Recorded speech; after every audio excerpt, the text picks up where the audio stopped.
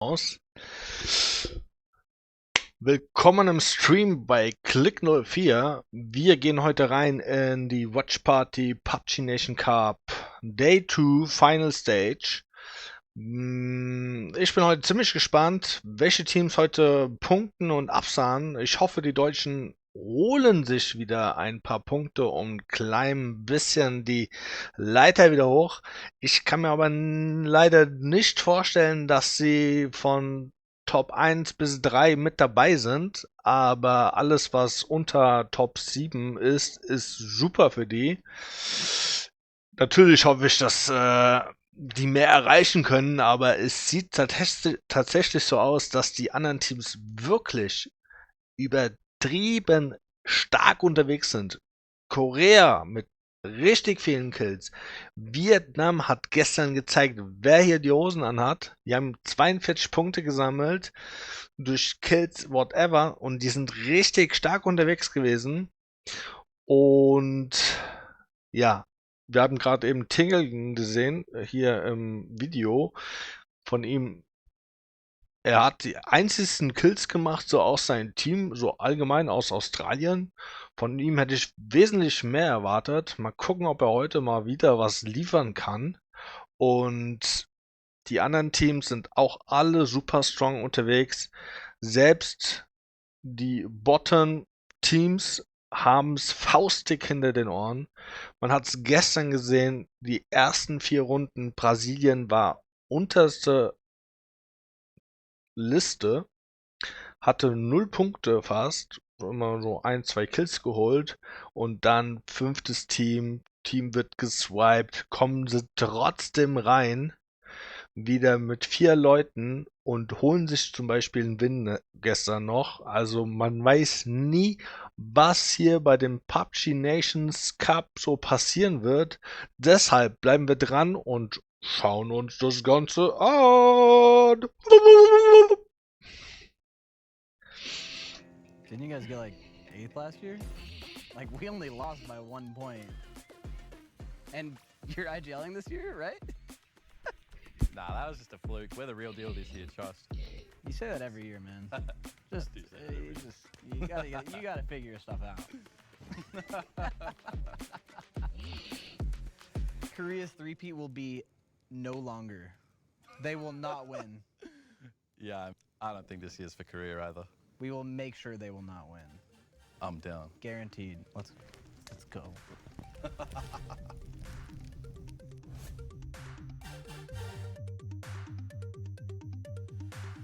Chúng tôi đã có nhiều lỗi đáng tiếc.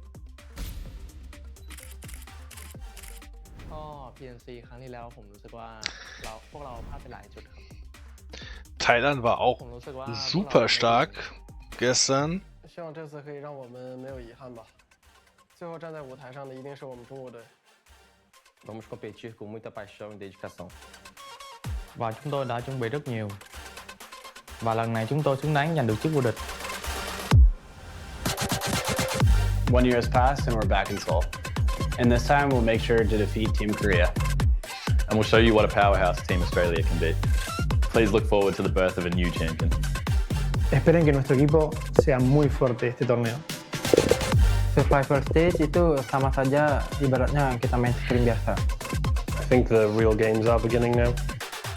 Team Norway will make sure to take the trophy. Esta vez vamos a vencer a Corea.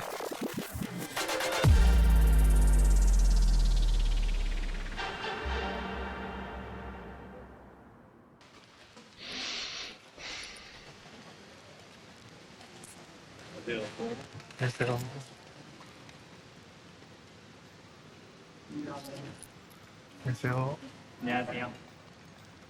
간단하게 인터뷰 하나 진행하겠습니다. 아, 네. 팬분들한테 한마디 부탁드려요. 저희 요번 팬시 되게 준비 열심히 많이 했고 잘 되고 있어서 좀 기대하시면서 많이 지켜봐 주시면 좋을 것 같아요. 그러면 이제 한국을 견제하는 팀들한테 한마디 부탁드릴게요. 한마디요? 요즘 공공의 적이더라고요, 아주. 모든 팀들이 저희를 노리고 있던데 지난 2년간 어디가 우승했는지 잘 아시죠? 뺏을 테면 뺏어보세요. Ok. Okay, also die wollen auf jeden Fall das 3. Jahr in Folge den Pokal mit nach Hause nehmen, die Koreaner. Mal sehen, ob das morgen auch funktioniert. Aber die haben heute mal wieder allgemein richtig starke Gegner. Also den wird auf jeden Fall schwer gemacht, einfach da mal den 3. Pokal mit nach Hause zu nehmen. Match 7 is going to start, and one thing he did say is everyone's got a target on, or the target on their backs. But he's not wrong. What, 4 different teams that were interviewed all referenced stopping Korea. That is true. It goes to show the amount of respect that these teams have for this nation, and honestly, at this moment in time, 2nd place after day 1, they're going to take that, and they know. I think this is a team that, yes, they're brilliant at leading from the front, but they love chasing a team down as well, and they're going to haunt Vietnam. Yeah, they are going to chase down Vietnam, I'm sure, and that team is strong, but it's finally time to get started. The first game of the day, match 7, will be, of course, on Miramar. Cannot wait to get stuck into this map. It was started.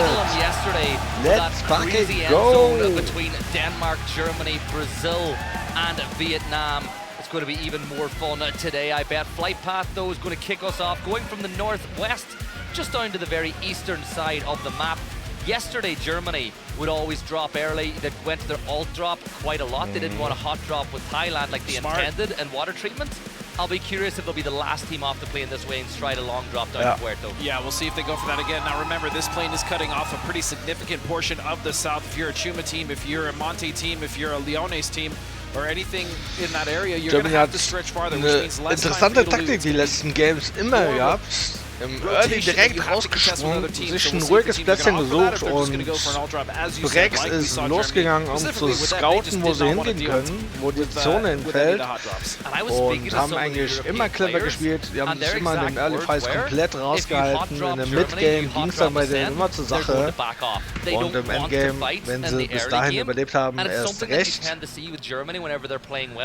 They survive into the late game. You know, they might not get a bunch of points in the first 10 minutes. I think it's smart. Yeah, exactly. Und was wir auch, was ich super interessant finde, ist super viel Panzerfaust gespielt. Yeah, I think that UK, though, they'll drop inside Impala, and we'll see Germany stretch all the way down to Puerto Parezo.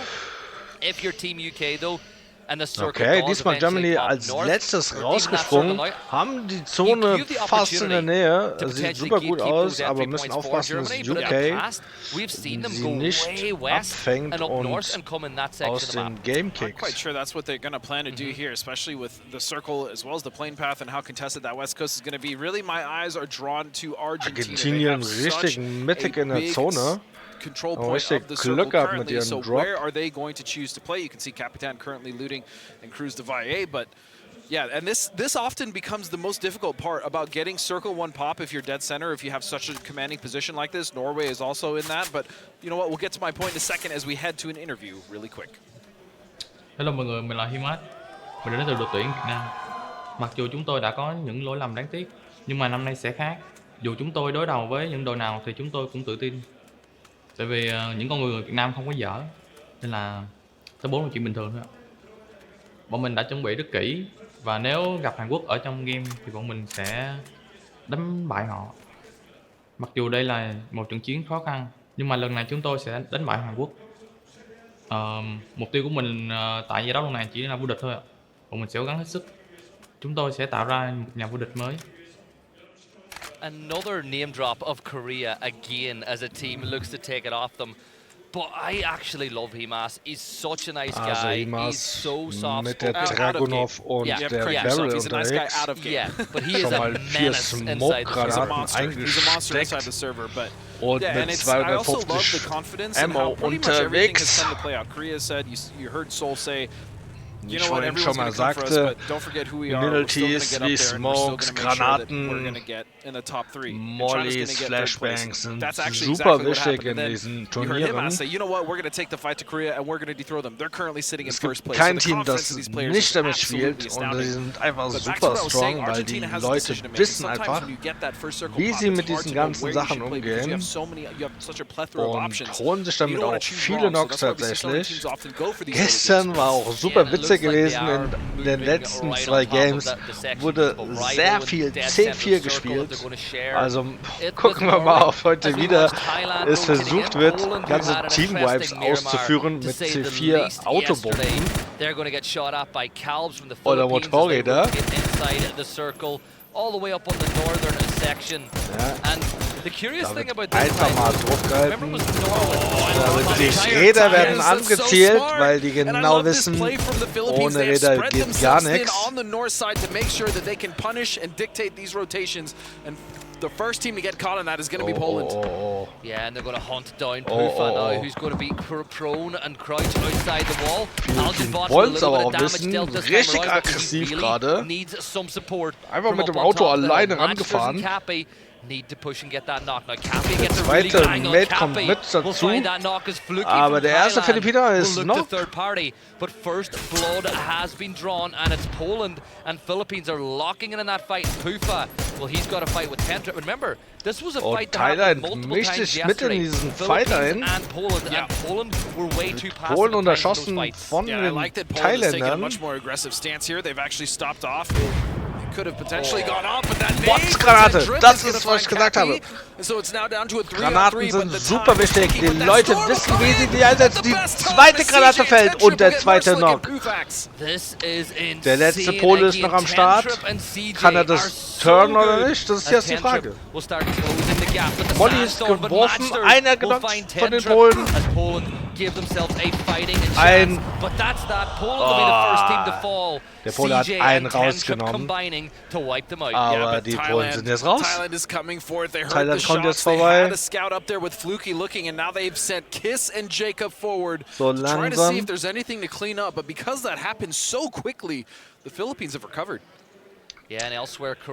Polen raus, eliminiert mit 13 Punkten in den ganzen Turnieren bisher. Ist natürlich ziemlich ärgerlich, weil das haben sie sich bestimmt anders vorgestellt.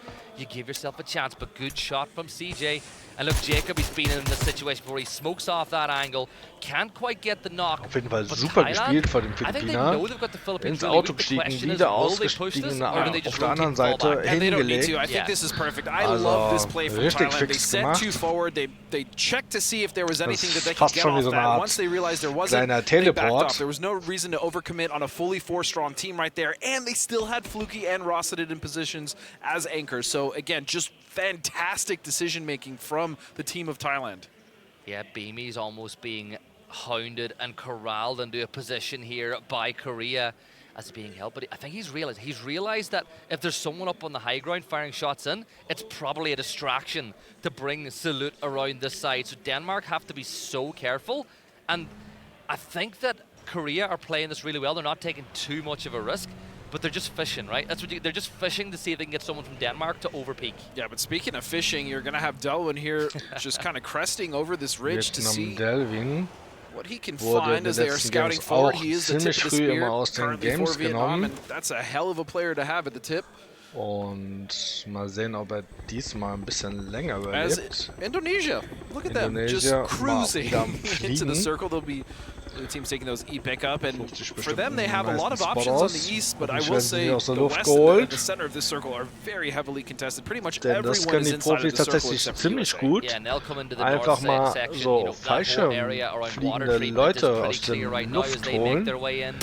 Chinese Taipei, who played, I'll say it, they played a bit more aggressively than we saw in the survival stage yesterday. They picked up a bunch of kills. They weren't as present in the late game though because of it, and I feel like they're going to look, it's Leo's farewell tour. He wants to have as good an event as he possibly can. And speaking to them last night, obviously through the translator because their English isn't great, they're relaxed. They're not, I wouldn't say they're overly confident, but these players that have been in situations like this before at PNC, they're going to want to see if they can start climbing the table on day 2. Yeah, it's going to be a difficult task, though, because of, we can already see how strong this lobby really is. There really is, we talked about it in survival stage, there's no room for mistakes. The lobby's very You're going to get punished and punished hard. You can see Brazil currently sitting in a nice split here on the west side. They're going to be just off of Hacienda, as you can see Santastico here, looking for members of Norway, and Indonesia has decided to go far east, and this is actually great. This is where we thought they would go. This is what was the most open. And they have a lot of room to work with here, especially if they do want to wrap towards the north, towards Thailand. The biggest thing about this is A, they've found a huge pocket of space, but even more importantly than that, they should be able to get a few default spawn vehicles as well. Yes. The big risk when taking e-pickups is that you don't have the ability to move later on in the game. By moving early and finding the space, they'll be able to do so and they'll get some vehicles on the board. Some level 3 gear from Monte though, as Australia looked to rectify what was a disappointing day one for them.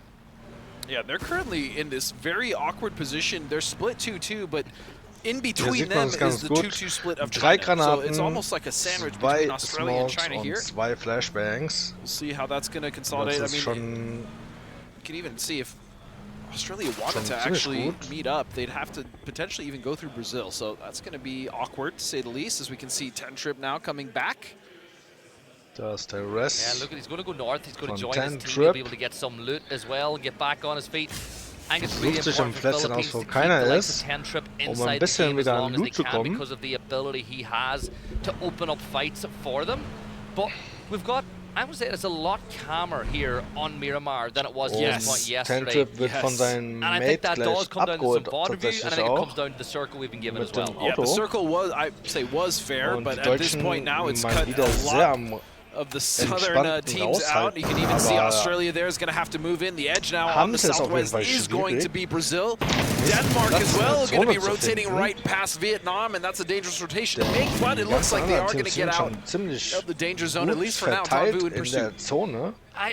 This compound, this gas station they're going in, I know the players will play it a lot. I'm not the biggest fan of it in the world because you're surrounded. Yes, the two teams on the high ground will essentially give you some cover because they'll fight with each other first, but it's really hard to get out of there if the circle shifts away. But we have ourselves another 2 members of Denmark in a ton of trouble as they kept on moving by. Indonesia will pick up those kills, and at least Denmark as just the 2 from this point on. And I don't see any world where they're able to get them back and get a recall station. Nope, and that's the benefit of their early pickup. They were able to find some good space, take some control, and because of that, they cut off rotations coming in who unfortunately didn't find an air pickup. So great for Indonesia. They're going to pick up 2 off of Denmark. You still see that split, or I should say not a split anymore. It's really just a duo that's left from Denmark, and they're going to be at that gas station that you were just talking about.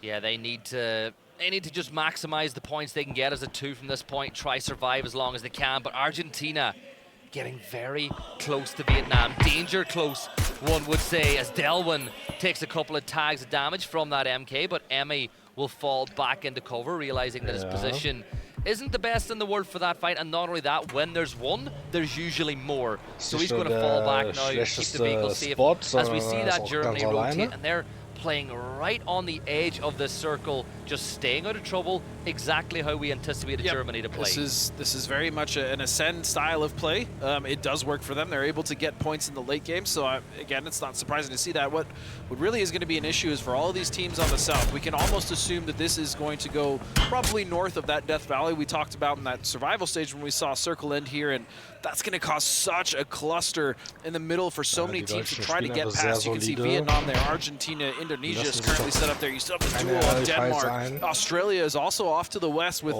Brazil actually just to the south of them. So it's going to be a lot of teams vying for control of space. It's just going to have to come with fights. I mean, there's really no other way to get past that unless you see a team like Germany rotating on the east outside of Azahar. Yeah, starting to get a little busy here on the south as well with Korea, China, and UK, all within firing range of each other, as China will elect to send X-Left way out to the very edge of the circle, but Seoul will find that knock on the Fex. Now looking at the rest of the team, UK should be able to get that res. You fall back, he's in a little dip, you go for it, but I'm looking at it, right? Indonesia in a fantastic position. Vietnam, your lobby leaders, in the center of the circle right now as well.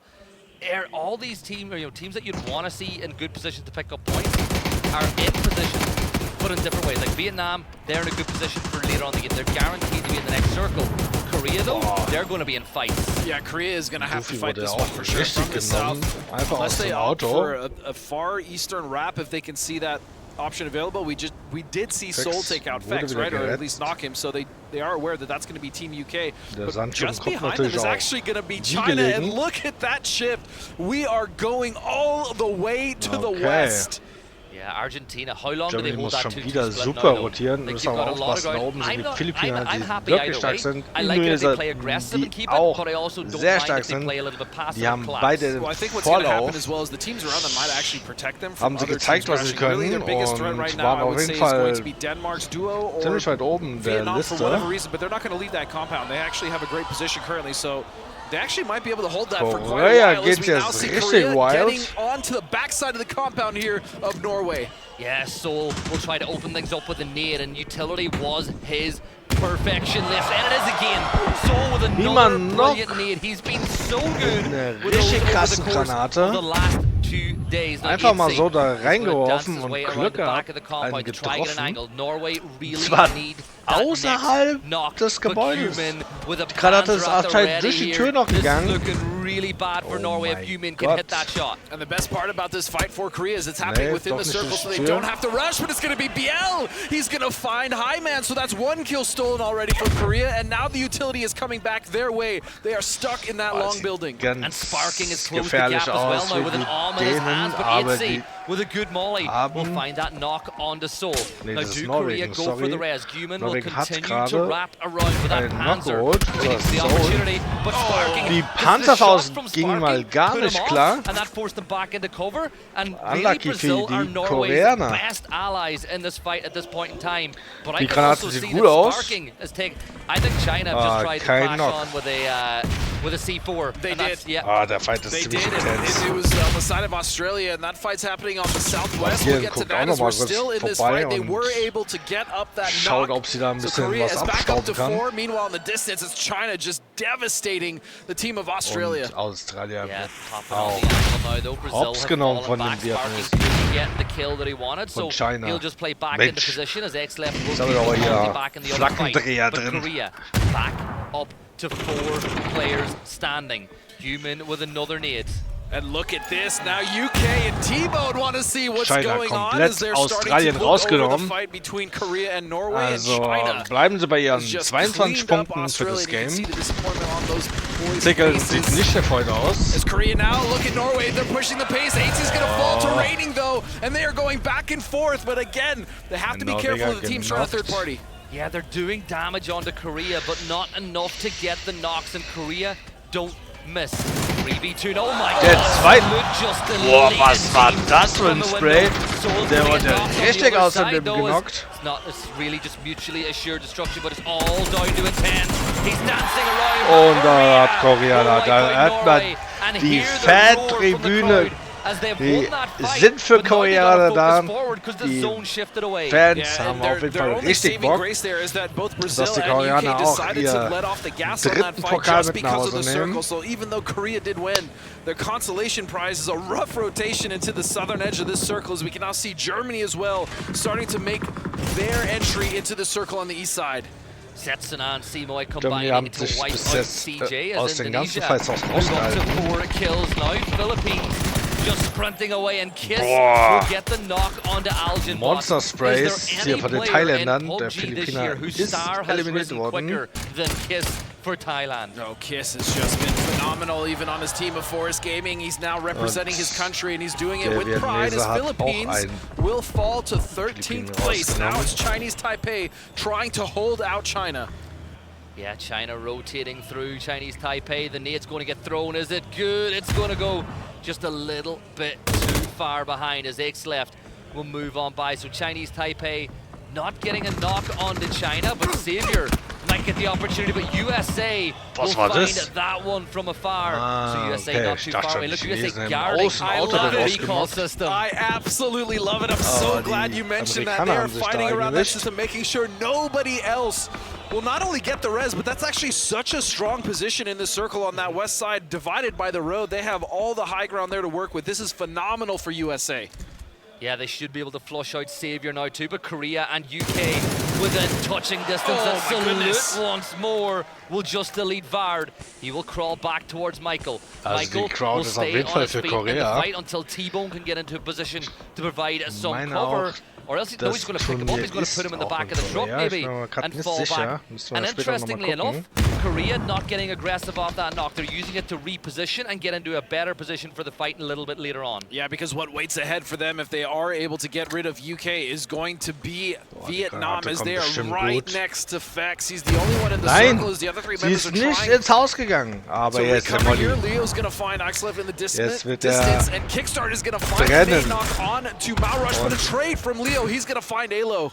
Yeah, quick double tap there from Leo. Gets the knock onto Alo with Shrimzy. Will do a little bit more damage. Savior still inside the shack. No BZs there to help him out as Brazil bring the fight. BL with a great nade on the little Kamerawechsel. Knock on Devard. And Vietnam schwierig da dem Ganzen zu folgen. Took a ton of damage as it did Vex, but even more good nades. Tanvu gets another knock and there should be a third.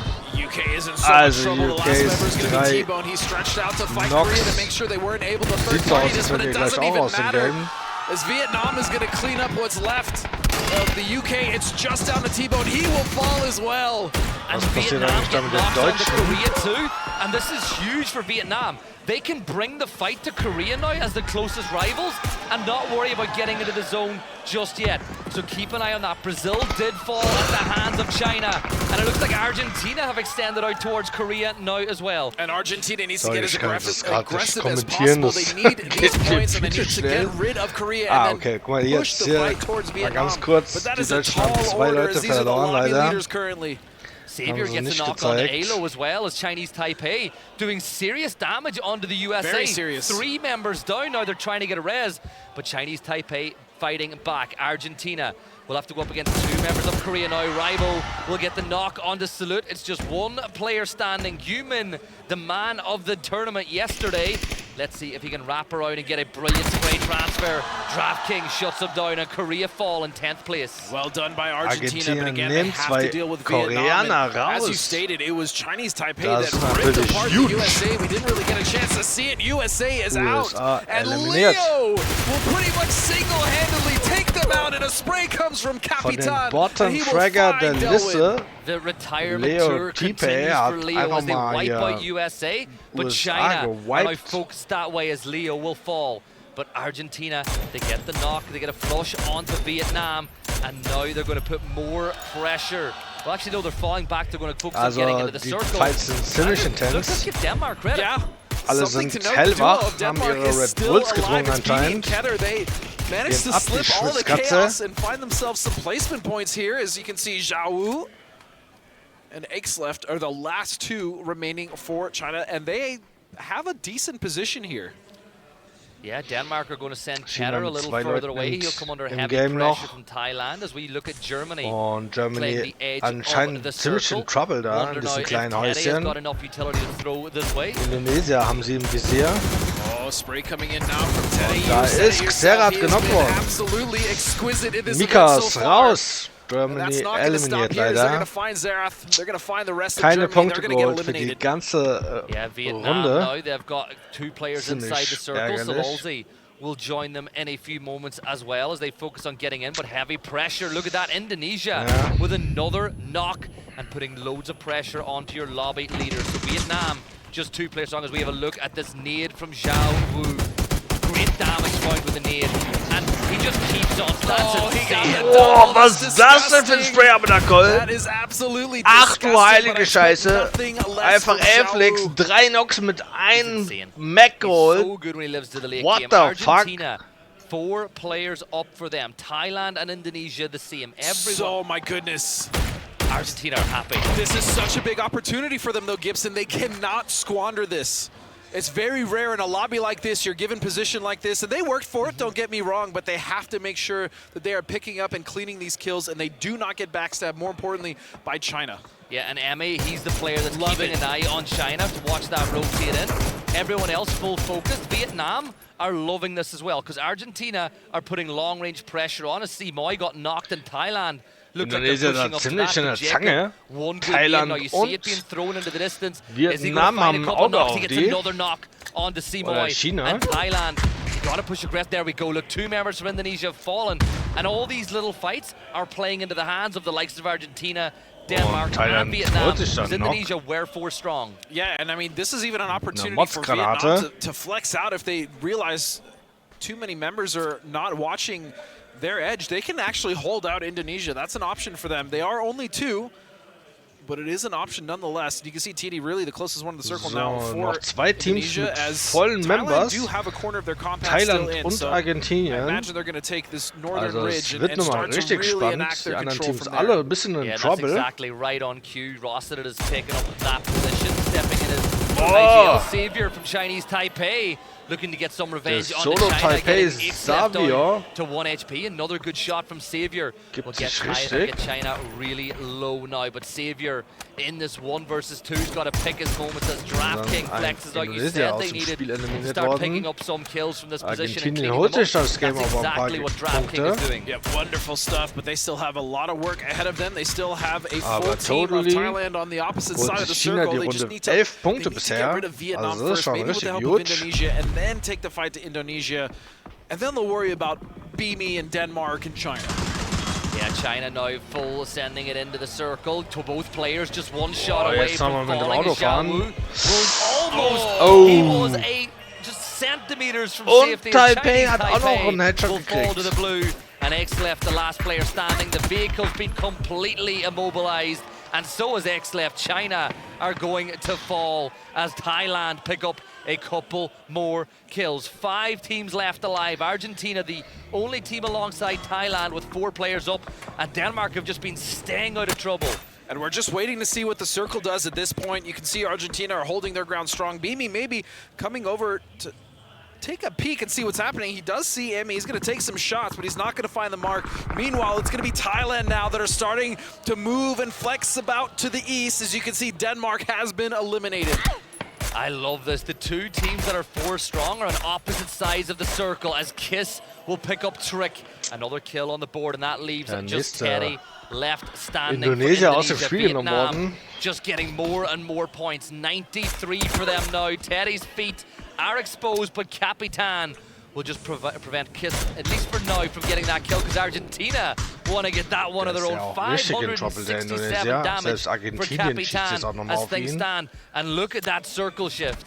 Yeah, the problem though is, even though they are 4 alive, they have to deal with the shack Argentinien richtig stark unterwegs gerade. If that's not adequately covered, you can even see anscheinend mal wieder einen cover in there. If that's not covered, that's going to be a rough run down for Argentina, because it's not just Vietnam that's going to be looking at them. It's also going to be Thailand.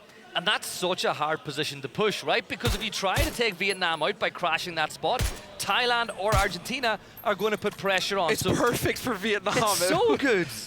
Like, you have to get within throwable distance, blue zones, but you're not going to with the other 2 teams, because the second you close that gap, the other team is going to get the angle. But look at Rasiert Jr. He's creeping in. He's making sure Thailand have a safe position inside the circle, and Argentina need to find some way to do the same. See what they decide to do, and you can see there's indecision here. They're trying to figure out what their path inside the circle is going to be. Their edge that they have is just way too open for them to get anything off of it. So this is going to have to be a play where they maybe stretch out off of a knock. But I love this position as well from Jacob and Fluky. They're making sure that if there was a Western wrap, here we go. It gets thwarted with the C4. And here comes DraftKings. Is he going to go straight for the shack? It looks like he is, and is he going to make it there? He will! That's a suicide mission, but it's good enough if he can just get the knock and a taboo, and he does! He gets them both! Oh, I think Kiss actually got one onto Himas, but great from Argentina. But now it's a 3 versus 3. You've got 1 knock, but I think they should be able to get back up to a full 4, and they do. Kannst du immer noch nicht glauben. Yes, they lost a player, but look what they've just secured for themselves. And I think Capitan's going to try to get a great. You know what? That was worth DraftKings' life. Sure enough, they get the position, but they're not out of it yet. This is a 3-on-4, and now you can see that Thailand have made it inside the circle. They now have room to play with Fluky and Jacob. Yeah, Capitan now.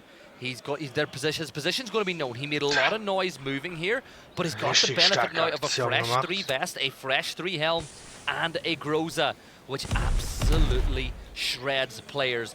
Thailand staying pretty close together. Emmy up on the high ground. Rasiert trying to keep the smoke down to make sure that Emmy cannot get that angle in the late game. But Rybo, he's the insurance plan for Argentina as things stand. 110%. You can see Argentina with 7 kills now. This would be a huge boon if they can finish off this game with a win. Picking up all these kills from Thailand, but you can see Kapitan is now giving his position away. And look at this, Rasiert is wrapping around. They know that Kapitan's got the angle. Kapitan does a ton of damage onto Jacob and finds the knock. 3 versus 3 now as Emmy is temporarily fight Kapitan once more. Oh, Kapitan richtig stark unterwegs. Oh mein Gott, stopp das. Richtig sauer von gestern. Der will einfach mal wieder. Emmy spots him out. That's huge. That's going to be communicated. But it doesn't even need to be because Emmy will find Rasiert Jr. as well. And 3 gegen 1 steht jetzt. Off of the C4. It is now Und das wird sicherlich 3-1 for the Argentinien mit team of 1000 Argentina. And they know where Kiss is, but Kiss is one deadly demon in the server. He gets the knock onto Kapitan, damages Rybo, and he's going to try to secure as many points as he can for Thailand. He's going to believe he can still win this, but you got to pick up as many points as you can, just in case you don't get over the line. This nade could be the big one here as he tosses it up over towards Rybo, but he heard it. Rybo's going to confirm out another kill, as does Emmy. Yep. In this 2v1 though, you still can't rule out Kiss. Yeah, great job getting those kills secured now. Is Rybo going to go for Kapitan? That's the question. Emmy, with the possibility to cover, you can see Kiss now. Safe way. He wants to make sure he denies this res, but there's just not much he can do. As you can see, more cover falling from the sky. Yeah, he's pinned, right? The blue zone's going to be at his back in a few seconds. He's got to step in a little further. Emmy is preventing him from getting close enough to do any real damage of note. So for Kiss, look, we all know that in reality Argentina should win this game. And I like the way Argentina now, they've got all 3 players back on their feet. They're all holding different angles. There should be no way that Kiss gets out of this position. The only way Kiss wins this is if Argentina messes up and they give him 3 isolated 1v1s. Otherwise, this should be them closing out. They have center dot, they have everything, but a spray from Kiss! That could ruin it, and a headshot will land on the rebound, but no! Argentina will shut them down and take a much-needed victory in match number 7. What a hell of a game to start the day off. Krankes And how good was that from Emmy on the southern side of the circle, but on the high ground. The amount of times that you saw someone from Thailand trying to push Kapitan, but Emmy got the angle. And even if Emmy didn't get the knock, he still got eyes on and was able to tell Kapitan pressure was coming.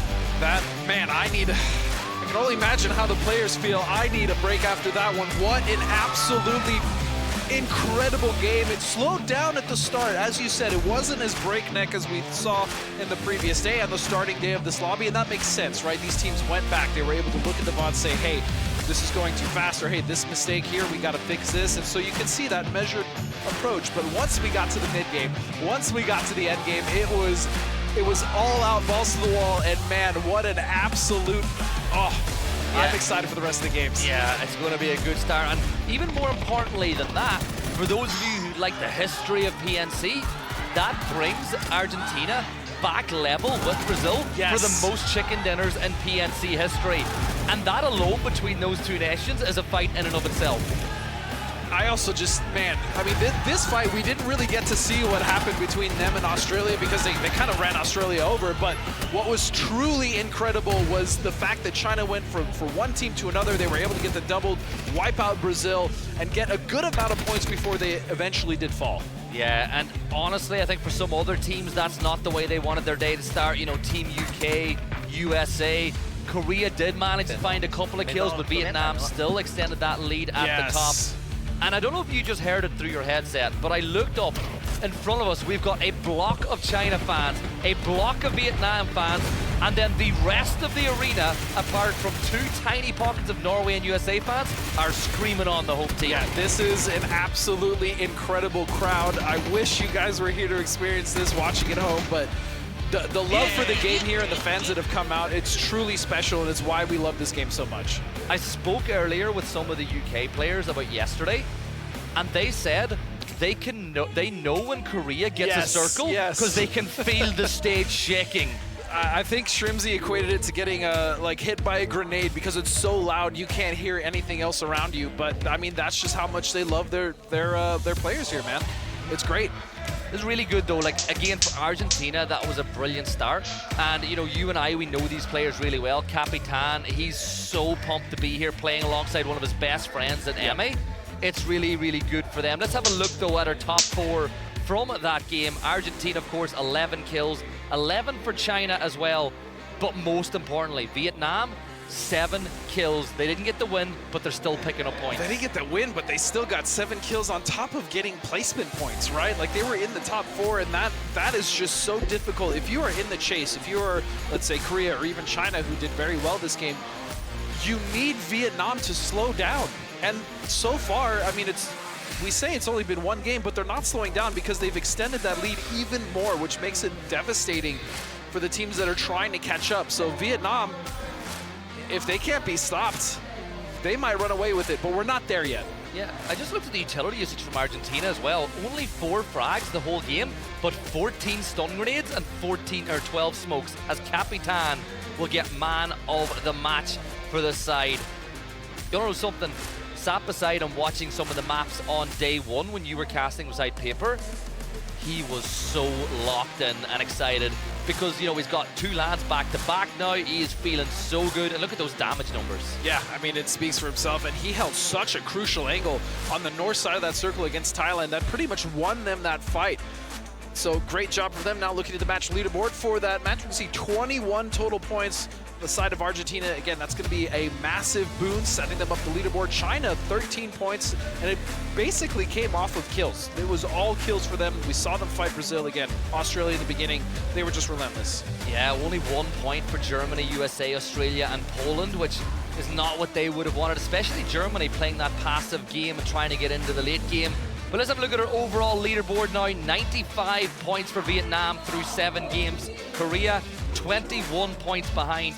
But importantly for the Chinese fans, they have closed that gap to Korea now as well, as they're hunting down that 2nd spot. Yeah, and we saw it with what happened to Poland. It was, again, the story of them getting in a fight with the Philippines, and that was all the way on the north side. That was a beautiful trap, by the way, set by the Philippines. They weren't able to get knocks, then you saw them just start going for tires, and I absolutely love that, and they were able to corner them and recover. So, Philippines, if you're in this lobby, you just have to be very careful, because if they're in your vicinity, you know you're about to fight. Yeah, we're getting ready now to jump into the 2nd game, and I am really pumped for this one. I wonder will the tempo be a little bit quicker, a little bit slower, as we see some of the fan signs in the crowd. As I said, it is crazy how many Chinese fans have traveled to this venue as well. They're making themselves known, and as I said, they're right in front of us. Like, I look up, I just see them. You can see them, they're cheering on their favorite players, but I do want to go back to a point we brought up, and that's Germany. How long are they going to try to play this passive game? Because there's going to come a point where even if they do get to the end game, even if they accrue like maybe 10, 15 points into some of these games, making it there, it's not going to be enough, because the leaderboard is on the left side is vastly climbing, far beyond what you can get playing more passively. And we see teams trying to up the aggression. Because like, again, Chinese Taipei, we were talking about them in the survival stage, one of the most passive teams. They know how to get into the top 8. Yes. You know, they're not going to get 10 kills. They get like 4th place, 1 or 2 kills, and they pick up points that way. But they're playing with more aggression over the course of the stage, and I like it. You know, it's Leo's farewell tour. Let's get something going for him. Get in there, get involved, you know, just get in the mix, and that's exactly what they did. And they took we didn't see much of it, but they got rid of USA so quickly there while we were watching the fight between Korea and Vietnam. Yeah, well, Leo got rid of USA, really. He was it was just Leo. It wasn't even Chinese Taipei. It was just Leo. Let's get ready, though, for Miramar for the 2nd time today. We're jumping in. This will be the last time we see the desert. Which team can take advantage of this desert and dusty terrain to try really leapfrog their way up that leaderboard here on day 2 of PNC. Minas Gerais has obviously got a little bit of an update now. Some teams love playing on top of that Hollywood sign overlooking the rest of the lobby. But this flight path, you've not quite seen it at home just yet, but I think it's a little bit more friendly for most of the drop spots than what we had in game number 1, but not too much. Yeah, the plane is much more central now. The teams don't have to stretch as far south if they, you know, happen to loot those areas. Like we mentioned, Chuma or anywhere like around Monte is much more accessible. You can see Indonesia currently flying there, and then Argentina as well will be comfortable in their loot spot as they've already dropped out of the plane. Yeah, and Emmy, of course, one of the stars that last game, but let's not take anything away. That C4 play, getting rid of Vietnam. Draft, the hero. They don't win that game if they don't make that play. No, because they can't viably get to Vietnam without not only getting shredded by Vietnam, but also just getting shredded by the team of Thailand. And that C4 is that the pressure that it put on the players from Vietnam to get out is what was able to get them that much closer to winning that game. Yeah, so moving into this one, all the teams are now out of the plane. Germany once more extending their drop to Puerto Paraiso. No real shoots of a hot drop at this point, but Australia, they're near the center of the flight path. They always like to take this power grid drop. And we're going to go to the very opposite side. So we're going west this time. Indonesia, center of the circle. And this is a topic that I love talking about. Some teams drop places like that because they want to play from the outside in. What do when they get this? Well, it goes back to the conversation we were talking about in the previous game. When you're that team that's gifted center circle in the first phase, sometimes that can be more of a curse than a blessing, as we are about to head to yet another wonderful interview. สวัสดีครับผมฟุกกี้ภัสกรกิจฉลองครับมาจากทีมชาติไทยครับรู้สึกภูมิใจแล้วครับที่ได้กลับมารับใช้ชาติอีกครั้งครับเป็นทีมชาติครั้งที่2ของผมนะครับ PMC ปีที่แล้วมีจุดพลาดหลายจุดครับมันมีสิ่งที่เราทำได้ดีกว่านี้ปีนี้เราฝึกฝนที่จะทำแผนวิธีการเล่นให้ดีกว่าปีแล้วครับเพื่อที่จะคว้าแชมป์ในปีนี้ก็พวกเราได้ทำการบ้านเรื่องวิธีการเล่นของทีมเกาหลีเราก็พร้อมรับมือแน่นอนครับปีนี้อยากจะไปให้สูงกว่านี้ครับพวกผมจะพยายามเอาแชมป์มาฝาก Korea zu stoppen. Big words from Fluky there, but I got a bit distracted at the amount of times he tried to reload that Dragonov during the case of that interview. It just got me going a little bit. But yeah, Thailand, they got into the top 2 there with I think they'll be disappointed they lost that game, but when they look back, they'll have to give credit to how bold Argentina were when they got that win. But we were speaking about Indonesia before it.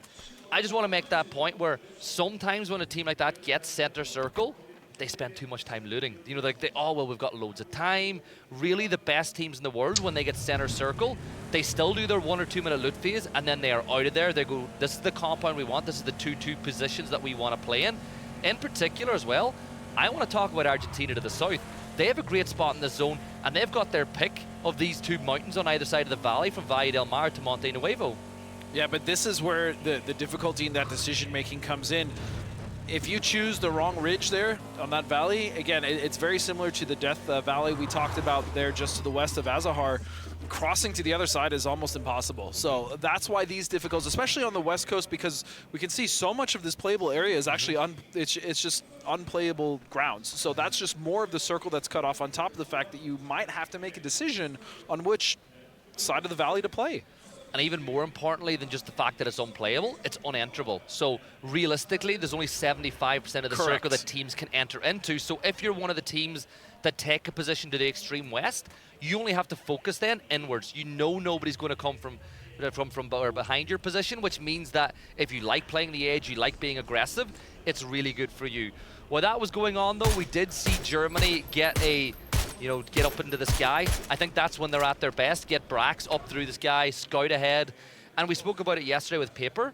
They play it a little bit differently than other teams. Some teams use it to scout positions and try to get in. I feel like Germany use it more to play the edge and look for isolated players that they can get free points and free kills off of. Yeah, and they tend to do very well with that strategy. Again, they do like to play, like you said, cautious. They don't run straight into a fight, whether it's in the center of the circle. They are always going to be lurking around, and as you said, using that glider to find the players or find isolated positions, maybe of a split, in order to punish and get those points. Vietnam rotating in as well. I wonder if they're tempted to stay in and around the hills south of Chuma to use that recall system, but I think for them, they're going to look more so to the ridgeline below and maybe work their way up. Argentina, we spoke about the decision of picking making sure you pick the correct leaderboard or the correct ridgeline. They've gone for both. They've gone for that 2-2 split. As we look what Vietnam are talking about, I love this addition to the game, being able to see what they're pinging, what they're identifying. You can see they're like choosing between 2 compounds right now on both of those ridges. Yep, and those are both arguably some of the strongest compounds in this current circle. I love the the pathing that they're taking, you can see that as well. They're marking everything. This is just very good fundamental PUBG that they're playing in their macro. And that's all they got to do. When you've got a lead that's this good, you just keep the fundamentals right. Don't overextend yourself. Don't play too aggressive. And you can just keep that gap and the gap at the top. But that's what I love about them is even with the lead, they don't slow down. They still play their game. I mean, how many times have we seen? Unfortunately, we saw it in the Survivor stage. Oh, hold on, we'll get to that point in a second. As CJ is gonna, what do you know? It's the Philippines and Poland, as a tale as old as time. They both went out for food in the same restaurant. Maybe someone said something as tantrum. Oh my goodness! Look at how quickly he deleted Mörser-Action. That was in the blink of an eye. Now, there's one thing for Poland, right, that they tend to do, and I really hope they don't do it. Sometimes they're guilty of trying too hard to get the blue chip back and trying too hard to get Mörser-Action back in the fight. If I'm Philippines and I know that, I'm going to stay in this position and I'm going to wait because Poland will probably think about going back at some point to try to get Mörser-Action back. That's fair. I mean, at this point, though, Poland, they kind of have to. They need more than 2 players here. They need to have a big impact on every one of these games. Their time to catch up is slowly running out. They still have, of course, today and tomorrow, but every time they run into the Philippines, every time they lose 1 or 2 members, that's less points they're going to be getting later in the mid to late game. Funny, I spoke to Mörser-Action after the day yesterday, and he was delighted because I was, you're really, really happy. Why? Because I know tomorrow can't be worse. You know? Well, I don't want to be the bearer of bad news, but it's started real poor so far for the Polish boys, and I hope they can pull back. But they do still have 2 members alive, so we'll see what they do. Korea, meanwhile, is rotating very far on the south side of the circle, and just above them is actually going to be the UK, and then just to the west of them, the team we were talking about, Germany's waiting. Yeah, I'm worried that Korea might think that this rotate down to Drumstick Island Germany ist richtig krass am Rotieren, aber wenn die da auf die Koreaner treffen, wird es richtig heikel. Das sind eine der stärksten aus der ganzen Lobby. Really catch Korea off guard here. Yeah, because you look at it, you're thinking that this section of the map by Valle del Mar is going to have teams in it, so you go, Ich hoffe, maybe die treffen nicht aufeinander. Thankfully, I think the fans watching the same would be glad to see that Korea have elected not to make Seoul that crossing. Mal ein bisschen an seinem Although Auto it looks like they're rotieren. scouting it out just a little bit. Mal ein bisschen no, Seoul just flipped his vehicle. Schissauto. It happens to the best of us. The Murado on Miramar, the terrain with how long and low that vehicle is, that's a common sight. So it happens. See, it happens to everyone. So if it just happened to you in your pub game, don't worry. Seoul, he's one of the best players in the world. He just did it. I love it, right? When that vehicle was to me, I was like, right, we're going to make the fastest car in the game. At the time, yeah, it was the fastest car. That loves to flip if you turn quickly or go on bad terrain. And we're going to put it on the bumpiest map. Yeah, we're going to put it on Miramar. Oh, goodness. Imagine what this thing would be like on Erangel. It'd be a ton of fun. But Germany, they've set up that bridge camp. I think Mika, he'll have a look to make sure nobody's on the other side. We have the benefit of knowing it's completely safe as you make your way over. And at this point, Germany and Korea are the only teams that aren't inside the circle. Yeah, and you can see now Germany, though, they do have that bridge. And I imagine they're going to see Korea rotating past them on the east. Especially with the position they've held. And they've opted to not even go into... They're still scouting it. They still think that someone might be in Valle del Mar. Yeah, and look, you know they're hyper cautious. This is the way that they play, so at some point they'll go over. Our observer is saying, hey, you know, they could zip line across. Don't. Anytime I've ever gotten a zip line, I've died. It's instant death. It's so much slower than you would think it would be when you actually use it, yeah. But look at this. Denmark are trying to time the C pickup perfectly with the zone closing, right? They're over by Power Grid. They're thinking this circle's going to be packed. There's so much unplayable ground to the west. Our safest bet might be the E pickup. So watch for the zone popping, because if it shifts towards them, they're going to stay put. But if it goes away, they're taking the skies. Campen. You can see the circle. What is it going to do? What funkiness will we see? And it's going to be all the way down south. And Korea, the team that was rotating in outside of the circle now, could be arguably the biggest beneficiaries of this shift. And Korea have sent, I think, nobody's taken the E-pickup. They think that driving down by Picado is their best way into the circle. Brax now with that shift is going to take to the sky once more to see where Germany can play. But look at the rat race now. Poland, Germany, Korea, and you've got Philippines, Thailand, Denmark, all moving as quick as they possibly can to get inside this circle. and it's just a smorgasbord of color in there, and something's got to give in this circle. Yeah, not all these teams or players are going to be able to occupy all that space. Argentina, from their high ground, dictating as many rotations as they can away from them as quickly as they possibly can to make sure that they don't get crashed. Meanwhile, you can see the UK here with a pretty wide but very nice spread on the east side, and this is actually a lot of control just below Chumacera. Yeah, and you can see now that they're looking towards Korea. Algen bots as Philippines and Paul Kappa. No! Oh my goodness! What's passiert? Right, I want to see his POV in this one because this is just cruel as Algen bots picks up. And Kappa, he knows he's dead there. He knows the second that car starts flipping, there's nothing he can do. Oh my goodness, just the absolute state of Poland right now and what they're having to deal with. You can see Masters now. Oh, die Polen tun mir so leid. Die sind nur am Rumfahren die ganze Zeit. Ach du heilige Scheiße.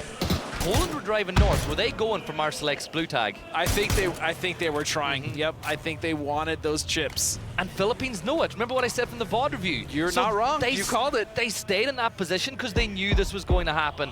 Poland have been eliminated now. Mörser-Action was saying things couldn't get worse. Well, 1 point after 2 games, they'll definitely need to turn things around. But Philippines again, just so good at winning fights. Now, their biggest problem has been third parties. Like, they find themselves on the wrong side. But look at the pocket of space now that they're rotating into. Yeah, they have a lot of space to work with on the west side. Now, again, they are going to have to, at some point, cross that ravine or valley. But for the time being, they're in a good position to at least scout ahead and see what they want to do. They actually might run into one of the members of Germany. Breaks is actually moved. Oh, no, he's flying. Yeah. He's fine. He's just going right, telling the team, you know, we got players here. Yep. This compound's free. You could have a team rotating from this section of the map. This is just Ascend 101, right? This is what the players from this team do. He's going to seat swap from time to time, maybe put some pressure onto some teams below and catch out their rotate. But I'm looking at Zerath. He's creeping up the hill to Vietnam, which is usually, you know, usually it's Delwyn that is creeping up the hill to someone else. But Cal's from the Philippines, he spots out Thailand. And I think that maybe, just me, this is the section map, right? Kiss can pull in here. Think about what his next step is. He's done them. Look, he's done them. 2 players from Philippines got off on foot, expecting him to go around that side. And he's 180, and he's going to go way back up to the rest of the team to the north. Yeah, the rest of his team not close enough, though, unfortunately, to get anything off this, to maybe find a knock or two. But again, the way that Germany just took so much space because of the information that they have is just fantastic. Mike is going to find Zulolzi, but the trade will come from Himas. And that knock is so big for Vietnam. It allows them to safely go for the Reds because they know Germany are going to do the exact same. And that is why Vietnam are so good. Now, the circle shifted, and it's gone in favor of Brazil, Denmark, Korea, and the UK. Now, Gustav, he's going to join the rest of his team. But watch for Denmark cresting the hill directly towards where that Brazil split is being held. And we also have 2 pickups actually coming in. It's going to be Australia and China that we're able to find pickups, so they'll be flying into the circle, I would imagine, somewhere to the southeast of Chumacera. It's a large city, can accommodate at least a couple teams, as we can see Germany now backing off of this fight. Yeah, that knock. That's what I mean. You get, like, if they didn't get Vietnam didn't get that second or that knock onto Germany. The trade, yeah. It's a completely different story at that point. Australia, they're going to be the very, very last point they can get off that pickup. They're going to. And have they spotted a vehicle? Is there or are they just going to go in and foot?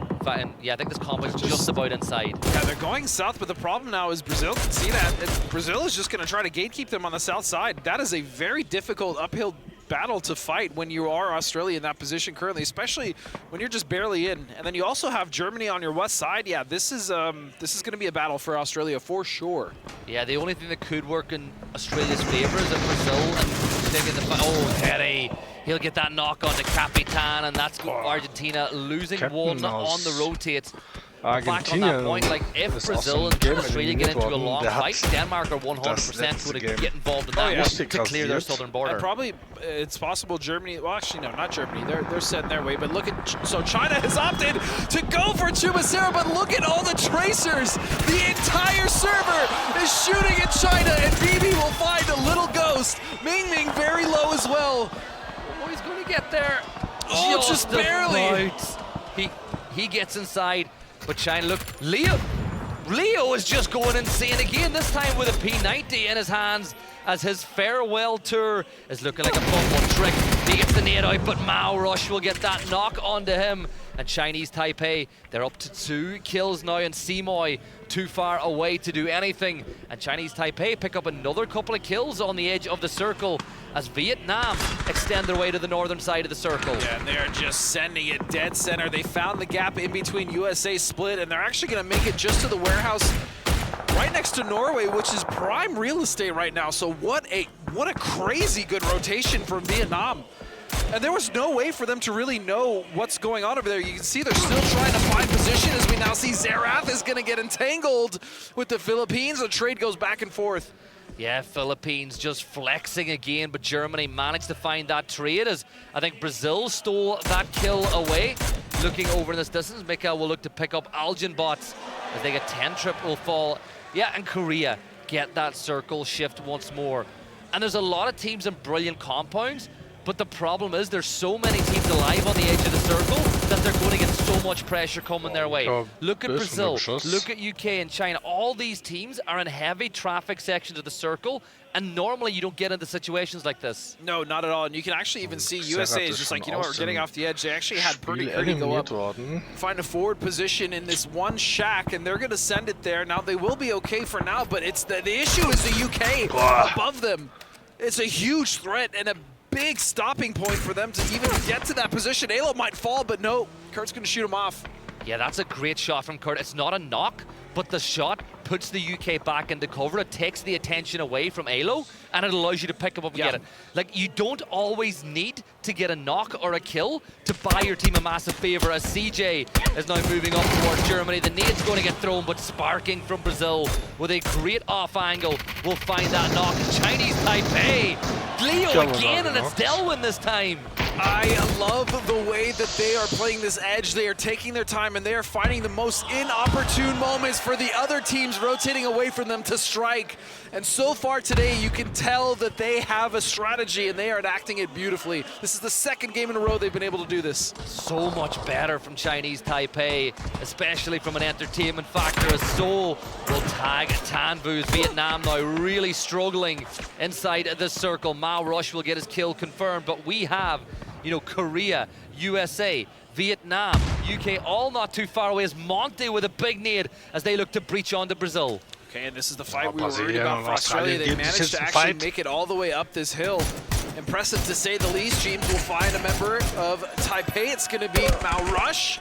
He's going to get that confirmation as well, but back to the fight. Brazil with only 3 members left. You can see Australia playing for trades on the right side of this compound, and Brazil have retreated. Yeah, 3 players up with no real opportunity to get back to a 4. And Australia, led by Tig, who is IGLing, will look to secure this compound. On the other side of the circle, James gets a great knock onto Xavier as Posted just smokes his way back towards Sparking. And look at Calbs from Philippines, last player standing, but realizing that might be able to pick up a point. Maybe this is the best way with 15 teams alive for the Philippines to maximize their point tally here. And that's what you just said is the crazy part. 15 teams still alive in this circle, in this phase.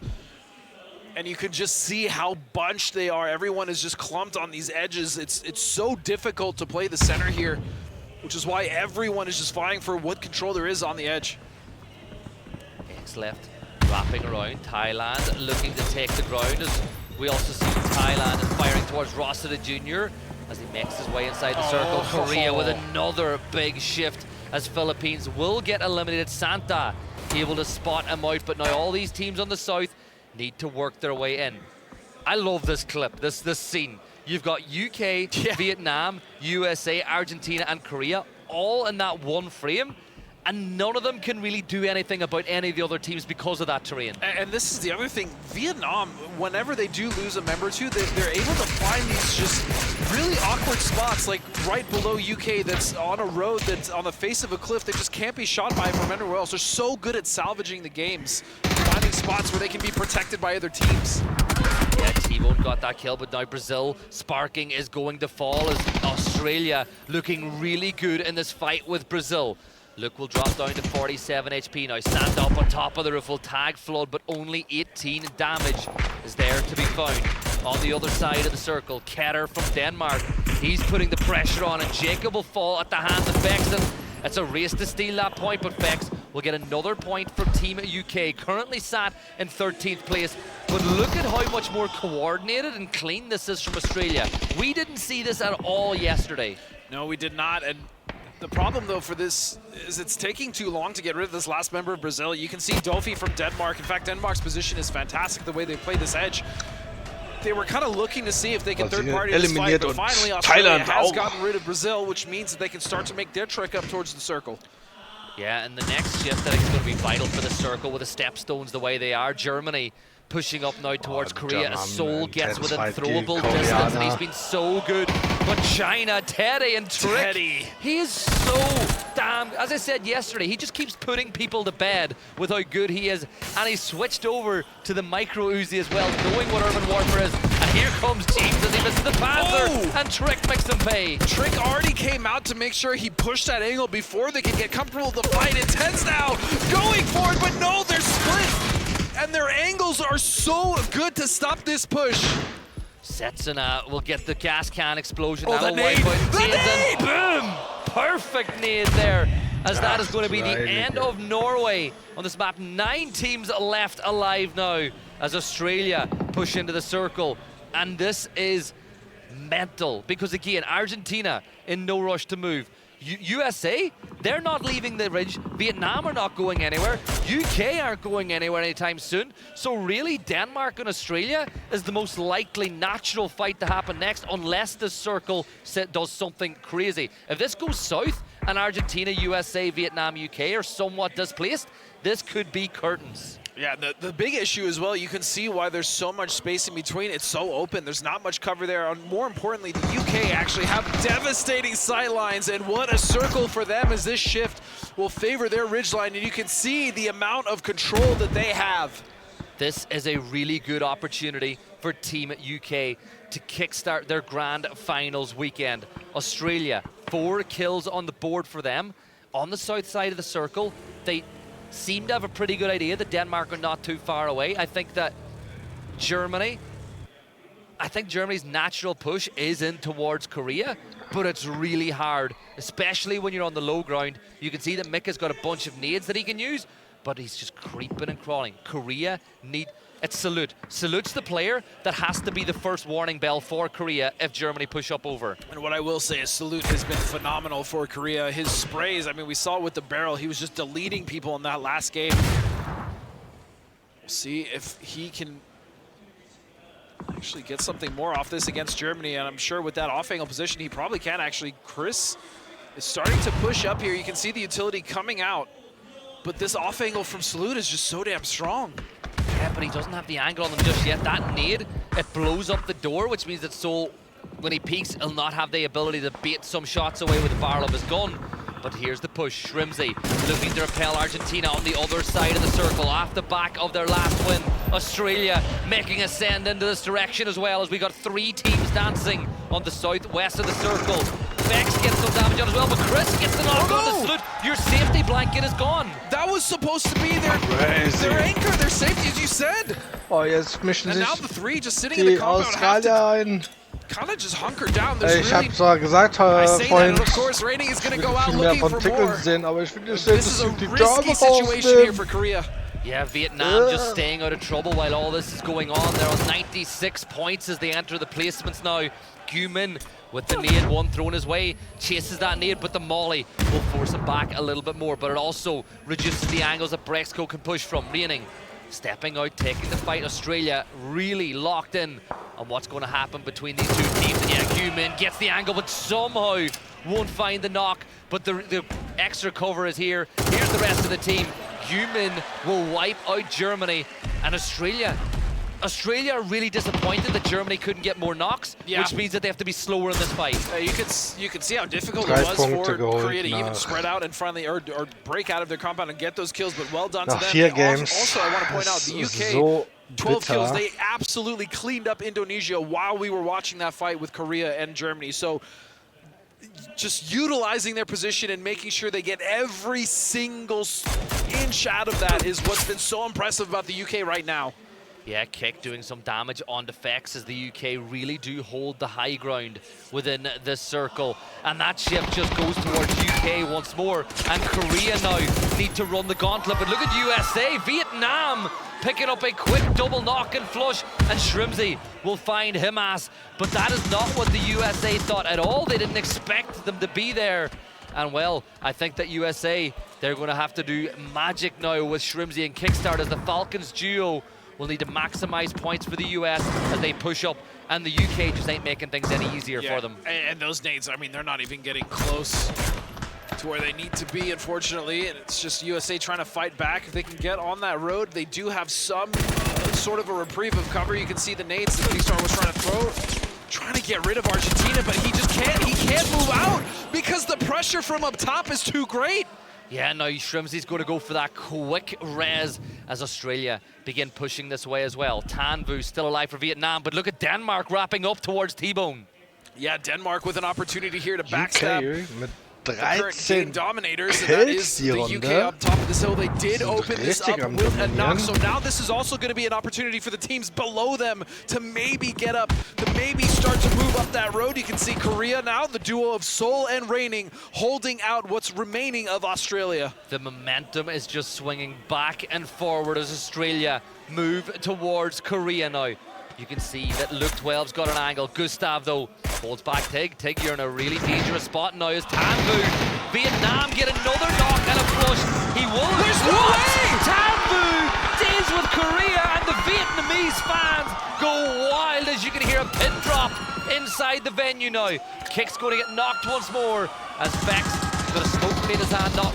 Not sure how much good that'll do, because they got to worry about Denmark. But Doffy has moved back. Denmark now bringing the fight to Monty and Luke 12. How is Vietnam just getting away with this game after game? The salvages are just absolutely incredible from every single member. And the nade, he gets them again!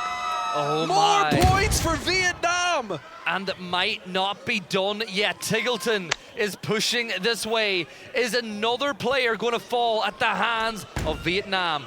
Tan Vu with a smoke. He's got the angle. He gets another one. He deals even more damage, and he gets another kill. It's 4 for Tan Vu, and Tiggleton is the next target. Tig is in the blue. Tan Vu will swing wide, and he gets another.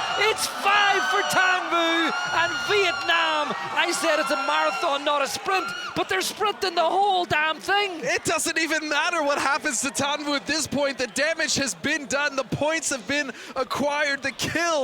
He did that with a sawed-off, just Vietnam und Argentinien sind jetzt richtig in Trouble. Denmark now, Beamy beams Michael from afar. They're up to 3 kills. They want to climb the gap. They can catch Thailand with a couple more points on the board. Rybo for Argentina. He's going to surely Tan Vu doesn't get Rybo as well. He's going to get him as well. I feel it. Tan Vu can't be stopped, and this is the last kill he needs to just send himself off into the sunset. Feeling good about the work he's done in this game, but it's not done as far as work. The UK now fighting, looking on the other side of the barrels here of Denmark. I love this from Denmark. They're just sprinting at them, going for a Keter with another one. Beamy wipes out Vex.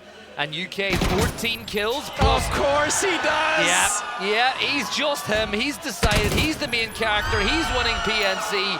Although there's a lot to play, but my oh my, what a start to day 2 for Tan Vu and Vietnam. Denmark are gonna, he's gonna go to the blue. There's nothing he can do.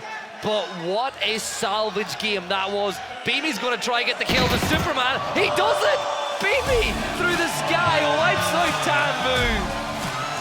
What an absolutely insane game. What a legendary solo play from Tan Vu, the likes of which we may not see for a while. But man, congratulations to Denmark. They needed this win. They needed those points. They were so methodical on the east side of the circle. They wrapped down to the south. They were able to find those kills. And then when the opportunity struck, they were able to open up the knock on UK and take over their hill. What a game from them. And if they want to make a push to get into that top 4 and maybe even close that gap to the 2 teams at the top, they need to keep playing like that. Yes. That was excellent from them. I feel like they've grown into the game but Tan Vu is phenomenal at the game, and honestly, the fact that one of the teams he wiped was Korea too, those are worth their weight in gold. Korea as well as Australia. You want to talk about Argentina? Die sind Who so am didn't he wipe Rumschreien, at this die point? Bad I mean, Girlies just aus unreal. Vietnam. This game, I mean, it was really off the rails from the start just because of how little space there was to play. We saw the Philippines and Poland once again, shocker to absolutely nobody. And it was just, yeah, it was wild. And then Norway, they pushed in, they tried to get rid of Indonesia, but Teddy is just a demon in the server. Yeah, gotta give a lot of credit to Team UK as well for the decision to take those hills by Chima. You know, they were on their point tally going into that one was in the 20s. I think that looking at this, they were actually on 18 points going into this map. They got 14 from kills alone. Yeah. They essentially doubled their point tally in that game. Yep, they're going to be close to 9th, even 8th place. We'll see. Indonesia, though, did get some points. And then, again, the sawed-off here, just with the damage done from the blue to get Tig, was just chef's kisses. Yeah, Denmark's push was picture perfect. They picked their spot, and they absolutely executed flawlessly. Look at this. That's great That for was BB sick. as well. Because you got to maximize your points too, and it was worth the risk. You know, for BB, it's like, we're going to win this game. Let's try get that one extra point because we know he's going to deny if he lets the blue go. Right. So, yeah, that was a well-played match from Denmark. An even greater play from the individual of Tan Vu. But, man, so far, PNC has delivered. The finals have delivered. And you can see the fans here from Vietnam supporting their team. And I'm sure that gives them a lot of help as well. It's the best Vietnam have ever looked. Like it really is. They're looking so good. Obviously, UK with those 14 kills and a bunch of points as well has them top of the overall point tally from that game. Good game from Australia as well. Only 5 kills. They had a great wipe of Brazil. However, Tan Vu just Tan Vu'd all over them and didn't really give them much to do. And Vietnam, like, the best teams always find a way. Yeah. And with 1 player left, with 2 players left after they got pushed by Chinese Taipei, nobody would have seen them get that amount of points. We saw the same thing in the last game when they were able to get to that shack that we saw C4'd by DraftKings. I mean, the fact that they got in that position in the first place was kind of crazy, right? So they just refuse to die, but another man that refuses to die is our man of the match. It is going to be Beanie, the flying Og, I believe it was, to get that kill. 642 damage. Again, Denmark just had so much control on the southeast, and they made damn sure that no one else was going to be able to encroach on their position. And they made no mistakes. Like, they really did. You saw them think about pushing some fights, and they didn't. They fell back. They were like, does this fight help us win the game? No. Play on. Here's our match leaderboard, though. UK, they picked up 19 points, 17 for Denmark, 13 for Vietnam, and Korea once more only 4 points. Yeah, Korea did not. I mean, they had a somewhat tough road. They got a few shifts early, sure, but then they had to go through multiple teams, one of those being Australia. Then they had to deal with the Germany thing, and then Brazil, I think, at some point was even shooting at them when they were trying to poke out. So it was a lot, but even still, I mean, they were able to get 4 points. It's better than 0. Yeah, let's have a look at the total leaderboard as we have a quick look. Vietnam, 108 points, 78 for Korea, China on 65, and Denmark now 1 point off over the top 3. USA for the fans at home in Argentina from PAS, pretty far off the pace now at 52 and 48 points. But it's PUBG, 1 or 2 games can change the whole look of a leaderboard. I mean, we've seen wilder swings, so it's not out of the realm of possibility, but the way that Vietnam is playing right now, it seems as though they are not slowing down, and it's really the onus is on the lobby to get rid of this team so that everyone else can have some room to breathe. Yeah, some room to breathe for those teams, but that does bring an end to Miramar for the day. It'll be coming up to Tego right after this commercial break.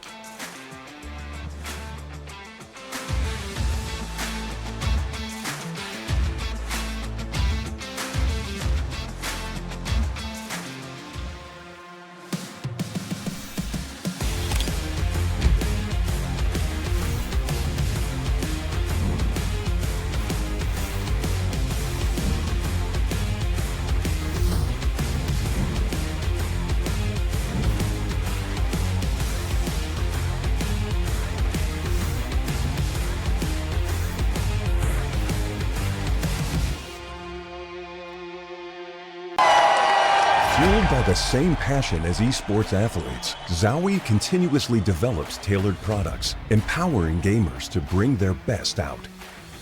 Today, we are launching the all-new XL2566X Plus, which uses the newly developed Fast TN panel and upgraded Diac 2 technology. The new monitor series continue to evolve, refining details to ensure players can perform their best consistently in games. Dominate with speed. Octopus 8K HE. Da bin ich schon kurz am Essen. Scanning every key. Aber werde mich gleich wieder dazuschalten. Sonst verhungere ich noch. Customize every key and setting to build a perfect keyboard for your play. Superior keystroke feel. Experience speed like never before. Octopus 8K HE. Azra.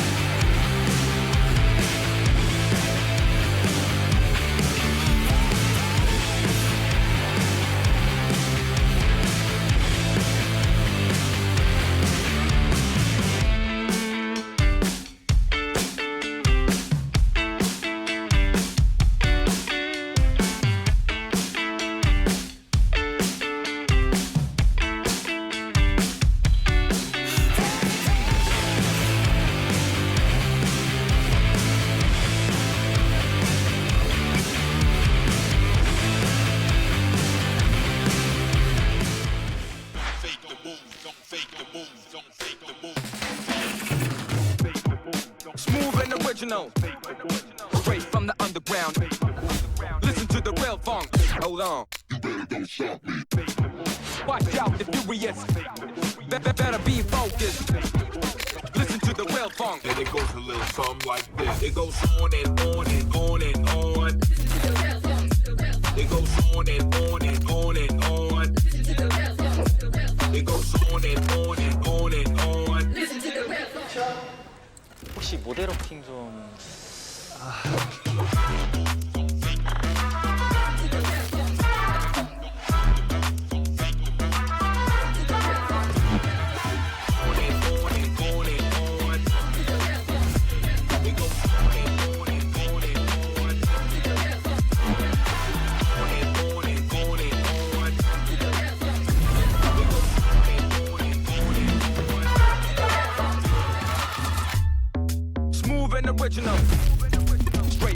underground.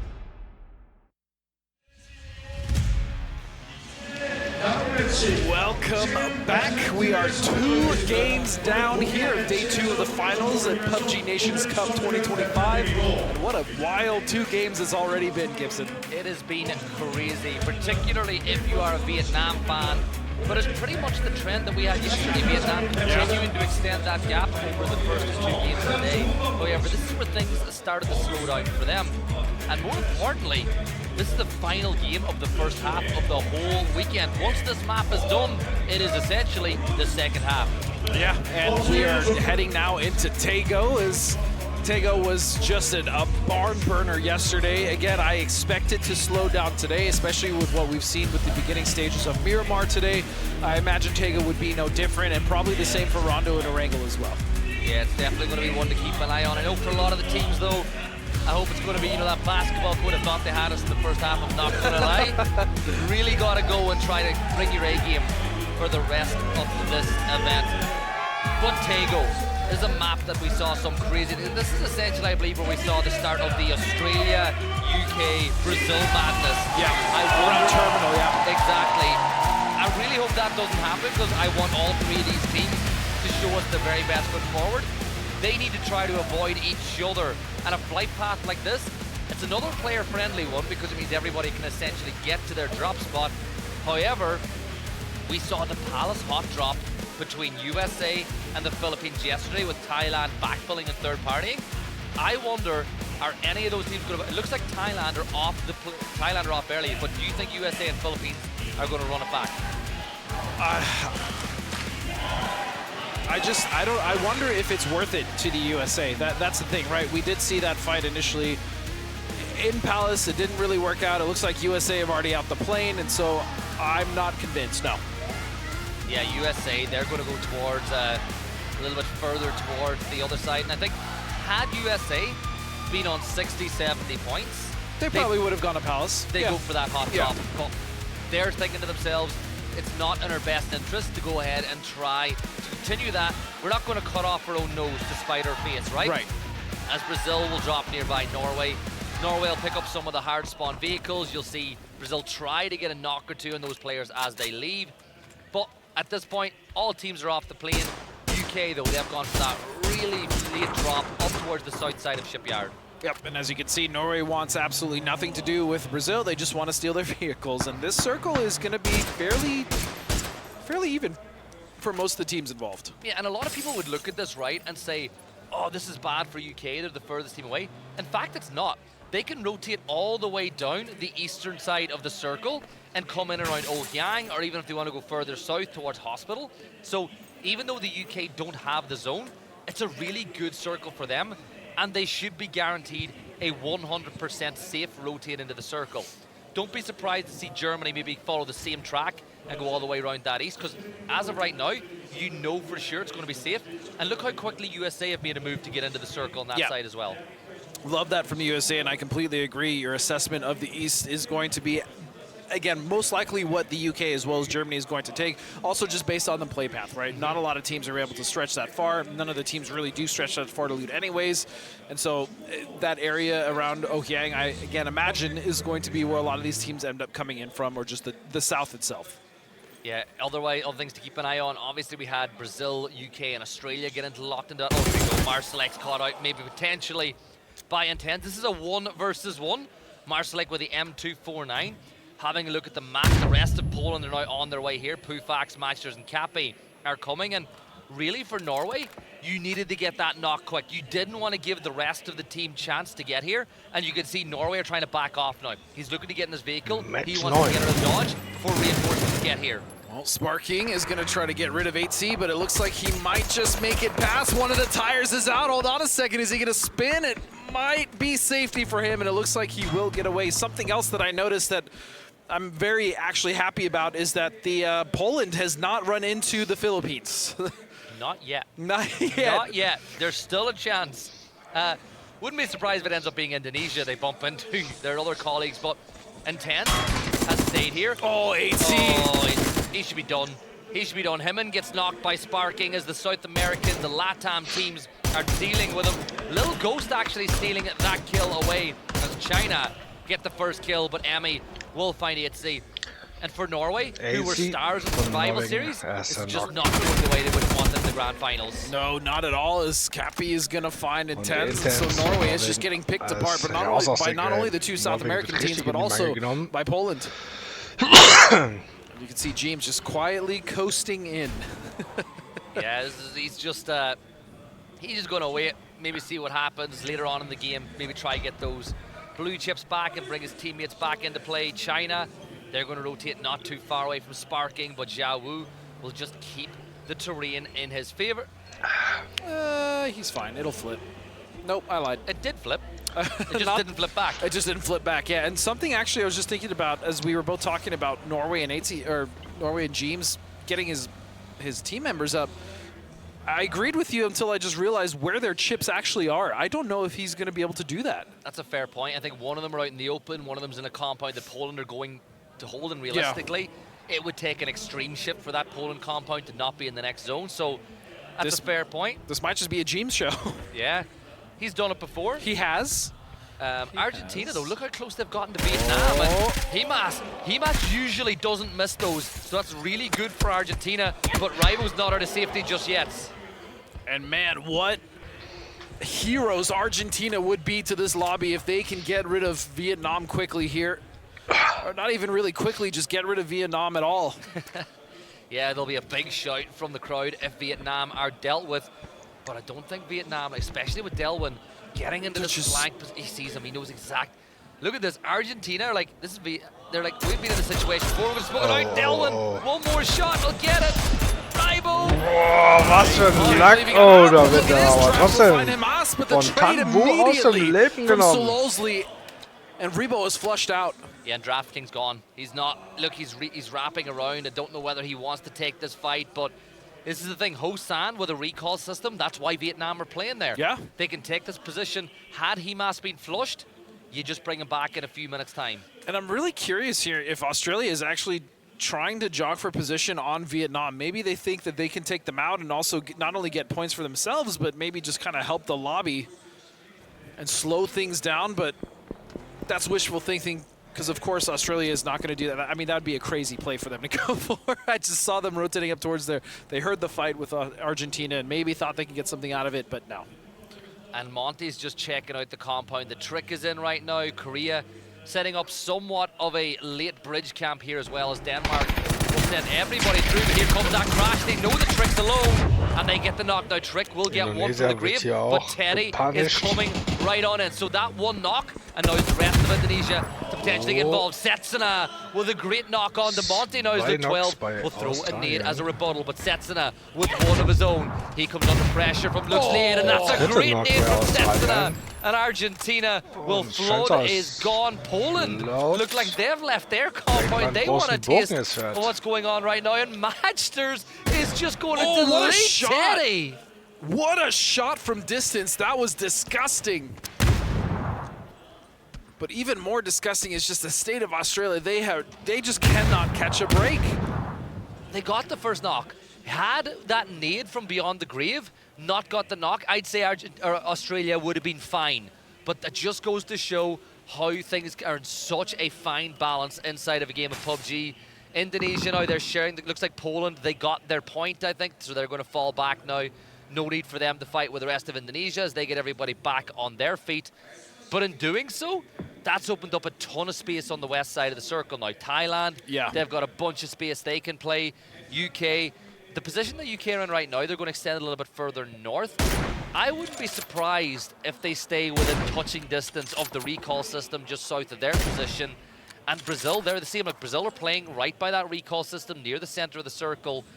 But all in all, you're seeing places that teams maybe didn't necessarily always play in the past now get increased value because of those systems. Yeah, especially if those systems happen to fall where not only is it in the circle, but it's advantageous for them to hold, which this is. So we'll see if Thailand is going to indeed do that. Now they have a large majority of actually space to play if they want to, as Purdy Curdy is going to rip off BL's helmet. Yeah, now the question is, are USA close enough to push because BL has got Sparking coming in for cover. Oh yeah, this is good. I like this move. I like this move. In the past, this does. Is he doubling down? That is a lot of explosive power right there. He's sending 2. Oh, Kick, you need more. Here's the thing, right? It takes, what, 4 or 5 seconds to place it? Yeah. It takes 15 seconds total for it to explode. By him placing 2, he reduced the time to get there to 7 seconds. Yeah. I think 1 would have been fine. Well, 1 would have been more than enough, but I mean, a C4 just for 1 flush is... I mean, they don't know that there's no one else in that compound, which is fair, but yeah, the double was excessive, we'll say that. Yeah. I think, though, for I US, like the idea. Yeah, and they didn't lose Kick. They didn't lose anybody off the back of it, so it's kind of one of those situations where it's not the worst in the world. They're still going to do their due diligence to make sure that there's nobody else here. BL, he's not going to call for any help. He knows that his day's dusted. Brazil aren't going to give up a centers compound circle to try get their teammate back or go for that tag either. So, you know what? That's the way BL plays. I think he's a really good initiative, long-range player. He's great with his DMR. You see him extend out a little bit, but not like a Delvin where he's extending out to try to find kills more on a scouting standpoint. So when he dies, it tends to be in situations like that. But what about that for a shift? That is not what you want to see if you were one of the teams on the southeast or just the east side. You can see Germany was making their way into that rotation. Chinese Taipei, USA was set up in that circle. UK, the team that actually you were mentioning had a really good strategy for the south, just has to throw that right out the window. They could end up going all the way over to the side. I know that we, again, this is just us trying to have a think of, oh my God, that shot from Magster. It was so good. Insane. But UK, I think it looks like Michael's set up. They want to maybe go a little bit further north off the back of this one. Poland are driving in and around Hosan. I think we'll see a couple of teams make the send in for there. Looks like Thailand are going to play there, Philippines, Vietnam. And, you know, you've got Argentina not too far away as it's becoming pretty full inside of the city.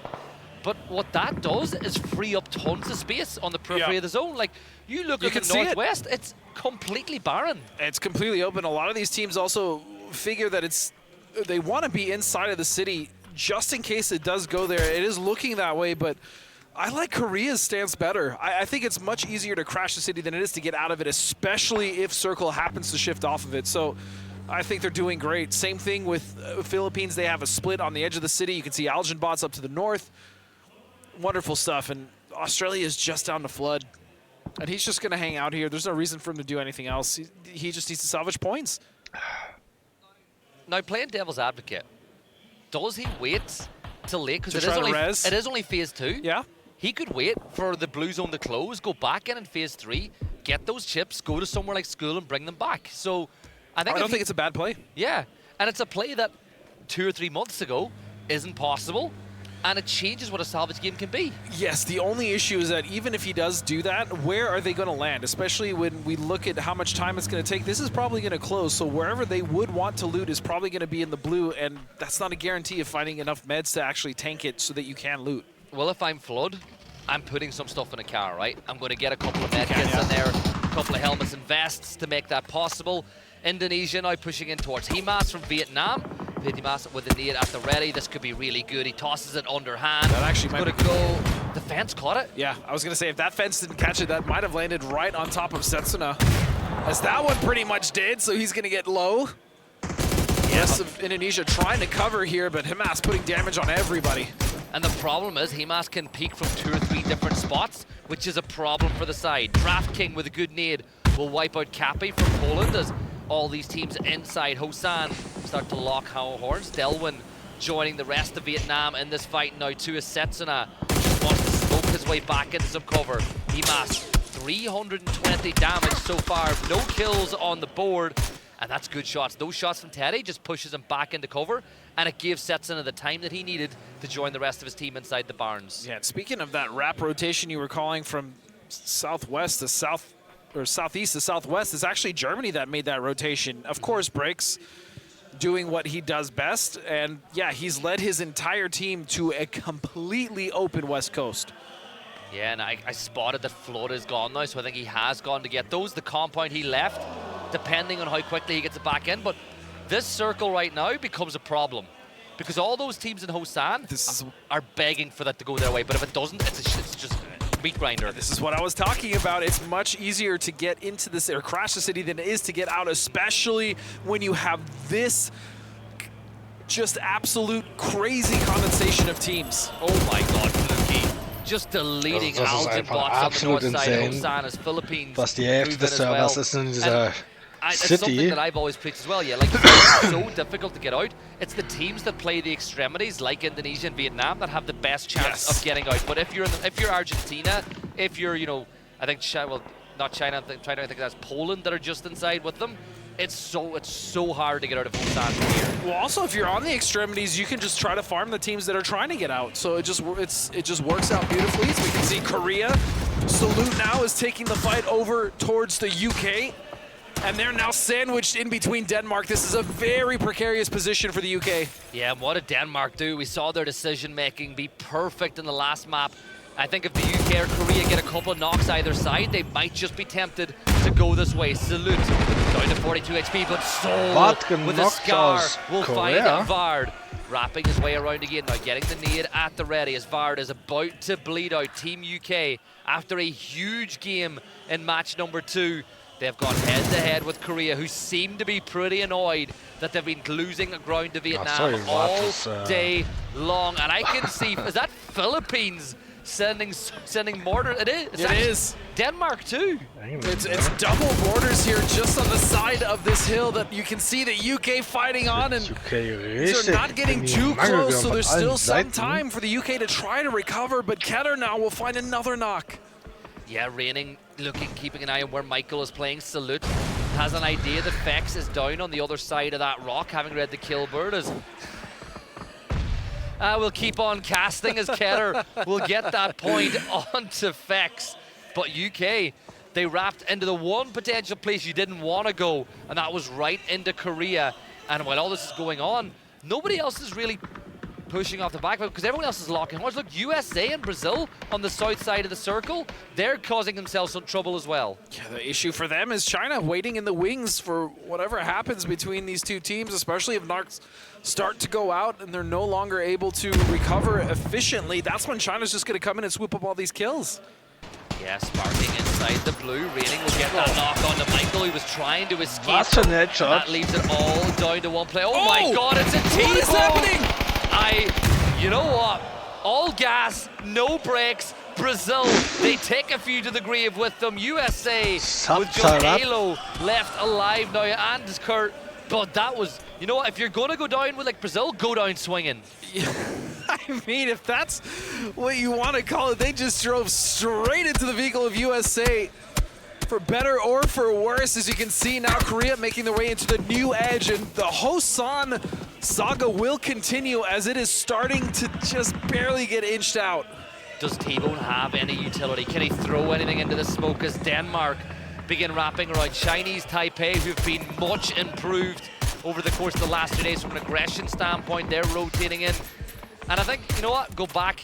This is not where you want to be. You don't want to go near the UK and Korea at this position. I think they'll just wait here for a little while, find some more meds. Phase, Mittelphase, so viel. Was there in that battle for geben sich natürlich noch that's a knock and flush onto Luke 12, so he was brought back by his teammate Flood. This is the problem though, you get brought back so late, where are you going to loot? There really wasn't anything for them. So 10 was Luke the only player he thought? It might have been. I mean, you can see Flood currently, the south side in the blue is Indonesia fighting desperately for any form of reprieve, but it's going to be Samoy taking down Mass is going to push TD with a grenade, and even Thailand is getting involved in this. Nicht nur der Retzfehlschlag, sondern noch ein Mate genockt. Top of the leaderboard, 3 more kills, 111 points for them so far, as we're getting closer and closer to the halfway point of PNC. Setsuna, who's been so impressive at getting damage for Indonesia, has only got 42 this time around, but was involved in that defense as Thailand now are looking. Looks like they're sending it to Devon. Where are these going? Is 157 meters the right distance? I'd say yes. Yes, it is. Right on top of them. They just spread out. Just barely. Human will find Ketter because they have to get out of cover. Yeah, this is good for Korea. 2 kills on the board for them now. Fluky looks like he's sending another one in. Might just adjust it a couple of meters back and forward. Na klar, Thailand ballert einfach mal. This one's going to land and Einfach so über da die Gegend ab mit Mörser. jumping through the smoke, and that opens up the angles for Korea. It's Lil Ghost this time from China who gets the angle and gets that knock onto Duffy, but it's not looking good for Denmark.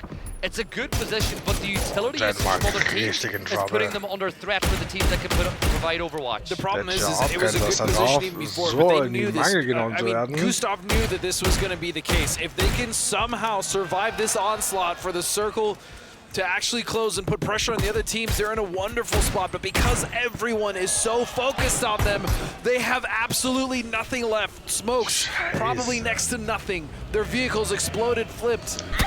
Probably not even providing that much cover anymore. Position, China are going for Denmark now. So are Chinese Taipei taking to the sky, but China, they're going to go right into this position. They'll use the fortress that Denmark created. There's the crash. Exit jumps out. Beamy got one, but Denmark eliminated. And now Korea need to move inside the circle. Does anybody push on to China? Ming Ming will fall at the hands of CJ. What in the heck is going on inside of Hosan? And Leo just desperately trying to get down and get some loot. He won't get it, but China also being punished. This is the issue. You cannot take this position too early. And now Korea is in the mix. Yeah, this is big for Korea. 5 kills for China. Henker passiert denn gerade? Da kommt eine Granate noch von den Philippinen. Oh, und doch ein Knock. Ein Knock ist da drin. Ach du heilige Scheiße. Was passiert denn da? Stepping up, X left with a knock. This is huge for China. This is devastating for Korea. And Philippines are just being a problem. X left! Are you kidding me? The graveyard of dreams here. It's just China that survives. And how long? Because Germany know exactly where X left is. But Philippines, they have just been the holders of the gate for so many teams over the course of the last day and a half. Sprachlos. Was für ein Massaker ist da gerade abgegangen? Das hat für mich schon auch keinen Sinn gemacht. So viele Teams sind jetzt raus aus dem Lobby. 12 teams alive in this circle, the majority of Und which da are ist now das stuck natürlich in the north side richtig of viel Hosan. Deckung mit den ganzen Autos. Germany with a fantastic position on Und the north side of the circle as well. Angles everywhere. Schaut DraftKing and sich da an, Emmy. was da Best abgeht. case scenario for Korea now is for somebody to deal with Vietnam as they have 7 kills on the board. Another point for Argentina, who are in the Alter center Schwede, wie sieht denn die of Map Hosan. aus? UK Die finally Minimap, fall at habt the ihr das hands gerade of gesehen? Mika Die as ganze we go City down ist to 11 einfach teams. komplett voll. Almost 22 minutes Ach gone. du And we're still 3 teams Scheiße. away from the placement points. Yeah, I mean, this is just, and this is what happens when you have like a big city ending like Hosan, and then you still have enough knock of by the den extremities we were talking Germans. about earlier, where teams haben occupy mal and really na dictate how the teams inside or even on the edge of the city move. We saw that with X-Left, we saw the multiple teams trying to take that. I mean, that position was so good, but it's just nigh impossible to hold when you have teams like Germany and Korea and even the Philippines looking at that dip. Yeah, and I think you got to give was schießt der denn da? well, like the way he played that, knowing that Was? Philippines were allies. Crazy. And he was running to exactly where the nades had just gone off as well, knowing that the likelihood was they weren't going to double down. And he just was insane with a tantrum. And the car swap at the end to get Human was so good. Was ja auch nicht ungewöhnlich ist bei Turnieren, dass das ab und zu mal passiert, ne? He might need the vehicle now because what about that for a shift? Keeping Hosan in a little longer. Germany immer noch richtig gut Position. Ich hoffe, die holen mal ein paar mehr Kills noch. Limp in here. Tanvu will be the front man for the team. As you can see, he's trying to. Es werden die ganze Zeit so viele Granaten geworfen und Mollys. Yeah, Flood's still alive for Australia. Woher well. bitte? He can hear all these Woher? steps. Could he be the ally that these home fans want? Hello. Australien Elo raus. says no. As USA. Hello. And we won't do any more in case we get in trouble on the broadcast. As the nades and mollies go, this is Vietnam pushing in now towards Indonesia. And honestly, Flood being cleared by USA has done Vietnam such a favor as well. Yeah, it really did. That was a backstab waiting to happen. Is now Kiss And the rest of Thailand in a beautiful position to punish all these teams trying to get to the edge. This phase 6 will be closing somewhat soon, but the battle and the movement here for, oh, what a, so clean the awareness. Himas is gonna just get rid of Indonesia when he finds Trick. Himas and XLEF, two of the best players that we've ever had, are just putting on a show today and over the course of the weekend. Poland still alive, 2 points for them, but look at that, Pufa, MG. It's the best position they've had in arguably the last couple of days, so good for them. They have 3 members alive, they do have something to play just in front of them on the edge. That building is still in, so they will have to deal with Argentina and the solo of Norway, but they do have a path in, which is the most important thing with 3. Yeah, but look at Argentina's position in the circle at the other side of the crossroads. They can gatekeep Poland really effectively. Poland need a knock on, like they're fighting with James, but it's Emmy or Capitan. Oh! Matchers is kind of nasty with it. That's the second just beautiful money headshot he's gotten here. I love a bolty shot. Oh, that nade. That, is it a smoke? I think it's a smoke. Yeah, self-thrown smoke. Yeah. Sometimes you see the color and you're like, oh no, this could be really bad. But Tentrup going to get back on his feet as XLEF will be forced to move now by the blue as well. Maybe he's just going to stay in there and med and try to limit into the placement points. Tentrup goes down to the blue once more. And I think for Philippines, you can't really get that res now, can you? Maybe there's a chance. It was a BZ, I guess, that got him, right? No, yeah. They're in the blue. It's hurting too much. Masters will find the nade, and so Philippines will fall. A little bit of revenge there for Poland, finally, onto the team of the Philippines. Took long enough, right? Took long enough. I love Germany's position. Like, Germany? Yeah. If anything, Germany needs to make sure that they don't get too busy. Right? Sometimes you can get bored in a position like this when you see everything else happening and you're just not involved. Well, again, it's just their playstyle right now, and so far in this lobby is really not giving them a lot of credence to points, right? They have good position, but they haven't been able to kill much or even steal much. Vietnam kept in by that circle as Thailand now hold the center of the zone, but they'll expect a lot of traffic to come their way pretty soon. Keine Bäume, offenes Feld. Also alles, was sie machen könnten, ist halt ein bisschen die Autos stellen. Und XLEF kommt da von der Seite noch aus der Zone raus. Ich hoffe, die werden sehen. Is James going to send this towards Argentina, or does he go somewhere else? What is he just planted it on the car that he was next to? I mean, oh, he's using it for Poland. Didn't need it. Didn't need it in the end, but Norway pick up another point onto Pufa and Poland. Well, they are now down and out as the team that are in second last pick up a point off the team. Do you hear the crowd as they saw XLEF just get into the circle?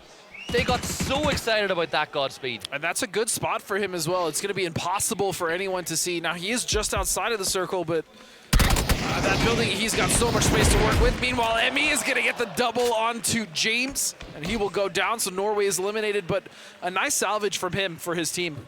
Norway struggled in the beginning of this one, and he was at least able to get them in the points. XLEF now prone inside the poly tunnel. He'll be able to catch anybody. XLEF, lass bloß die Deutschen in Ruhe. I think this is just good for him. Stay alive, stay in the fight. Argentina, USA, Vietnam, all on the southeastern side of the circle now.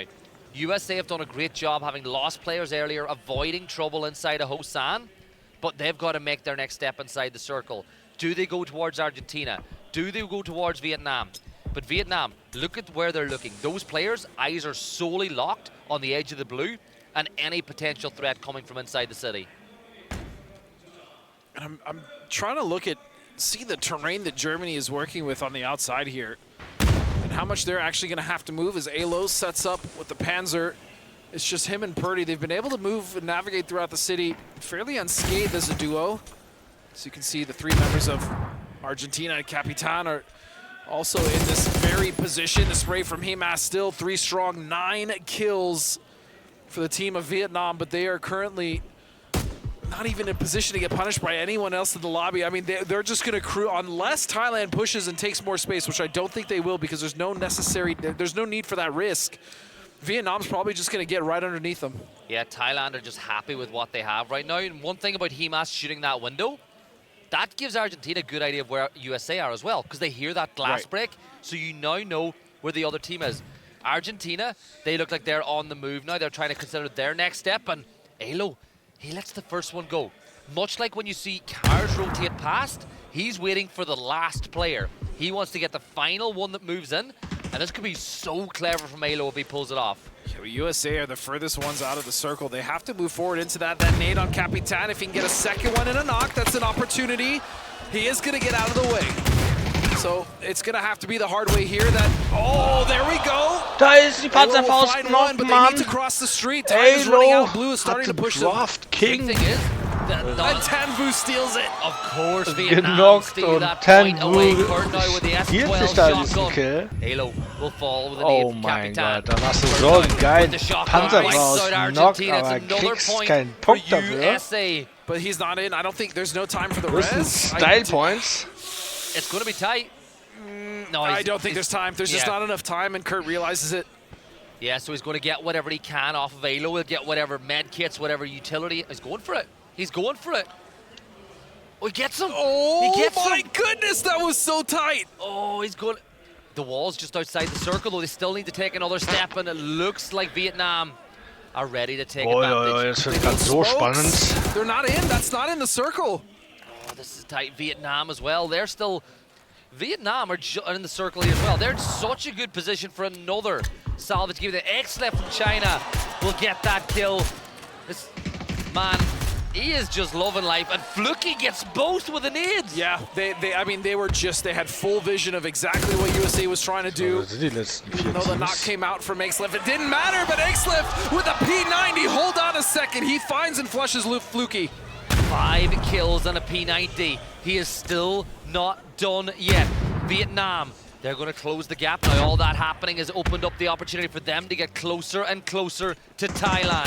Thailand desperately throwing whatever utility they have this way to hold back the push, but Tanvu is still alive. Germany, they're hoping to pick up the pieces here. Yeah, but I mean, Germany has to move into the circle as well because it's Thailand that actually has control of center dot, but I don't know for how much longer. As you can see, Vietnam is starting to push, and they are right on the they're on the doorstep as he's gonna come through. Jacob will find one, but he will not get another. Solozzi with the trade. Vietnam are on the move once more. They've got 2 players up, but Kiss is going to get a double, and he's going to step up, but Himas will find the kill. And Germany mit richtig guter Chance. 4 gegen 1. Aber die haben keine Punkte geholt von diesen ganzen Fights. 14 for Vietnam. He's the last player standing. Oh no! No way! He is him, and he picks up so many points, and they're looking to put not just Vietnam, but their Vietnam on the trophy with the way they're playing today. This is disgusting in a 1 versus 2 now. That grenade will do some damage and buy some time for Germany to push up, but he switches the angle. There is no way he's going to win this game. As he doesn't, Germany will put an immediate stop to that. Wow, what an effort for Himas. Germany get the win. But even look at Germany. They're disappointed because they got the 10 placement points, but they got nowhere near as many kills as they would have hoped when they took that position outside the city. But if you're trying to make a case for who is the best player in the world, Himas and X-Left both put in really good tape on that game. That was almost a disaster from Germany. That angle that he took as well on the right side of that tank, water tank, whatever it was so dangerous. But the problem still remains, even though it was Germany who claimed that game. Vietnam just got too many points. They're insane. They're actually insane. Like Himas running up, like Kiss thought that he'd done enough, and then Himas just runs up behind him. And the fact that as soon as he got that kill, he didn't stop. He was like, I know Germany are there. He immediately switched on to Germany, exactly. It was... like, honestly, this has been an incredible first half of PNC for Vietnam. The story is not done. There's still so much that can change. But as of right now, through 9 maps, they have been phenomenal. And it's, yes, you look at last year, the argument was they had too many fraggers. Also recht gut, dass die Deutschen mal einen Win geholt haben, aber leider, muss man dazu sagen, haben sie nicht viele Kills geholt. Ich glaube jetzt nur 4 insgesamt. Also mit mehr Points, also Kills aus den Runden, würden die sich viel besser machen tatsächlich. Bleiben wir mal gespannt, wie es in den nächsten Runden weitergeht. Wir haben ja jetzt noch 3 weitere Games, die wir uns anschauen können. Again, we're getting away from it, like the fact that Germany played a brilliant game. It all kind of stemmed from that rotate they took, really, you know, what was it, phase 2, phase 3, where they went all the way from the east side of the circle to the northwest, through that western side. But look at this, the spray transfer was perfect from Emas. And he knew that there was no angle on him, so he confirmed out those extra kills as well. The fact, again, just the wherewithal to know that he needs to clean up those 2 kills, right? It's just, he's not just, he's a very cerebral player, and that's what makes him so dangerous. On top of the fragging ability that he has, he's very intelligent in how he approaches those frags, how he approaches those fights, those angles. Man, look at him, he's just eating it up. Just an absolute stud and a monster. You know those little, like, little pentagram signs that you get, or you know, the like 5's the, yeah, it's the right word, where it like has awareness, fragging ability, you know. You're talking about the Venn diagram. Yeah, not the pentagram. That's another team, but they've maxed out. He's maxed out all the stats. He's maxed out everywhere for sure. For sure. Oh, they're so good. But let's have a look at our top 4 deutscher Zuschauer, aber hat einfach mal so einen Schal da von der Filmbranche bekommen. Hier halt mal den Schal hoch. Kannst du mal ein bisschen Germany vertreten? Oh ja, klar. And if they really want to start catching up, they need to have higher kill games where they're still maintaining the same level of control and they're getting at least second or first place, because this is a massive hill to climb now towards the top 3 teams. If anything as well, I'd say Korea are starting to look over their shoulder at China. Yes. Closing that gap. Let's look at our man of the match though. It's going to be Mika with 2 kills.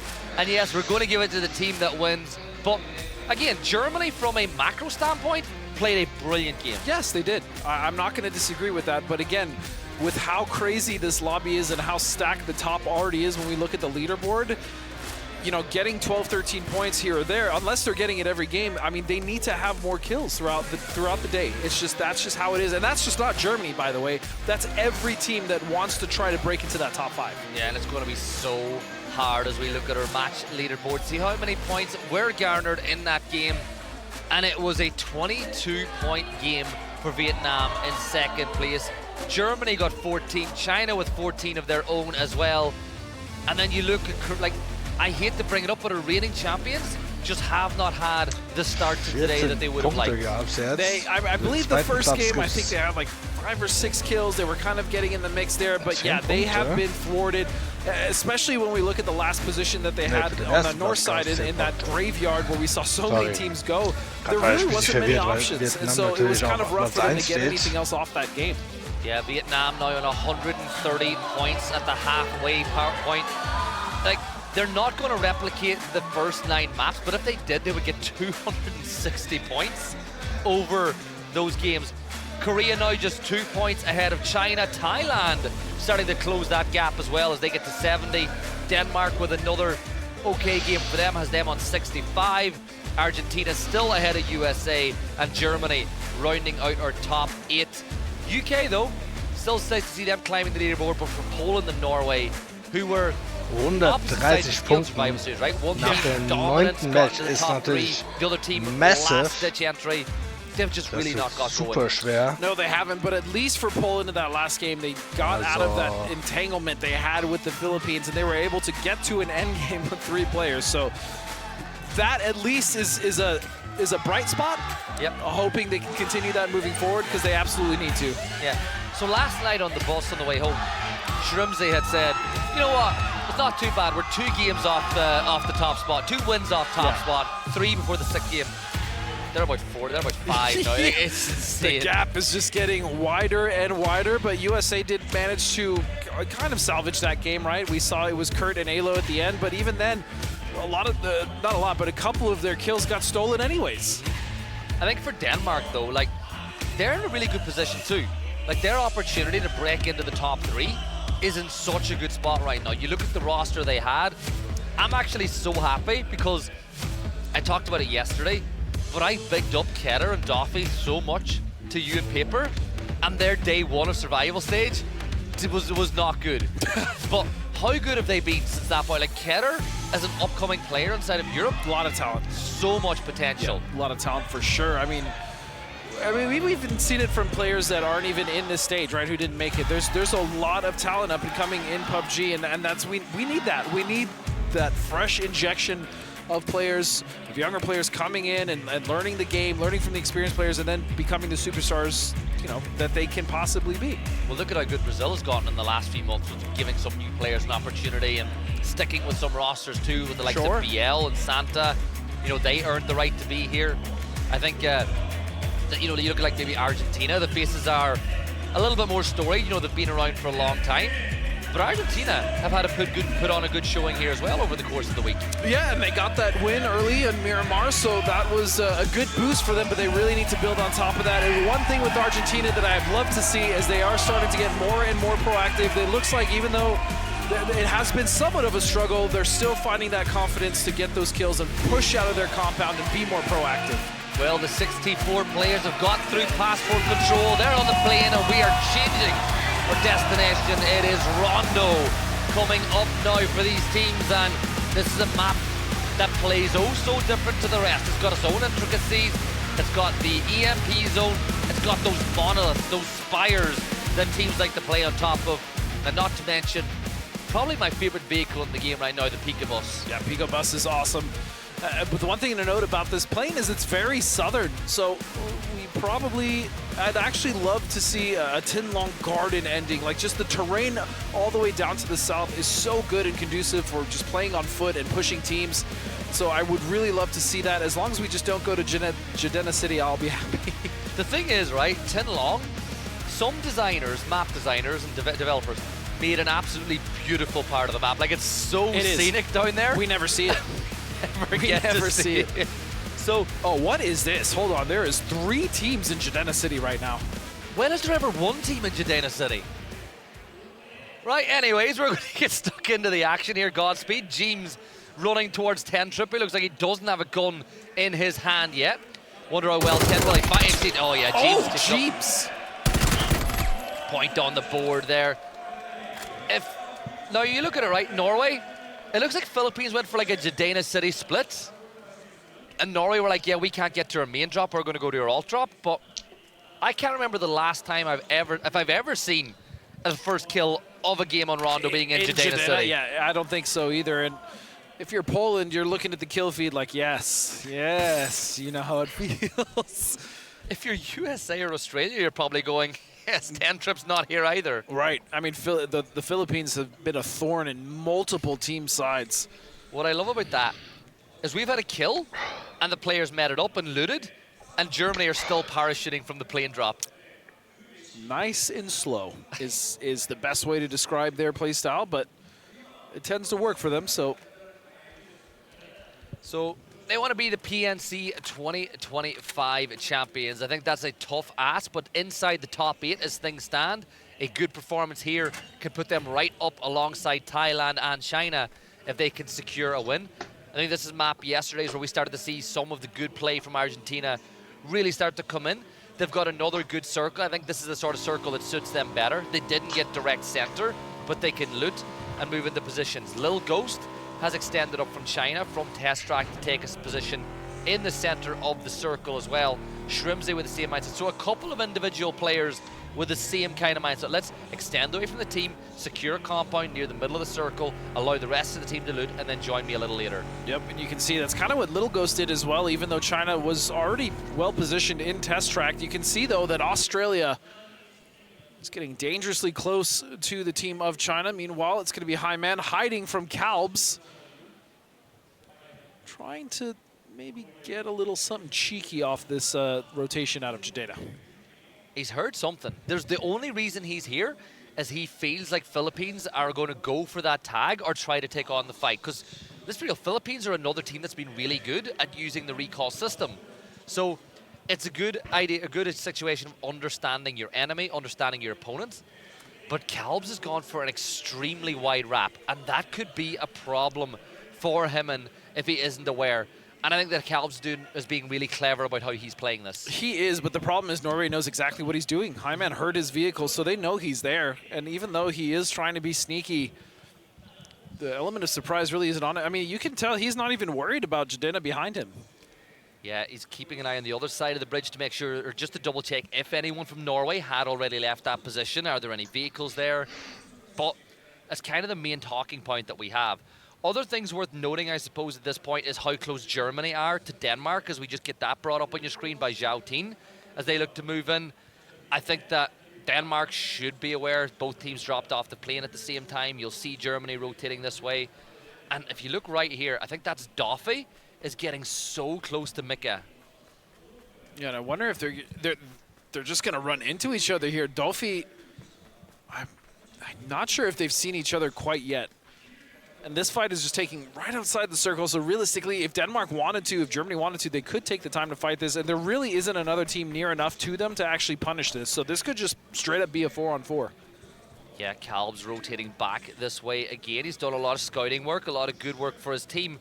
And Himon has not given up his ghost either. He has a job, but he scouted the bridge. I love this. It looks like the Philippines have actually tried to counter-camp Norway on this bridge, because of the information Calbs was able to get. I think that's great. It's really a good idea to counter that bridge. But look what Norway are doing. They're thinking that's a possibility. So they're going north. They're going north. It's these little layers. It's chess. Yeah. It is chess. But the thing is, it's not one team against another. It is 16 teams on the same board. And it can just be crazy. But all these little decisions is going to impact everybody else. The fact that this has taken so long gives like Chinese Taipei, Xavier, the chance to move. The fact that this fight here by Zhao Tin with Germany and Denmark has gone on for so long, it might give Indonesia the opportunity to get into the circle a little bit quicker than them. Korea could take some spots that maybe Denmark might want to play.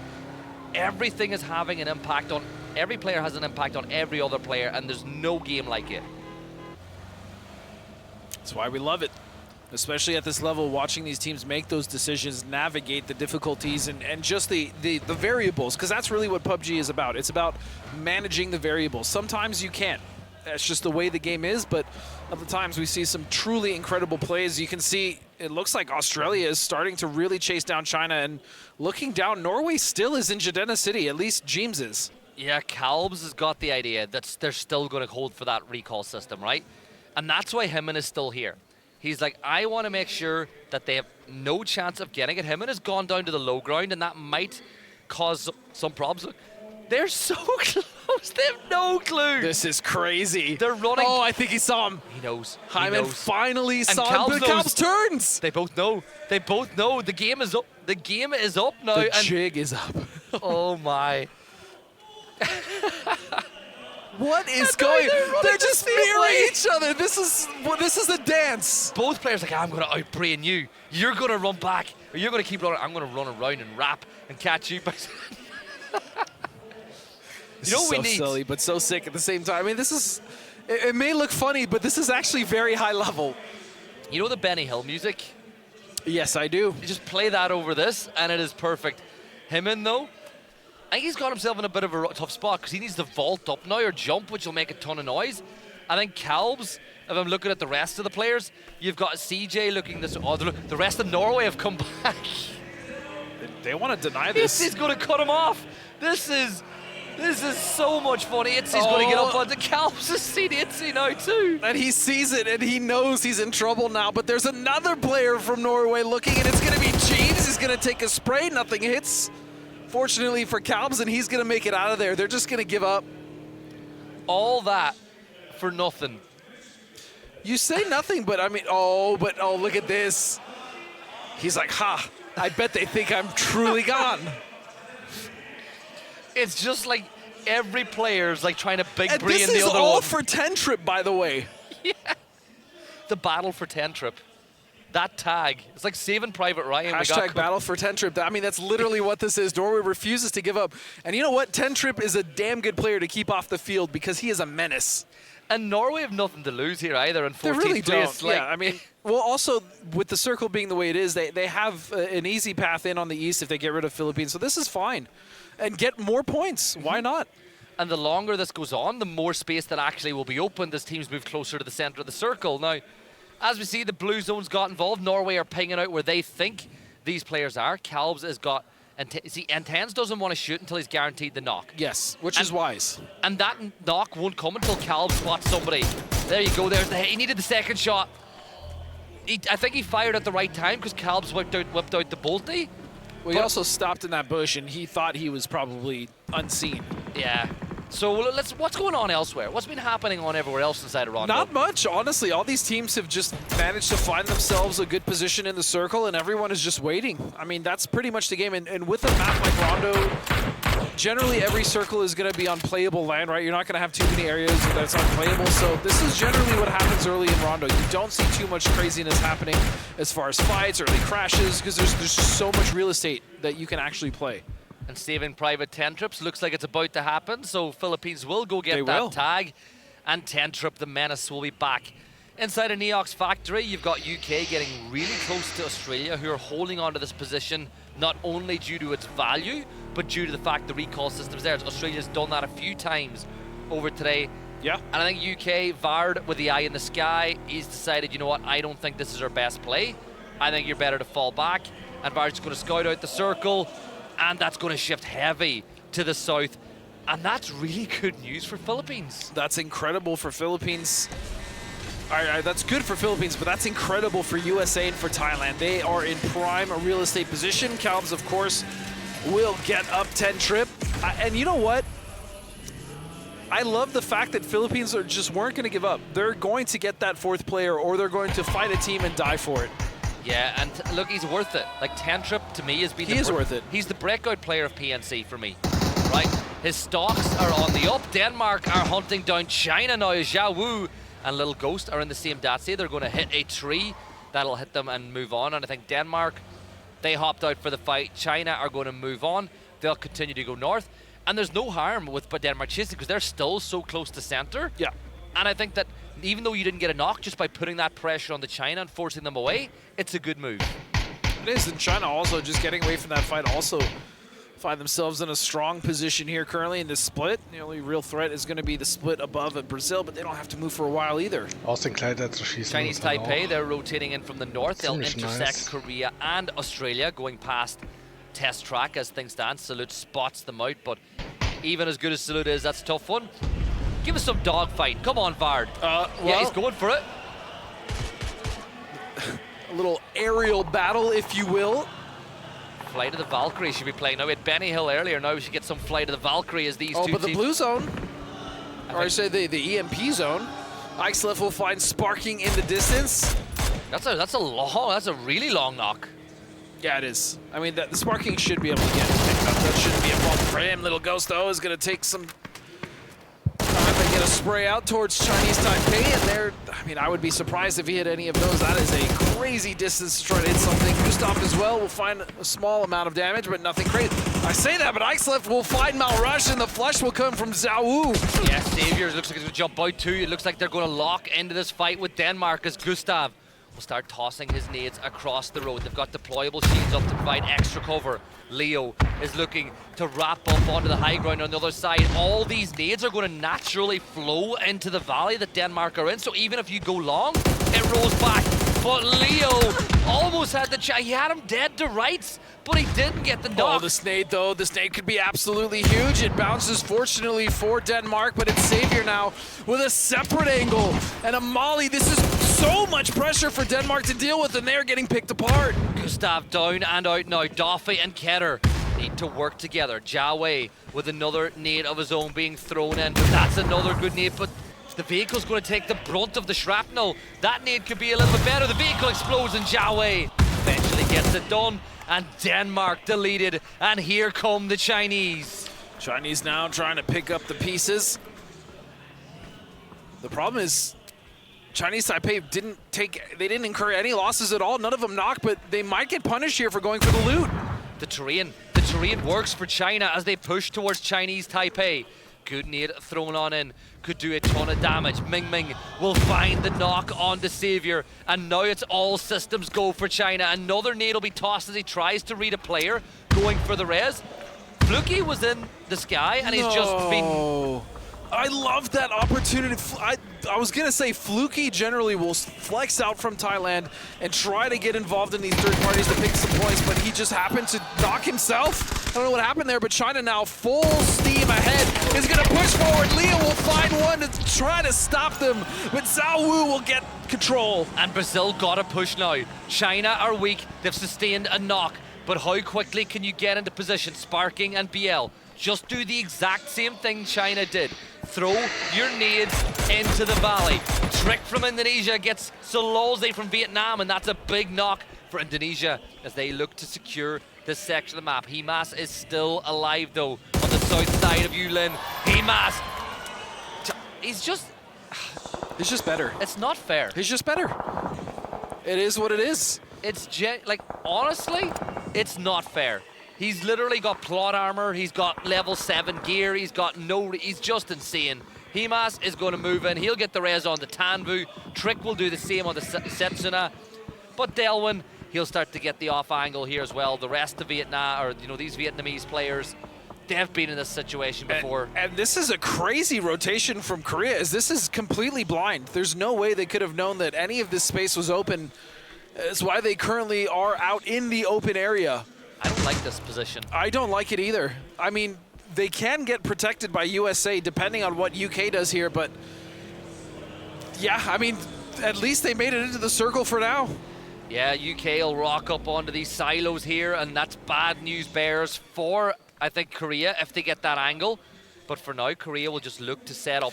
Maybe they just wait. Looking at the position, though, there really isn't anyone that can punish Korea, so this is low-key genius. Depends on if Norway can get to the ridgeline to the north of them, and then they've got a great line of sight in towards Korea. Yeah, Korea, I think they've made the right decision. They realize that the west is way better. That ridge, I agree 100% with them and with you. Yeah, so I think they heard UK fully. Maybe they wanted to check that out, but they heard UK, the shots from USA fall back, and that cuts off Norway from that position now too. So in reality, not only have you got there first, you've given Norway less of an opportunity for a rotate into the zone. Yeah, this is wonderful decision-making from Korea. They will find themselves now in one of the stronger positions currently. Yeah, Himas just doing Himas things. He get the knock and flush onto Setsuna, as that's point 132 now for Vietnam. They have sustained one knock as a player is down, but that shouldn't be for too long, as they should get everybody back on their feet. Norway just a couple of seconds too. Oh, 80! I was going to say they were too late to the party, but that knock all of a sudden gives them a chance, and oh no, Korea have got a Panzer. Korea have got the perfect answer if Norway try to full send it in. Oh, and what a shift. Look at Himman. Himman got Raining and Gumin. And USA are helping out Korea. That is craziness. Norway fighting tooth and nail, and USA just coming in and ruining things for them. I like the aggression from Norway. Korea now Seoul, the only real player standing, and Tens will pick up kill number 3. You can hear the Norwegian fans, they like that. The Korean fans, not so much, as we have silence elsewhere. China will move into the circle now as they get pretty close to where Seoul is playing. This bowl right now that China are in, I like it. I actually think it's okay. It's good, but unless Seoul makes a heroic effort here, he's coming up on the backside of China. I don't know if they're ready for this though, but Ming Ming will spot him out. Oh, he's going to switch over to the gun now. He doesn't have time for the nade. Kickstart, though, is going to help. Seoul is eliminated. But just like that, Korea lose even more ground in China. They now jump without in second place. And Vietnam are going to get Sulawesi back. They're back to a 4. It is big for Vietnam. Someone needs to stop Vietnam, man. They are just running away with this. They are unstoppable. Going to need to get like a bounty on their heads at this point. I might take the whole lobby, honestly, at this point. I'm not even sure. Australia, though, continuing to struggle. Luke 12 out all the way in the blue. And he's going to get taken down by Algenbots. Yeah, Philippines, they got their man back. 10 trip He'll get the knock onto Santa with the Dragonov, and Tentrip will get his point, showing why it was so important to bring him back into play. Brazil, they don't want any of it. They're going to leave Santa to his fate. They'll keep going into the circle as Thailand will get a kill confirmed on to Argentina, and here come the Germans. Germans indeed. And they still have to contend with UK as well. Micah is going to find Draft King. That's going to be the first of them to fall. Nice, holen sich einen Punkt. Emmy now just trying to survive, get the hell out of there. He's going to stop down tentatively close to China's dip. He'll be okay for now. In fact, it's just Emmy. See if Emmy gets a couple of points from this position now for placement. Korea are going to be like, we had that. That's exactly where we pulled up. And we left a little earlier. We were like, oh, this is brilliant by Korea. Just to get wiped by Norway. China, Vietnam, there comes Salolzi back into the fray. He'll be able to land and hopefully get some loot for himself. Philippines as well. They're going to wrap in very close now to Thailand. It looks like Calbs went for the crate. Thailand are really close by, and USA are looking this way too. But the thing is, because of the terrain, USA can do nothing about it. Even though they're so close, they just can't see these players. Well, and this is an opportunity for Brazil to third party if these two teams start to fight. And that shift is, wow, that is money for China. Was zum Henker wird da jetzt gemacht? They're doing good as well. That'll be the end of Argentina. Jacob will get a kill on Algin Bots as Philippines now getting put to the sword. Brazil are here now too. Rasiert Jr. with Tentrip. Then that'll be a kill confirmed. In Philippines, 4 Teams da one player left standing. CJ up on the high ground by the blue, but Brazil with a utility to throw this way as well. That nade actually, that was friendly fire potentially, that nade from afar. And here come Indonesia as well. Indonesia now with an opportunity to get some more kills across into the circle. And they are going to backstab beautifully, but no, it's Sparking. And the rest of Brazil able to hold them off. But now Sparking has to get them both up. And you know Thailand has recognized that this is an opportunity for them to wipe out Brazil. Yeah, nades being tossed on in. Brazil will hear them drop on by. They don't land close enough. But Sparking ein Granatennagel, Brasilien. Moving, but for Brazil, nur noch mit einem Spieler in-game. 5 kills on the board will get them into 10th place. Sparking though inside the blue, 3 damage every single second. Make that 5 damage every second he stays inside the circle. Ain't looking like a good game for them. But while all that was going on, Thailand chased. UK, they're wrapping in, and Braxco will find a knock on the T-bone. Poland now with a huge opportunity to get rid of Vietnam and stop their points from just overflowing and becoming too uncontrollable. And there it is. So Vietnam will fall outside of the points. And now the door's been opened. Can China get themselves another 10 to 15 points to close that gap? Well, 10 points would be great for them from this point now. Thailand wrapping in. Here's the push on to Alo. Kiss will step on in, and Kiss will shut him down. Thailand will deal with the first player. Kurt, he'll reposition. Nade at the ready. This is what Kurt is oh so good at. Bounces it off the wall. It should be good. It's great from Kurt. He fell. But is someone going to take advantage? Shrimsy wraps around the side, deals a little bit of damage onto Jacob, but a follow-up nade will be thrown. Jacob uses the smoke to disappear off into the distance. And while all this is going on, Kiss is getting that res. Yeah, this would be a disaster for USA to fall. They've been in this position for so long. They've held it, but they weren't able to get any kills out of it. You stated it was rough, and look at this. Poland now fighting back. Kickstart, not C4. He C4'd him, he got Jacob, he took himself down, but he might have just opened up an opportunity.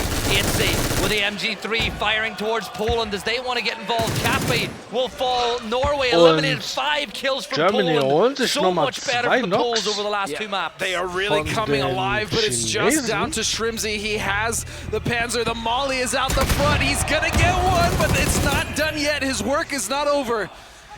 As he's still low, Jacob, as well as Kiss, still stand. Yeah, he's going to step into the smoke. Blue zone nades to try the double! Back the push. Double blue zone! It's going to be really, really good, but Kiss is wrapping around the edge. There's a shield protecting Shrimsy. That is all Kiss needs to know to work out where Shrimsy is. Smoke in position. Kiss will just bide his time and wait, but a good the stun actually helps out Shrimsy a little bit, but Kiss will get the kill. And down fall the USA. Thailand, they jump into third. I think they've now leapfrogged over Korea as well. What a save from Thailand. Germany mit 5 Punkten die Runde, das ist schon mal richtig gut. Erstmal eine gute Platzierung am Start bringen und dann holen sie sich mal wieder ein paar quiet, Punkte. but still managed to get 5 kills controlling the south side of the circle. Great job for them. We said we wanted to see more kills out of their edge control, and so far this game they've delivered. Yeah, and back-to-back wins for them if they can get it would be huge. And honestly, this is even better because they're holding zone control. Chris and Zeraf are staying in the circle.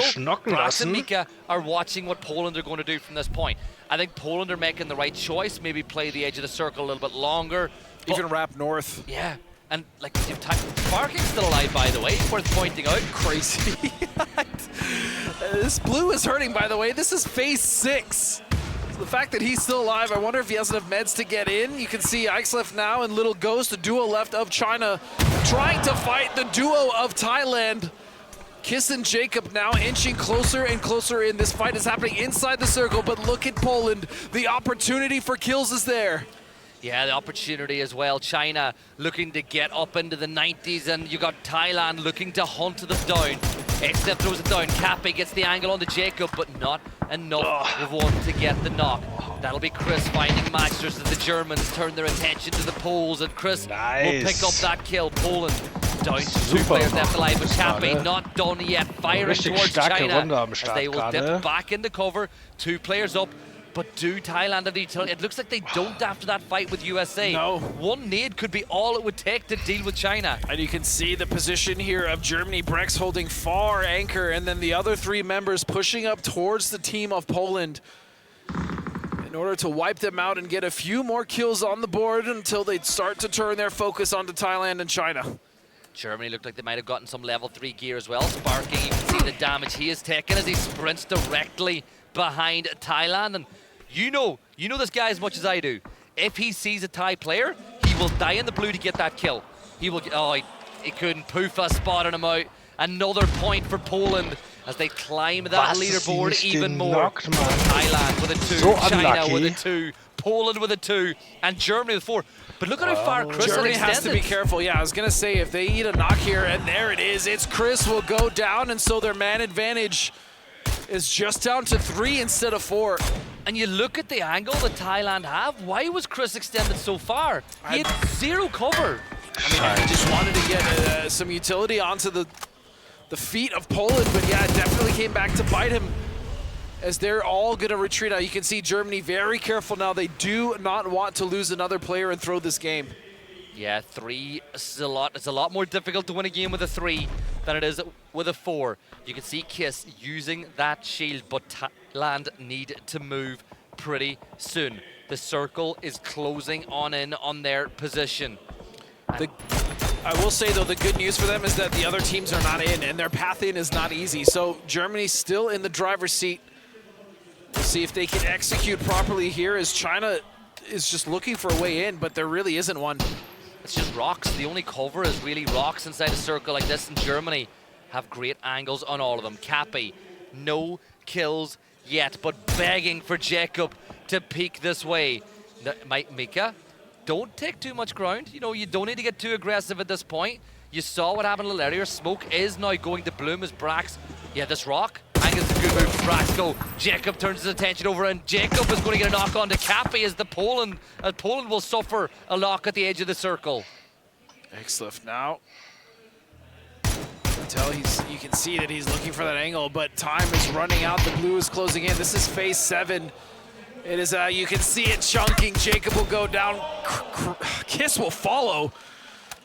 Yeah, Mika finds that kill. It's a 3v1v2 now. Poland desperately trying to get that res onto Cappy, and China closing the gap. Looks like he's picked him up. He's going to carry him to the rock, but time is an issue, and he's going to fall. Jacob gets the shots, and Pufa 1 HP as Thailand with 1 player up will manage to get a kill secured. Sorry, with 1, a kill from beyond the grave, I should say.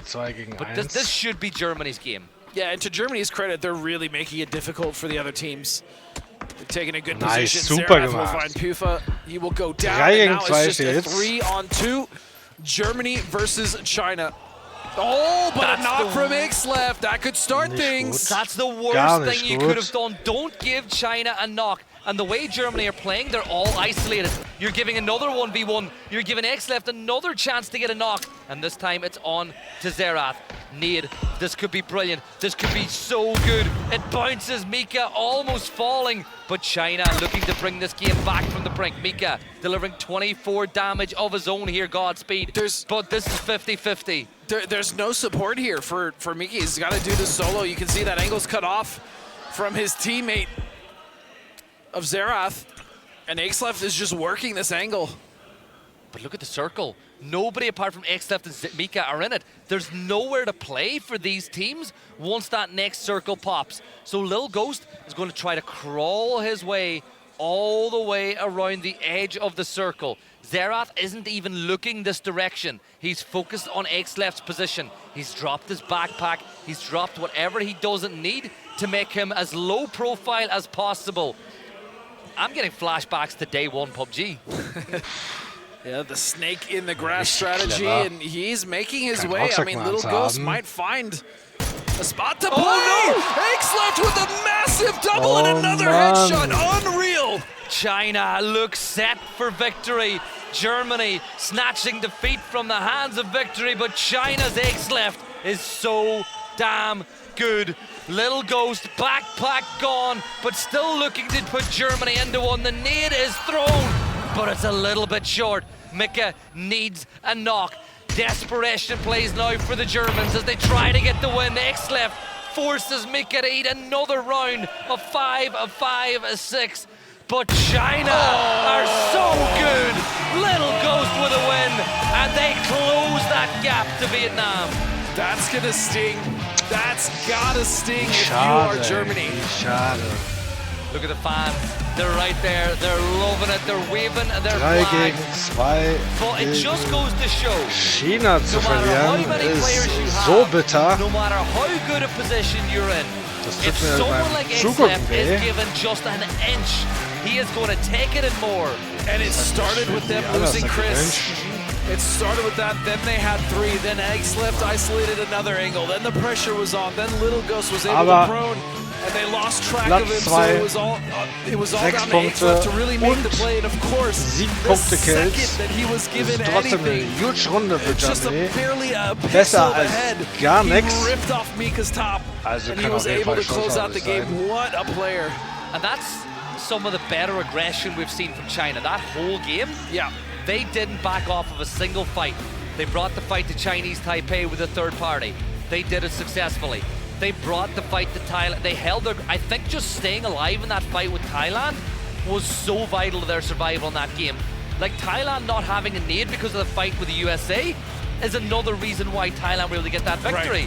Like it goes to show everything that happens is going to help somebody and hinder someone else. Yeah, it's the butterfly effect, right? These dominoes fall and then they just shape the way that the game is. I mean, you look at how long USA had control of that compound, and then it was just one fight that went kind of awkward with Thailand that caused them to just go down, and they unfortunately didn't even get a lot of kills out of that.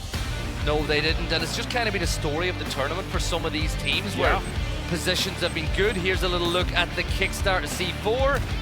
There's a great C4, right?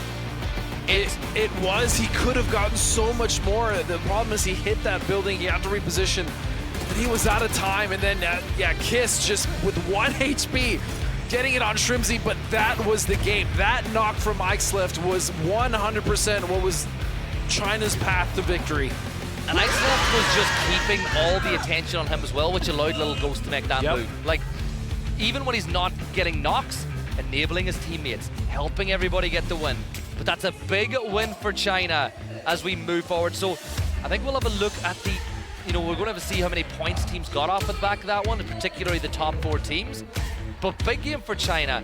But massive shout out to Poland as well. Like these last 2 games have been a lot better. This is exactly what we've needed to see from Poland. They were able to kind of right the ship somewhat, and mainly because they just didn't have to deal with the Philippines, which has been such a thorn in their side. And you can see all the Chinese fans, and again, it's just so cool to see fans from so many different countries actually coming out to support their teams. Yeah, and I think most of the fans that have travelled this way have seen their team win a map as well, apart from, I think, the poor Norwegians on the grand final stage. But there's a lot to go. But let's have a look at those top 4 teams from that matchup. And China, 20 points. Germany, disappointed they didn't get the win, but it's 14 more points. It was still good points, especially after their win last game. I mean, this is Still definitely good points, the trajectory that they want to be on, as they are, again, set for 14 points back-to-back. You can see Thailand finding 10 points, and then Poland finding at least 6, and some placements as well. Yeah, look, as I said, Mörser-Action said to me last night, can't get any worse. It was a bad start, but they've doubled their point tally over the last 2 maps with 2 more games to play. So, you know, the more placement points they get up, even if you're not going to win the event, if you get into the top 8, the money ramps up big time. And this is what it's about for some of these players at this point now. Especially with the crowdfunding, right? Because the base prize pool was 500,000, but at this point, I'm pretty sure crowdfunding is over 800, maybe even over 900,000. Yeah, we're getting close to that million mark as we look at our man of the match. Could have very easily, alongside Himas, got man of the match in other matches today, but 5 kills for Exlip. But the big one for me, look how efficient he was. 700 damage, 5 kills. His efficiency was so good. Again, and he is the reason that they won. He was able to just open that fight up, even though we thought Germany had, I mean, they did have the majority of control on that south side. So yeah, just super impressive. 20 points for China, my goodness. Germany, but impressively again, will find that 14. And then you have Thailand with 14 of their own, and Poland, you know, getting double digits with 11. That's a great, again, not a start because they started last game and now they're building upon that. Yeah, well, they got 12 points, I think, was it total yesterday? So, you know, 11 points in one map's good. Brazil picking up some more points as they look to overtake Argentina, which I know was a goal of theirs. But let's look at the total leaderboard. Vietnam, 132 points. China, 33 points behind. Thailand overtake Korea, who are now in a bit, I don't want to say free fall, but they did get 0 points in the last game and not many in the game before that. But the important thing here as well is that Vietnam didn't get many points in that game. I think they only got 2. So if they can, if the other teams can manage to kind of slow them down further in these last 2 games, that really does open the door for like the top 5 to start to, I'd say the top 4 to break in. Yeah, and there's still 8 games to go, 2 more games to go today. We're going to jump into a quick commercial break, and when we come back, it'll be Orangel. Noch 2 Games. Dann ist der heutige Tag auch schon wieder vorbei mit dem Turnier.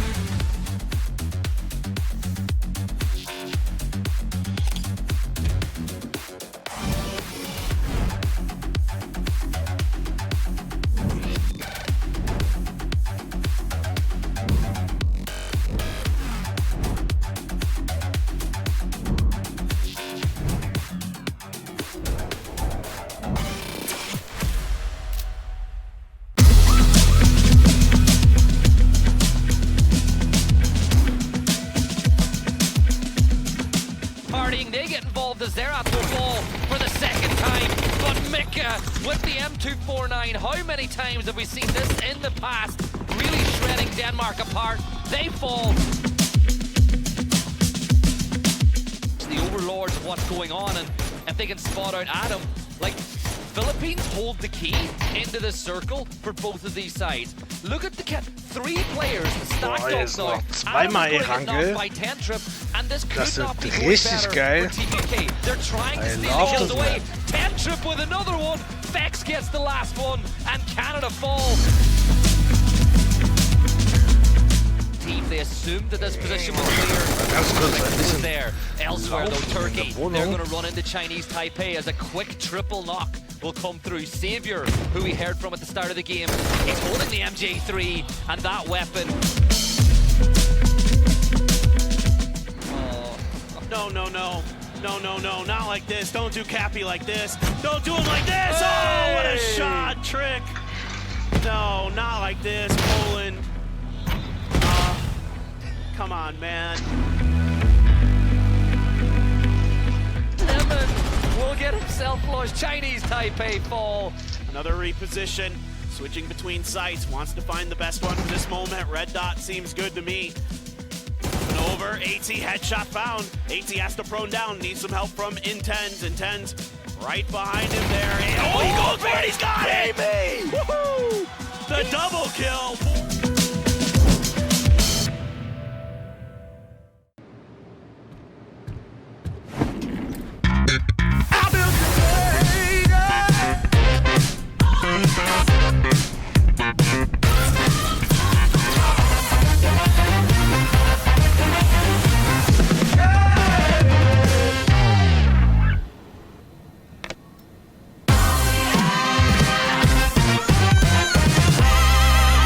To sit is to progress.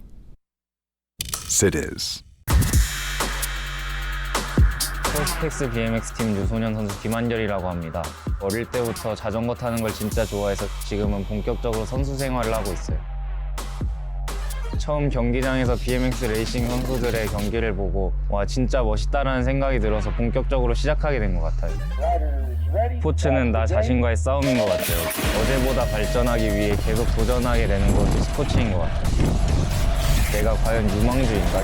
책임감 있게 행동해야겠다라는 생각도 들어요. 가장 큰 원동력은 더 잘하고 싶다는 욕심인 것 같아요. 저를 계속 도전하게 만들어요. 저에게 스포츠는 도전이에요. 넘어져도 다시 일어서면 된다는 것. 실패가 아닌 새로운 시작이 기다리고 있어요.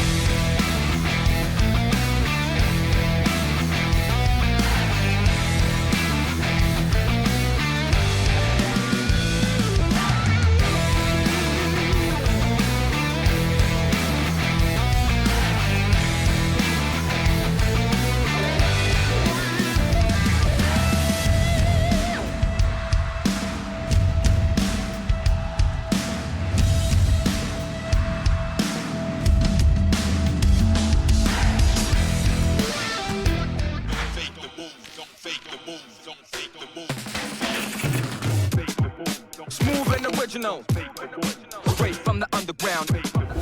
Listen to the real funk. Hold on. Watch out the furious. Better be focused.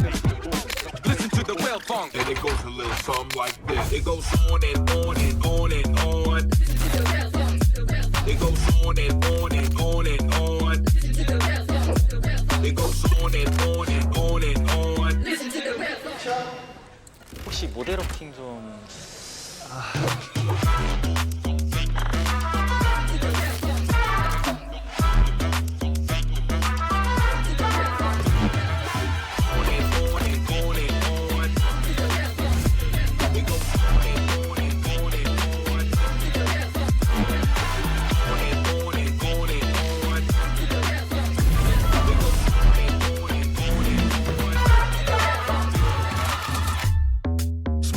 Original, straight from the underground. And PNC 2025 has just got 2 maps left on day number 2 of 3.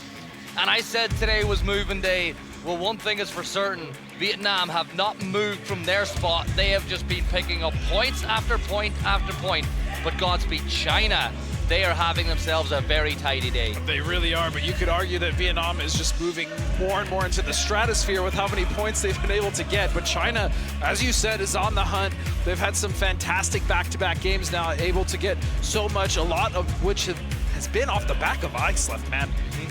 Like, you think about the salvage game that he had the game before on Tego. Picked up a ton of points for his team.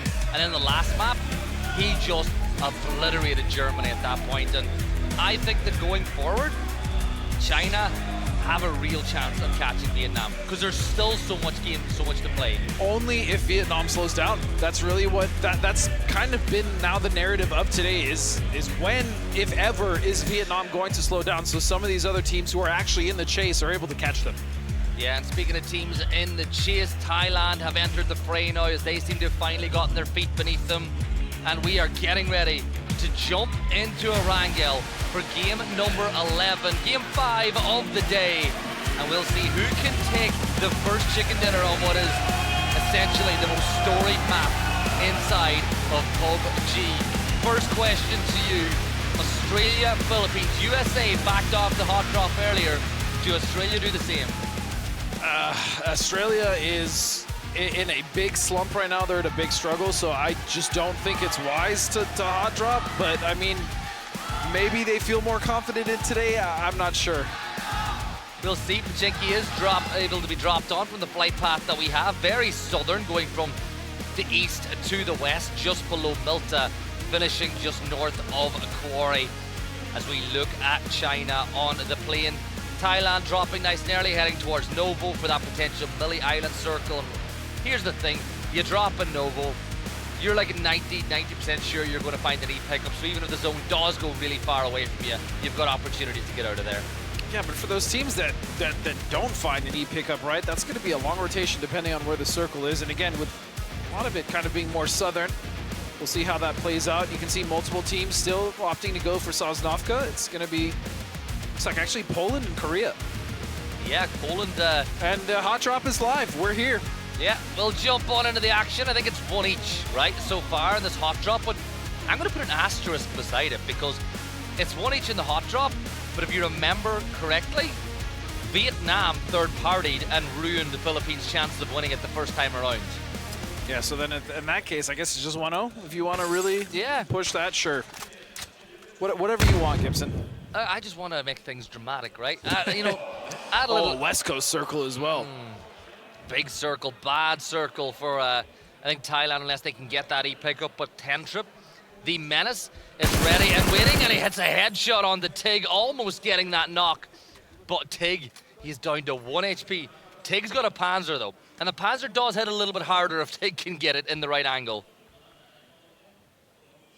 1 HP, no heals. Again, they just dropped in loot. This is the first building Tig has touched, and CJ is gonna find Monty on the roof. He was going for the high ground. He had the same idea. CJ was there first. Elgin Bot's taking some damage, and it's gonna be another knock, though. Luke 12 will go down in Australia. They just can't find their footing.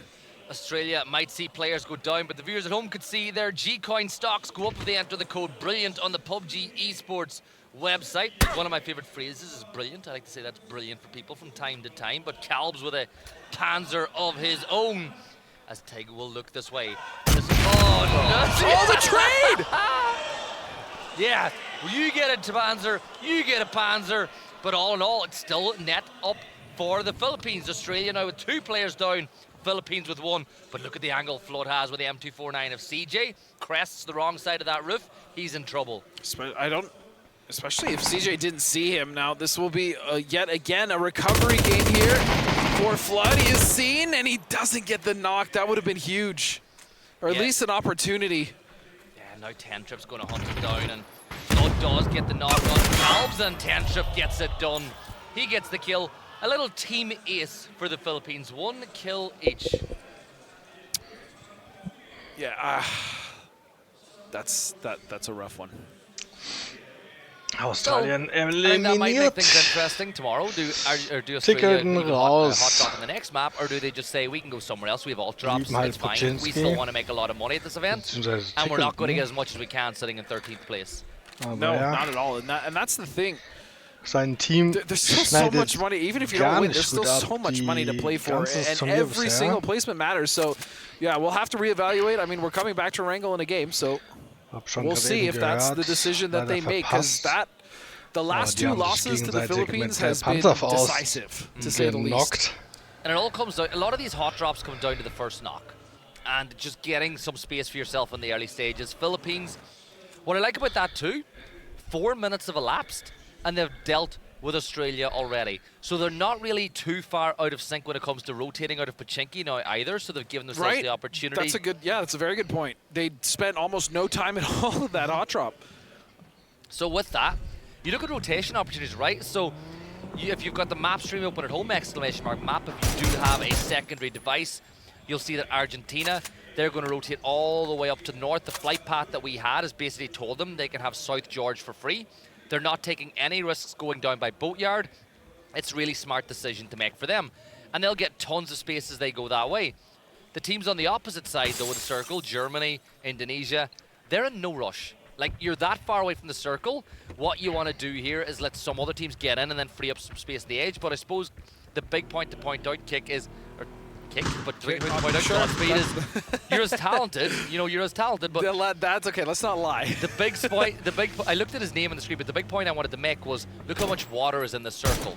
Well, not only how much water is in the circle, that is a big point to make, but how free the north is because of the plane. Because most of these teams also realize the circle, the water, the shift around phase 4. They've opted to go more south. You can see Chinese Taipei currently have Corey. You can see that USA actually landed in and around Hospital. They ended up going to this position on the west coast very early. So any of these teams that need to rotate in are going to have a free rotation in the north side. As we can see, barely getting out of there is going to be Gustav. Yeah, now Kurt's going to attempt to get the knock on the other side. Kick sprinting on the other side of the mountain to find Gustav, who will stop for a moment and pop a first aid. But this is big for both of these teams. Denmark, they want to get back ahead of Germany. They want to get closer and closer to Korea and the top 3. So you don't want to lose a player early. And the problem is, if you lose Gustav here, or if you lose, you know, this is a very tough spot to lose a player because it's really hard to get that blue chip if you want to a little later on in the game. Now, Beamy is going to make his way towards the beach. But look at the pinch. Kurt's going to take the high ground. Kickstart's going to take Gustav the low. Richtig in trouble. If they time this right, this should be a free kill onto Gustav. Yep, and it looks like, hold on. There we go. Yeah, it is. But Beamy will find the trade on the kick. Unlucky. And that's going to put pressure now on USA. You can see that Beamy isn't really in a position to flush, but yeah, the rest of Denmark actually just, it's just not worth. Yeah, USA, they'll get the res here. And I think that, as I was saying earlier, you're not really going to get the chance at this blue chip because for now USA aren't going anywhere. So if you get us later, Beamy, he's got the SKS, he's got Kurt in his sights, another 1 or 2 headshots. No, it's just so hard. It is so hard to get a knock with the SKS from that range. You got to be so accurate because I think it's got... You got to find the rhythm, honestly. Yeah. Like, it's with the bullet drop, it's pretty significant. Plus, I mean, he's got a suppressor on there. He doesn't have a comp or a flash hider, so recoil is going to be a little wonky. Yep, it's going to be tough, even for a player like Beamy. Yeah, Thailand are going to go for the E pickup here as well. A big factor with that is they don't know if anybody's going to be holding the bridge. You know, Korea were there a little while earlier. There's the potential of that. Now, we know Korea have left, but Thailand just can't take that risk. So the E pickup is how they're going to get into the circle. Now, realistically, because of the flight path, they're going to go to the very end of this as well. They're going to maybe look to go towards Hospital, maybe towards North George, and work their way into the circle from there. Interestingly enough, way to the north of where Korea is playing, a lot of teams had the same read that we did, with it being a very southern flights path, with the fact nobody's really going to extend up to North George. They're all going to the north, and they're going to cross those George bridges into the zone. And this is a wise rotation from all the teams because, again, there was just that much space available. They knew with the plane path that it was probably going to be fairly empty up top. And so, yeah, we saw multiple teams, Argentina, Norway, Germany. You can see UK now trailing Germany as well in that rotation. Everyone's opted to go north, and Philippines, they didn't need to. They're actually still in Pachinki, by the way. This is the strange thing, right? Because you want Pachinki because of the mobility it provides you. You're so close to every circle. At least the club level, the team level, you drop Pachinki, you're out of there within 3-4 minutes. Philippines are still there, like you pointed out. It's a long time to stay there, as Marcel like, you know what? Upside Poland and the upside down Poland logo in Indonesia, they're going to fight. I think Poland are starting to get into rhythm and have some fun. I think they are. I think they're finally starting to find their footing again. Like Marcelik said yesterday, it really can't get any worse, and it's gotten a lot better towards the end of the day. As we can see, Thailand now, they are E-pick-upping in, flying in now. And most of this is still free to the north, so if they really need to, they can just go for a safe drop towards that shark fin to the northwest of what is South George and start to move their way in. I'm looking to see if the vehicles have been picked up in this position. You know, it's always good if you get off the drop to pick up some way to move later on in the circle. But North George is completely free. And you might even be able to get a kill on the jury spot out. But James up on top of Everest. He's going to catch out Vard. Need now pulled. Let's see if it's going to land far enough. Should be able to get that flush onto Vard and Vex. Trying to get some cover on the other side of things, but James will throw another nade. James is all by himself, by the way. Like the rest of Norway are a little further away, so this is a really good hold. It's a good hold, but how long is he going to stay is the question. Because if he gets knocked here, that's it. James is gone. Yeah, and he's going to back off, wisely so. He gets his one, and he's out. Great play from James. I'm looking for UK to see if there's any, you know, they can. If you look at Everest, there is, just by the ice cream shacks, a recall system inside the circle, so if they want to bring him back, they can. They just have to work out what James has done first. Thailand, they've got themselves a vehicle. They're moving into the zone. But look at this bunch on the south side of the circle. USA, Chinese Taipei, Korea, you've got Denmark, all pushing up. And that could lead to a bit of a problem when it comes to rotates, but I like the fact that USA are moving really quickly off the shift. And most importantly, for this entire lobby, the first phase shift did not do something crazy with water. It immediately went to land, so this is arguably one of the better shifts for people to actually know where they need to end up after as they go into the next phase. Kick still on top of the hill, might just catch out Korea as they begin to rotate around the beach. This is exactly where we saw Gustav fall a little bit earlier, and Kick's going to hide and wait. I think Korea are going to scout this position first, and Kick, you've got to make a decision. And his decision is he called to fight. He's called in the USA. They're taking on Korea, and that's more like the Kick that we're used to seeing. Such a good position to go for the surprise attack, and they do indeed land the first knock on a human, but they should be able to get him up with smokes. Unless the push from Kurt comes through. Yeah, Kurt's going to spot the smokes, and this is where Kurt makes his money. He's got the nade at the ready. Throws it up inside the smoke. He could get two for the price of one here. He does get Gumin, because Raining fell off it. I think if I'm Gumin, I'm like, right, this is USA. There's probably going to be nades thrown her away pretty quickly. So Seoul will now need to work with Raining and Absolut to win this fight. Raining's going to go pick up Absolut, and I think Korea are just going to back off. Yeah, that's the important thing, is Korea can still get the chip and just back off if they need to. This is not a great fight. The problem is Denmark is actually pulling up behind Korea now. This is such a good read from Denmark. Beanie realizing exactly the teams that they're fighting to. The vehicle's only a couple more shots away from explosion, so Korea might be forced to clown Carrot here over in this situation as well, as Doff. They're cutting off all. Doffy has moved over to hold the push if they go directly towards the east. Beamy and Ketter are holding the south. This is bad news for Korea, and it does look like the UK did get Vard back in, so they'll have 4 players back up and ready. In fact, he's going to go loot his own body and probably get all the same loot he had. So really no harm, no foul. Just a point for Norway as far as that situation is concerned. Savior now. Opportunity here to do some damage to Indonesia, but it doesn't look like he's gonna get it. No, Savior will. He'll find TD. Yeah, that's a big knock for Chinese Taipei as they look to catch Norway, but Ketter gets the kill onto Seoul. It's going from bad to worse. The tires on the Dacia have been popped. Seoul's car's further away. This is really not good for Korea, and for Denmark, a win in this match, a couple more kills, which is a long ways into the future. They could usurp Korea's 4th position. Beamy from the blue, still rocking the SKS. And USA, well, they've kind of decided with Denmark getting that one, they're going to move now. There's no point wasting any more, spending any more time trying to get 1 or 2 more points when they can go secure somewhere like where that next recall system that Kurt's going to, and put themselves in a good position for the late game. Yep, and they're going to stop a lot of teams that are coming in with chips, trying to get those reses as well.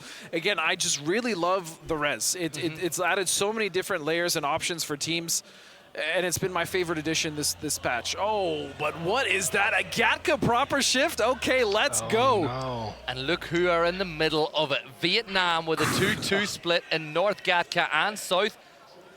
I question, though, how high is their confidence will they keep that split? It's not. Look at the pressure they're coming under, right? You've Norway, Philippines firing this way. They're going to fully collapse on the Gatka, and I think that... And they should. And I think even if they weren't in first place, I think that's still the exact same move they would do. You can see Beamy is still actually watching this.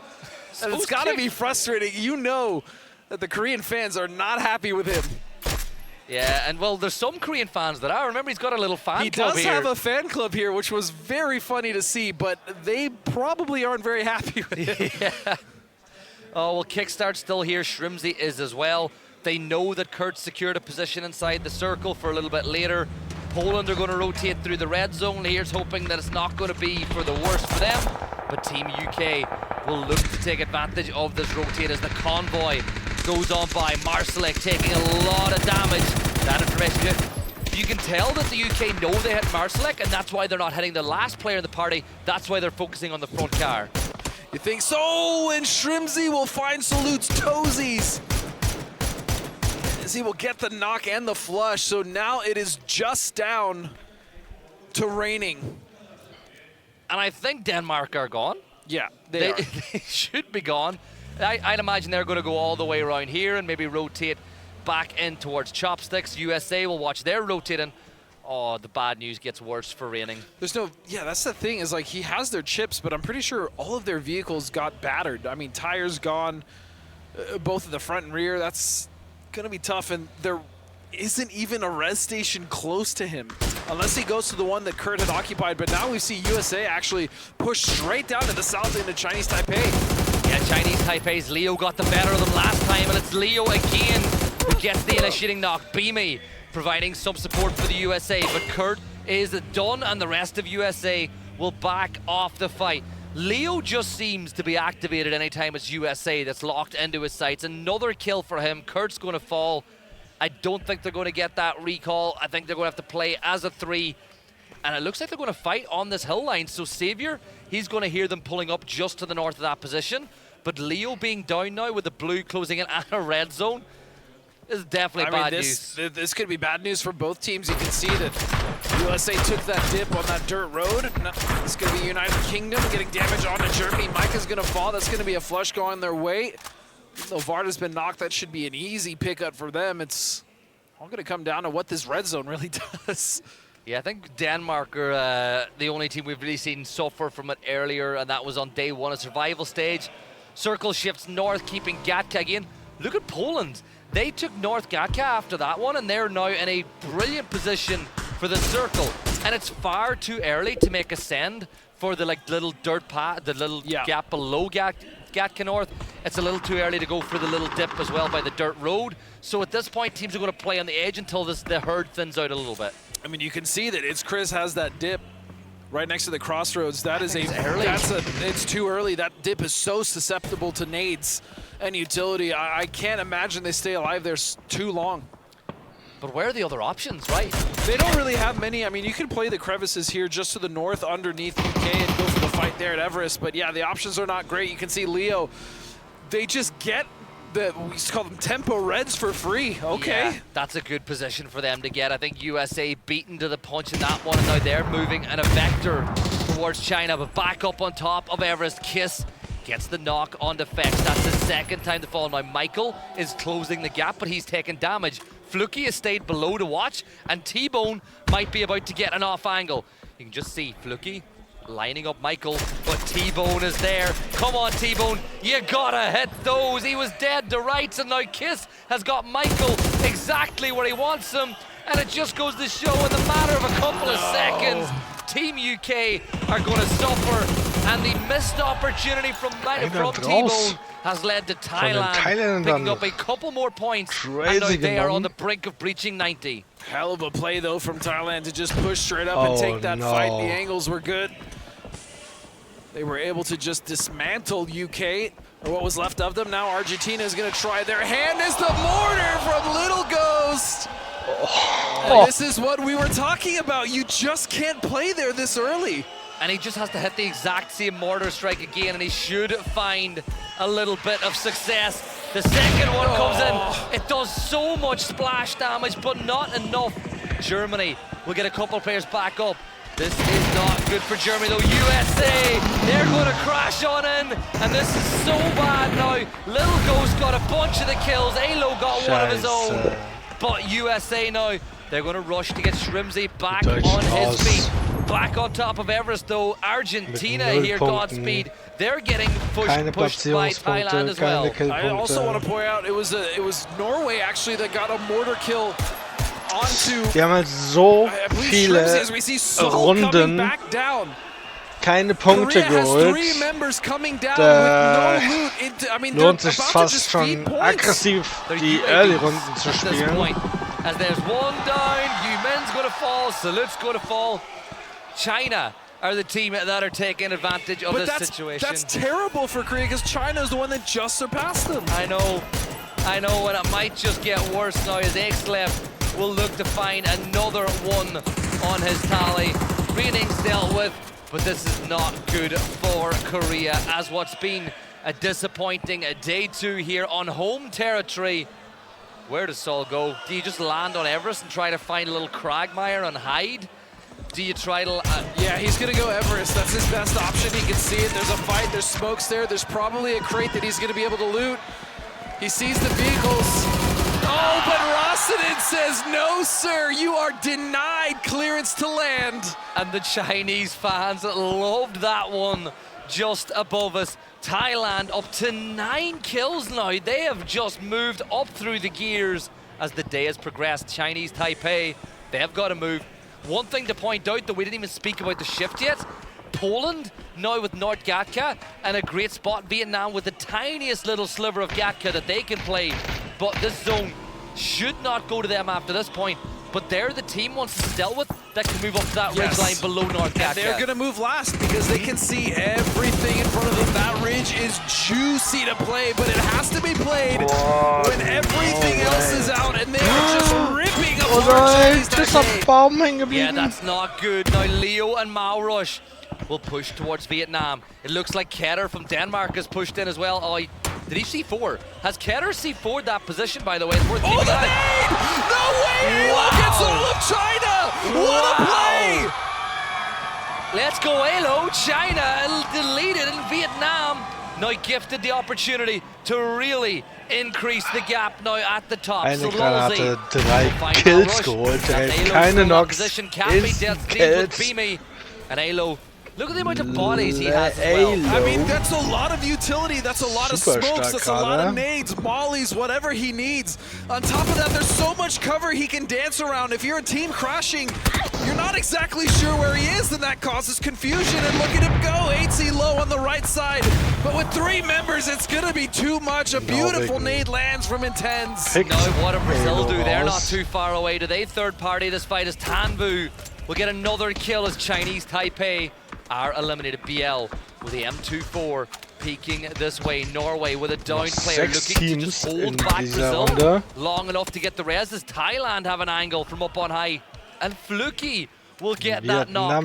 And this is all conspiring to let Norway get the res. And at some point now, Vietnam will take this position, and then Philippines and Vietnam will probably fight it out and around that section. But look at Philippines.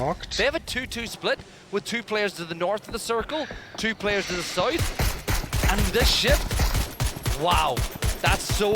Honestly, for Vietnam, that is probably the best shift they could have gotten. Yeah, but Thailand here, they are really making it difficult for Brazil to do what they want to do, which is clear out that dip on Norway and then get ready to peek over this ridge that you know that Vietnam wants to play. So Rossadin and Fluky are ruining this game for Brazil, and Highman is going to find Santastico with a bolt. At this point, you start thinking about blowing up the coop as well, because that's their cover, that's their mobility. That's their hidey hole. Just keep firing through the smoke as Vietnam get closer. There we go. That vehicle's going to blow. Get out of there, Brazil. Get out of there. The vehicle flips. Santa is down. But James is actually just... Oh, sparking. No! Oh! The cover came down and flattened sparking. Oh. It's going so wrong for Brazil. But this is oh so right for Norway. It's still recoverable, though. It looks terrible, but it is still very much recoverable as now Cabs will step over and get rid of Rossadin, so Thailand will fall. As you can see, James now trying to be the one player that holds off the Philippines for Norway. Yeah, Philippines in 10th place, looking to hunt down Brazil as their flesh wound has been dealt with. They're back up to a full 4 as Algen bots will deal with James now. Norway split. Not really working to their advantage. Himmen will try to fall back towards Intense now. And that nade is good, but not good enough. Here comes the rest of Norway. Now Himmen's in position. But I still think with four players up, Brazil still have the advantage. Exactly, but that's the thing. Brazil now don't have to deal with the high ground of rasiert and Thailand shooting, so they have more room to work. And you can see it, Norway stuck here, are really at the mercy of these two teams, where you can see it's Calves. He's literally driving directly into the lines of Brazil. What an animal. Oh, I love it. It's such a brave play. Himmin takes damage from Himas's nade as Vietnam get within throwable distance now. There's another double set of nades from Vietnam. It's going to be thrown this way. Might even be a love letter to Norway on the back of it, but this one is not too far away. But look at the split that Vietnam are currently holding.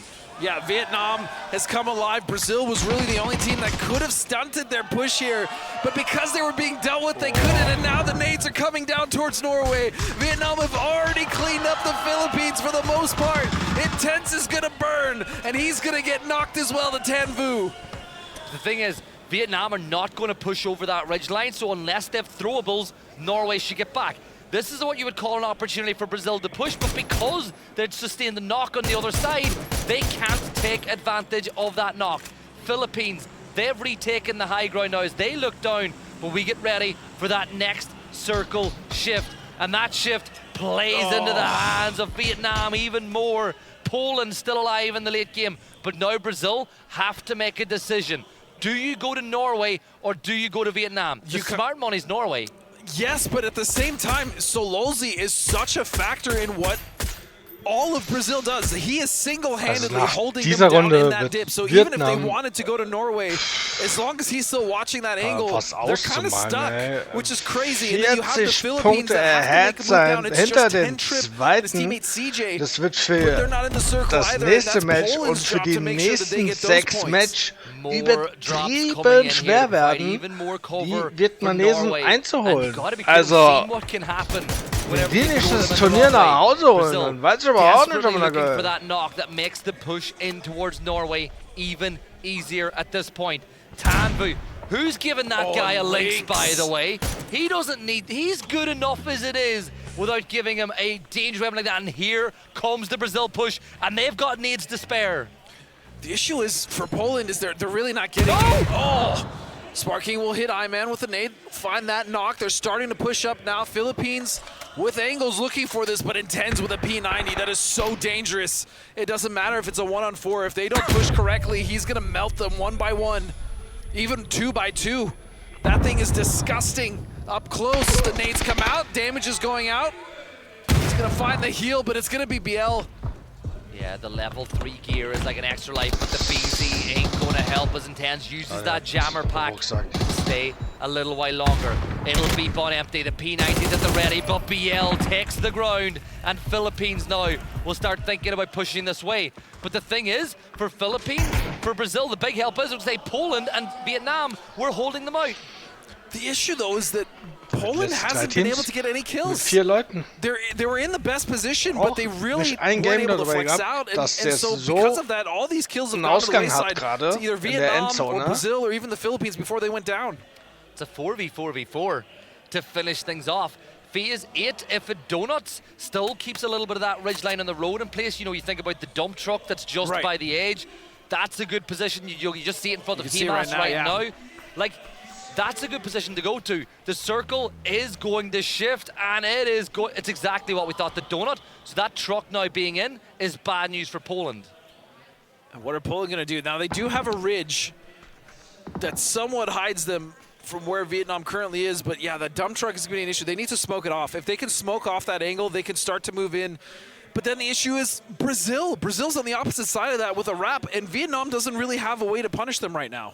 The last team to fight's probably going to win this game. Agreed. So whichever fight kicks off first, Vietnam want to force Poland towards Brazil. Brazil want to force Vietnam towards Poland. It is literally a game of chance now, and somebody's got to make the first move. Now, I'll say this, if I'm Brazil, you're technically in the best position to avoid the fight because we know that Vietnam shouldn't have any throwable utility.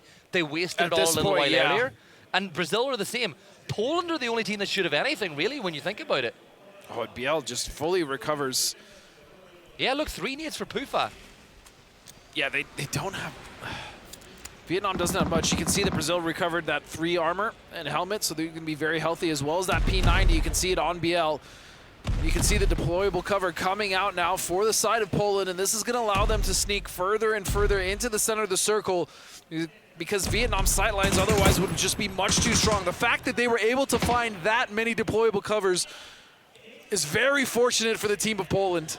Yeah, look at the amount of, as you said, it's movement to ground, but it also creates gaps that Brazil could potentially exploit. If they throw smoke grenades, very true. They can close that ground. Cappy will throw another one down in this position. Himas peeking over towards Brazil. Sololzi will just keep that UAZ closer and closer to the circle. They still have the ability to full-on crash and full-on send if they need to do so. I've just spotted Brazil. I see a Panzer. I see a nade. They're not fully spent on util yet either. Well, no, with the amount of boxes there, I'd be very shocked if they were. You can see Vietnam now starting to move up.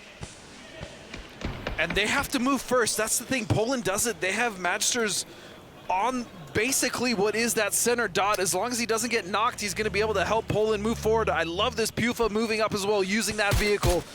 Himas desperately looking for a knock.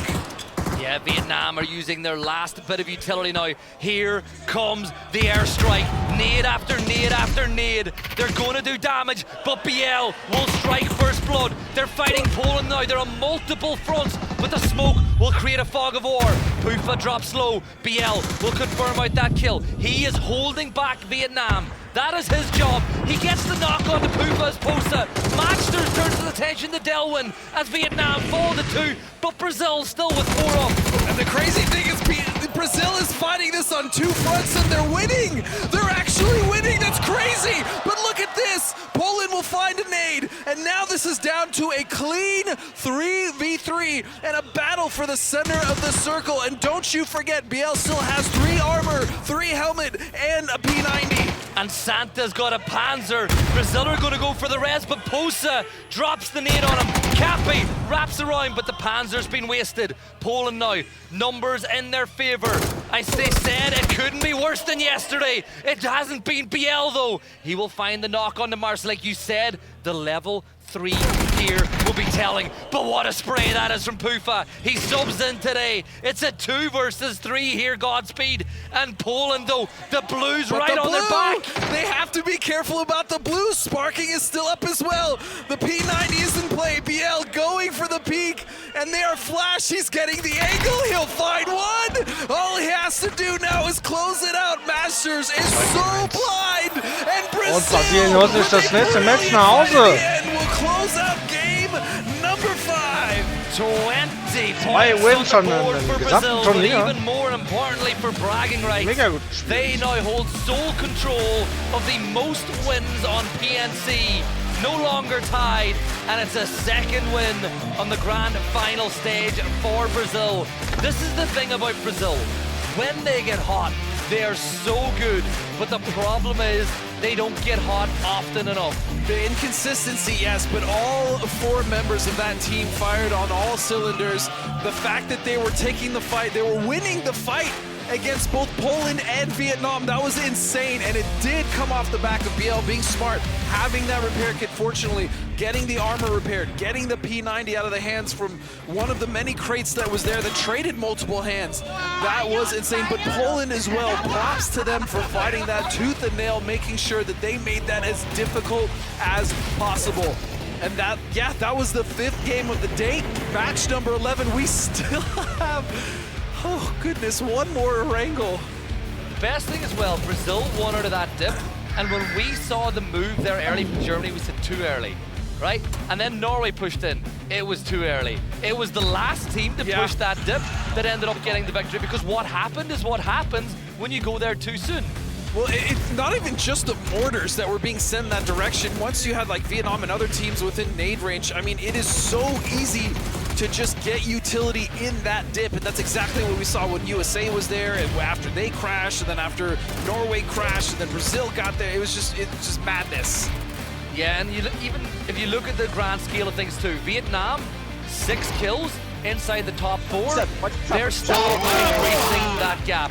Brazil, they are so happy with that victory, but I think for Vietnam, they need, you know, for their, just the way things are going, They had 130 points. They only got 2 points the next game. They've bounced back really strong, the way the teams that want to win for titles do. Yeah, and man, you can see the relief on their face, but it's not over. Sparking is still all business. He wants that. I talk to him pretty much every day we've been here. He wants this bad. They all want it bad, and the amazing thing is he's been an MVP at EWC. He's been a leader for this team now for Brazil multiple years. He's learned so much playing in the Americas on a team like Liquid, and so it's showing how much experience that team has. Plus you have up-and-comers like BL, Santastico, so it's just such a solid team. Yeah, it's still when you consider how many games we've been through, the pool of teams that have won maps is still relatively small, right? Yeah, it is. It's been a situation like that. Top 4 teams though, 20 points for Brazil. Poland though, this last 3 maps has been so much better for them. Yeah, phenomenal work. They have really turned things around. They've righted the ship, and if they can do that now, coming into this last game as well, I think they're going to be poised to really fight for a top spot on the leaderboard come tomorrow. Well, you know, we spoke to it. Getting into the top 8 is where the money starts to ramp up. Yeah. And second place here, a good point game in the game before. I think they got a 3rd place. They just need to keep showing up like that, and they're suddenly in the mix. Because of how good the top teams have been, it means getting into the top 8 is not maybe as hard as it could be as we look at our man of the match, BL. And I'm so happy for him because Santa, he gets a lot of the credit on Rock. Sparking's incredible. Post has done it, but I've always said BL is one of the really good anchor players in the game. And for him to show up like that with the P90 in the end game is so good for him. BL Malcarmo. Yes, he is a great player, and I love that he's also getting some shine. But something we didn't really talk about was Thailand, man. Thailand in that last game was on fire coming out from the north. They were able to do quite a bit of work. I think they got 10 kills that game. They were harassing Brazil. And so you can see now with the leaderboards, 20 points for them, 13 for Poland. Yet another great game down the bag for them. And then Thailand with 12. Yeah, so they did manage to get 10 kills after all. Who sat them down, though? Who was the team that knocked them out of the lobby? I don't know, you tell me. The Philippines. It was the Philippines. They have been a nightmare. 10 points for them in this game as well. They won the hot drop. They backfilled fights successfully. I'm impressed. They've come in. Really, really good for them. Vietnam, 11 more points. Good game for Norway, picking up 8 of their own. But for Australia, they have a decision to make on the next Erangel. Are they going to hot drop with the Philippines, or do they just give up the ghost? It's 2-1. And we'll look at the final leaderboard though. Let's see who is on top now as things stand. Shocker, Vietnam, but China with 103 points. Thailand is caught up in 3rd with 96 points. They are now only 7 behind 2nd. And Korea, yet again, just struggled. That was their 2nd 0-point game in a row. Yeah, and you think about it, Brazil are right behind them, and you pointed out at the time, who was the biggest benefactor of China, or sorry, of Korea bringing back the players? It was China. They got 3 of those kills. So that was 3 more points for China as they close the gap to the top. Yeah, I mean, they're getting, we say close, the problem is Vietnam just is not slowing down. Even in that last game, I mean, they are absolutely relentless. And the thing that is most impressive to me about Vietnam isn't necessarily their killing potential with, like, you know, Himas and that roster. It's their positioning. It's not just kills. It's not just dumb luck. Their positioning, their decision-making, their splits, their ability to punish other teams around them is just second to none in this event so far. Well, you find yourself in a good position in the late game once or twice, it's chance. But when you do it over and over and over again, it's not chance anymore. It's just the great decision-making. And that all ties back to a discussion you and I had. I'm going to say we had it about a year ago when we had a quick conversation. It was like, these players know who's dropping where, who's going to be where after like 5 or 10 minutes, and you can map out your game just with that knowledge alone. Yeah. Well, Gibson, it is time for our final game of the day, Game 6, match number 12, as we head into Erangel one more time to close out the day. And we'll have to see, is Australia going to go back to Pachinki? At this point, I don't want to see it anymore. It's a long drop at this point with the flight path that we have. It's really southern, really focused on that Millie Island. It's my last map of PNC. I'd love a military island to kill things off. But where are Australia? I just want to see Australia have a good game, man. That roster's so strong. I want to see Tick succeed. especially if he's IGLing. But it's been rough. It's been rough for the boys. Even like the likes of Luke and Flood, like they're great. Like I love the Luke, players Flood, on that team. Monty, they're all just very good. I have to back Monty because it turns out he's half Irish as well. So there's that. So maybe if I think if we could get a I love team how you. Chat can't see it, but you thumbed your suspenders as soon as you said that. You know, maybe we could convince them to defect to Ireland. We could get a team Ireland. Maybe I could play. Maybe you could play. If I've done a terrible job of casting and they decide I'm not allowed to cast, Team Ireland. There's a future for you at PNC, it seems. Survival stage. So from what I can tell, Philippines and Australia once again are. You know what? Fine. You know I'm about it. Tig, if you want this, I'm about it. But you gotta win this. You have to win this fight. I wonder if they're just looking at the leaderboard going, you know what are we going to gain or lose by doing it? Let's just keep the fight going. I mean, if they can get the 4 kills and recover, that's 4 points early, right? Then they can go on to the next fight. So you know what? How have we found this shift with that flight path? Look at all the teams. We have 3 teams have gambled on it. USA are one of them. Yep. You've got. They haven't landed Millie Mace, I think, this entire time. We have a hot drop in Primo. Oh my god, we do. It's Denmark and Vietnam. Okay. Oh, but here we go. Back and forth. Trade. Luke will get calves after Tiggleton falls. CJ now with the over-under. He misses. Chase him. You know, both players had the reload. Oh, that's awful timing. Tanvu picks up a point and Beamy way back on the other hot drop. But Tig is down. Australia's Luke is really low as well. Monty, he's trying to get a knock onto Algin bots and he takes just a little bit of damage, but not quite enough as it needed to be. I like this though. I feel like Australia is just, they've had it. They're over it. They just want to get this fight done and dusted. They want to get it over with, and they're pushing the pace this time, much more than they did last time. Flood is going to find the flush. Tig still knocked. A possibility to get him up, maybe. Why are Argentina and China fighting over here as well? I have no clue, to tell you the truth. Yeah. It's a very awkward spot for them to be fighting. This is what happens when the circle does this on a flight path like that. Like, it really makes it... you'll see a lot of fights that you're not usually going to see. CJ gets that knock on the Monty. Philippines are dominating this hot drop at this point. The only time Australia won was when there was a third party from Vietnam. And I'm also going to add, I think when you look at the mentality of the hot drop here, Philippines take the more aggressive spot. They try to hound in Australia. Australia drop as a 4, Philippines wrap all around them, but that's a good knock from Luke.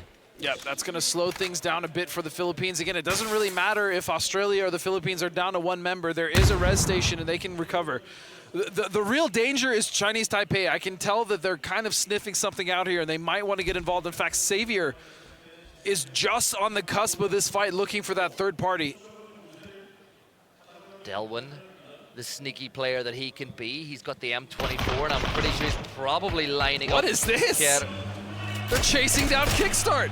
Yeah, this is an SKS with iron sights as well. Is not the best weapon, but Seoul will do it with the MK, and Kick is going to be livid with that one. Alo will try to get it back, but you know what? Korea, they're not going to get a 0-point game. They're not going to get a 0-point game, and for the USA, I'm sure they'll get that blue chip in a moment here, as this is just now down to Algin Bots and Flood, a 1-on-1. This hot drop has come down to this. Is it gonna be Philippines to win yet again, or will Australia finally put a stop to the bleeding? It looks like Xavier's landed. He finds 10 trip. Stealing that point away. Tanvu will get the knock onto Keter.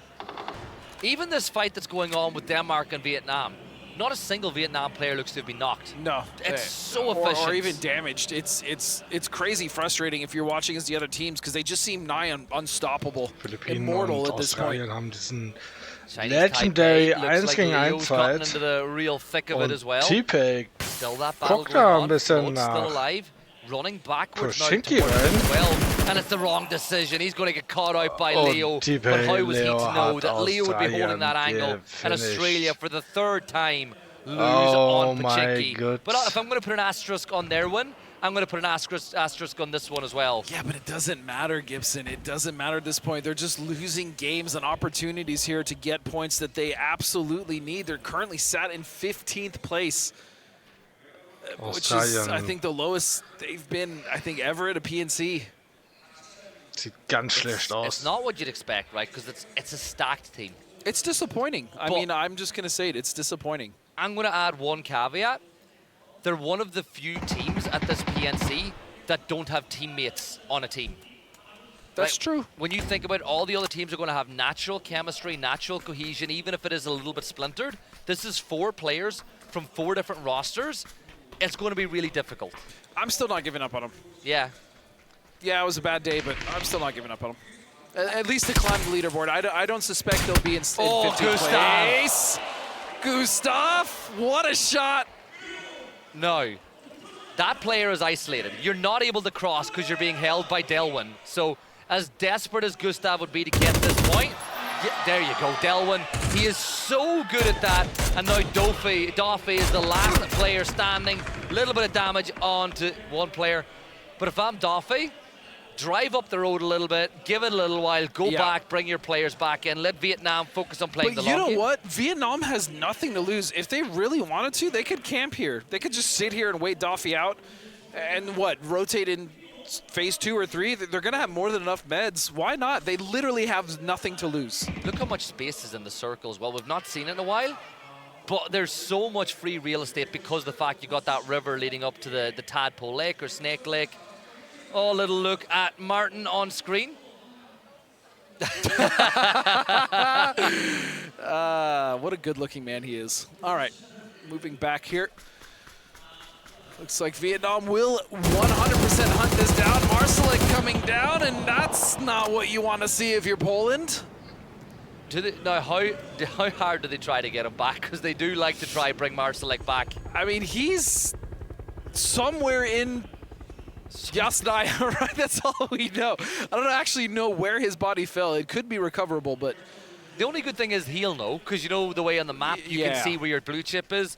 Something that I think that a lot of players might not realize, and it's worth thinking. You might go, oh, well, how come a lot of players aren't picking up blue chips? Well, if you pick up a blue chip, it's a beacon. As long as that blue chip's not destroyed, the player who owns it knows exactly where it is. Right. And you'll know where that team has moved to. If I was going to do it, I'd pick up the blue chip and just put it in the middle of an open field that people have eyes on. Just drop it off when you're driving past. Oh, you want that? Here, come get it. Yeah. Don't bring it to your compound and let everybody know exactly where you are. So Algin Bots now the last member of the Philippines. And again, he's going to wait this out. As we've seen, the Philippines will stay in blue for as long as they have to, as long as they can get a res off. Yeah, and you can see in the little mini map what they're clearing. They're saying these buildings are clear, so they're highlighting. Look, to see the 2 ping, that's the building now. They're like, these are the last 2 buildings we need to check where I think Algin Bots could be in. So they're working it out. They're clearing it room by room. The important thing for them is Algin Bots has got a barrel and a shotgun. If you're going to push Algin Bots, you need to do it as a 2 or a 3. That shotgun, it's fire, a second delay, fire again. So you've got to push it in a way where you don't give him the opportunity to reload. You send a player in, and you're happy to trade that player. Yeah. We'll see if that's what they decide to do. Meanwhile, in the rest of the circle, everyone has pretty much said it. This is what happens when we have a Yas circle. Oh, it looks like Algin Bots has been found. He's going to try to jump on the roof. Can he hit the... Oh, maybe not. He's actually just going to hold this angle. That's a cheeky little angle. It's tech. This is some tech from Algin Bots, is he? No, he's going to go on the roof, yeah. Yeah, he held it for... Oh, no. I thought the timing... Great timing. I thought the timing was going to work against him for a second, but you'd assume, look, all the members now of Chinese Taipei, they're holding these different angles. Savior is going to drive up on top of the hill to get a better angle on this spot, and I think Savior could be the one watching. Yeah, we can see the coach here of the Philippines. She's watching on, and, you know, I think she's going, this is inevitable. There's no way, oh my God, maybe there is a way he could win this. Hold on, Gibson, don't count Algin Bots. Yeah, okay. bye. No, you were right to cut him out. Yeah. That nade was perfection from Mao. Good for Chinese Taipei. Now they're in bottom spot. They were, I think, 3 points away from Australia. Make that 1 or 2 points away now. They could get out of bottom spot. You know, that's a race to keep an eye on. What a shift that was. And where Vietnam? Way off to the south, but Korea and China have got great positions. And Poland, they're going to rotate back towards the north. But a circle shift like this, look at him. Look how many recall systems are in the circle. There's a crazy amount, which means these are more than enough opportunities for teams who have lost players or even lost almost the entire team to come back and go for those reses. You got USA rotating back in. The question is if they pick up the recall chip. Zerath is hunting down Team UK now as Germany look to lay a trap inside the fields, but for Team UK, I think that they should be able to avoid it. They're far enough away now that at least Germany won't get the knock, but they make a wrong choice. They go to the wrong place, and maybe Norway's James could line them up. But yeah, James hears the cars coming. He knows he's solo. He's given up this position. Spray's coming out. China looking for a few knocks here to get an opportunity. The split very strong from them, but it looks like they are going to consolidate here, or maybe not actually. You can see UK have taken over Volcano, and it's actually Germany that have come to play, but not in the way they would have wanted. Wait a second, Mika gets a trade. He's almost good for two there. Oh, and he got stuffed. Yeah, he ran that close to him that his gun went up to the up animation, and Germany, though, Chris is still putting on a fight. But Vex will win that one. It's a 1 versus 1, and Braxco will win it. Team UK eliminated, and Germany will leapfrog 4 above Punkte für Denmark Germany now, as they all und chain up. 2 Leute wieder zum Norway. Letzten. Yeah, I don't know how much time they have though. Norway is now chomping at the bit, kicking down the door almost. But James is actually going to give them time to recover. Okay. I'm surprised. I'm also surprised because they only had 1 member left, and keeping track of the kill feed, I feel like both Argentina and Norway could have known that. Yeah, and now with that, Capitan is looking this way, but again, it's just a little too late. I think if USA are taking Boatyard, they have to have a recall. But look at Vietnam. Look at Vietnam. Oh, no. And where's Purdy going? I think he wants to rotate towards the north.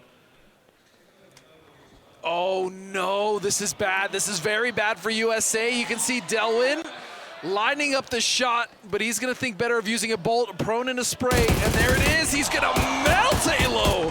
Yeah, Delwyn. I don't think anybody kills as many players by shooting them in the back as Delwyn does, as he picks up that one. Tanvi will confirm out the kill, but for USA, that was not what they wanted whatsoever. Shrimsy, he's going to rotate back this way. I think he's just going to get out of there. He's going to join Curtin, maybe go to the north side of the circle.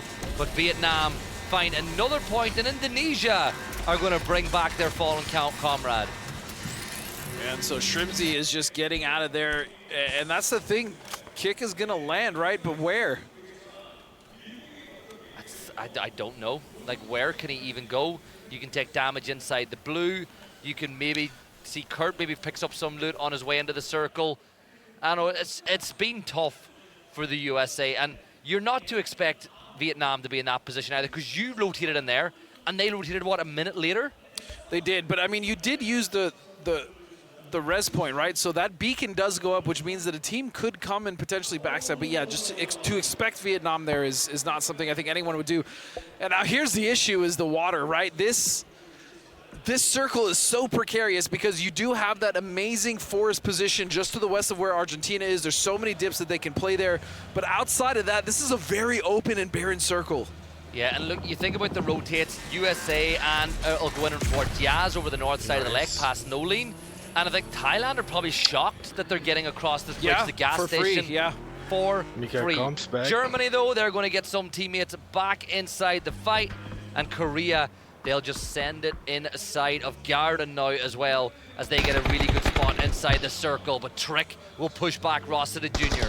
I was going to say Thailand actually just huge positional advantage coming off, or just coming into that. Very fortunate. They're going to eat a knock on Rosita. I think they should be able to recover that, and now they're in a great position. As long as they can get Rosita back, they'll be in a good position, but it doesn't look like Indonesia is going to let that happen. You can see Setsuna flying in, acting as a scout. Smoke's now coming in, and they desperately want to save him. Yeah, he's getting so close to getting down. Nades being thrown by Trick just to repel the potential res. Fluky, he's running up. Fluky's going for the res. Jacob is going to provide some cover now as things stand. So for Thailand, it's not the burst phase. I also like this decision. Get him in the car. Because look where that nade landed. Yeah. It landed exactly where he would have been had he stuck the res. Well, and this is also an opportunity here looking at the north side for USA. Come in behind, maybe get a knock or two while they're trying to recover, or at least play the other side of that water, of the bridge. until they can find a knock. The problem is, once that ridge on the north side is out, USA really have nothing to play up there. Well, you'll see a lot of teams get good points from playing just below that bridge as well, and playing on using that position. It can take you up and towards fighting Korea. The only real team you need to worry about is Thailand if they come down to the riverbank in that situation. So it's something for USA to think. But I think Vietnam, they might also think something similar. Yeah, Vietnam would be able to easily cut that off if USA decide to use that. So the decision for USA comes pretty soon here. Do you cross early, or do you just try to play the side that you're 4 Punkte am Start. Also Dolphy for Denmark still alive. I'm not quite sure if he was able bisher to those around nach den those players heutigen brought back and inside Matches the fight as James will look towards Leo, super schwer. Chinese Taipei. Muss As we said, irgendwie looking to einholen. catch Australia now. 3 kills on this game for them so far. Look, that's the more. Maybe James could be the one for Mao Rush to target. But if you follow him too long, he's leading you into a trap inside of Alamo, inside this spot. And I think Norway, James, maybe move the US a little further, keep those tires entirely safe so you can leave a little bit later. And I think that's, yeah, and 10's going to do the same. Keep the tires safe. Give yourself an exit strategy.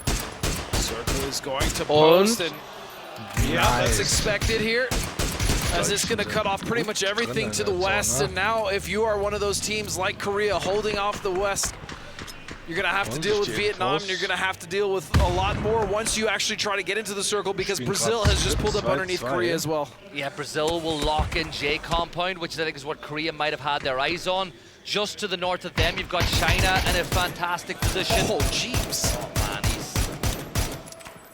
he's still great. He's still so good. Savior going to crash, and Tens fires towards Leo. We have to dip out. Oh, that was a mistake. I'm not a fan of that. Look at that. Delwyn, Vietnam getting the knock. Vietnam are crashing Korea here in Garden. And Korea, can they really be the heroes? Can they truly stop Vietnam's just domination of this lobby? It doesn't look like it. Salute will go down, Guman will go down, and China is involved as well.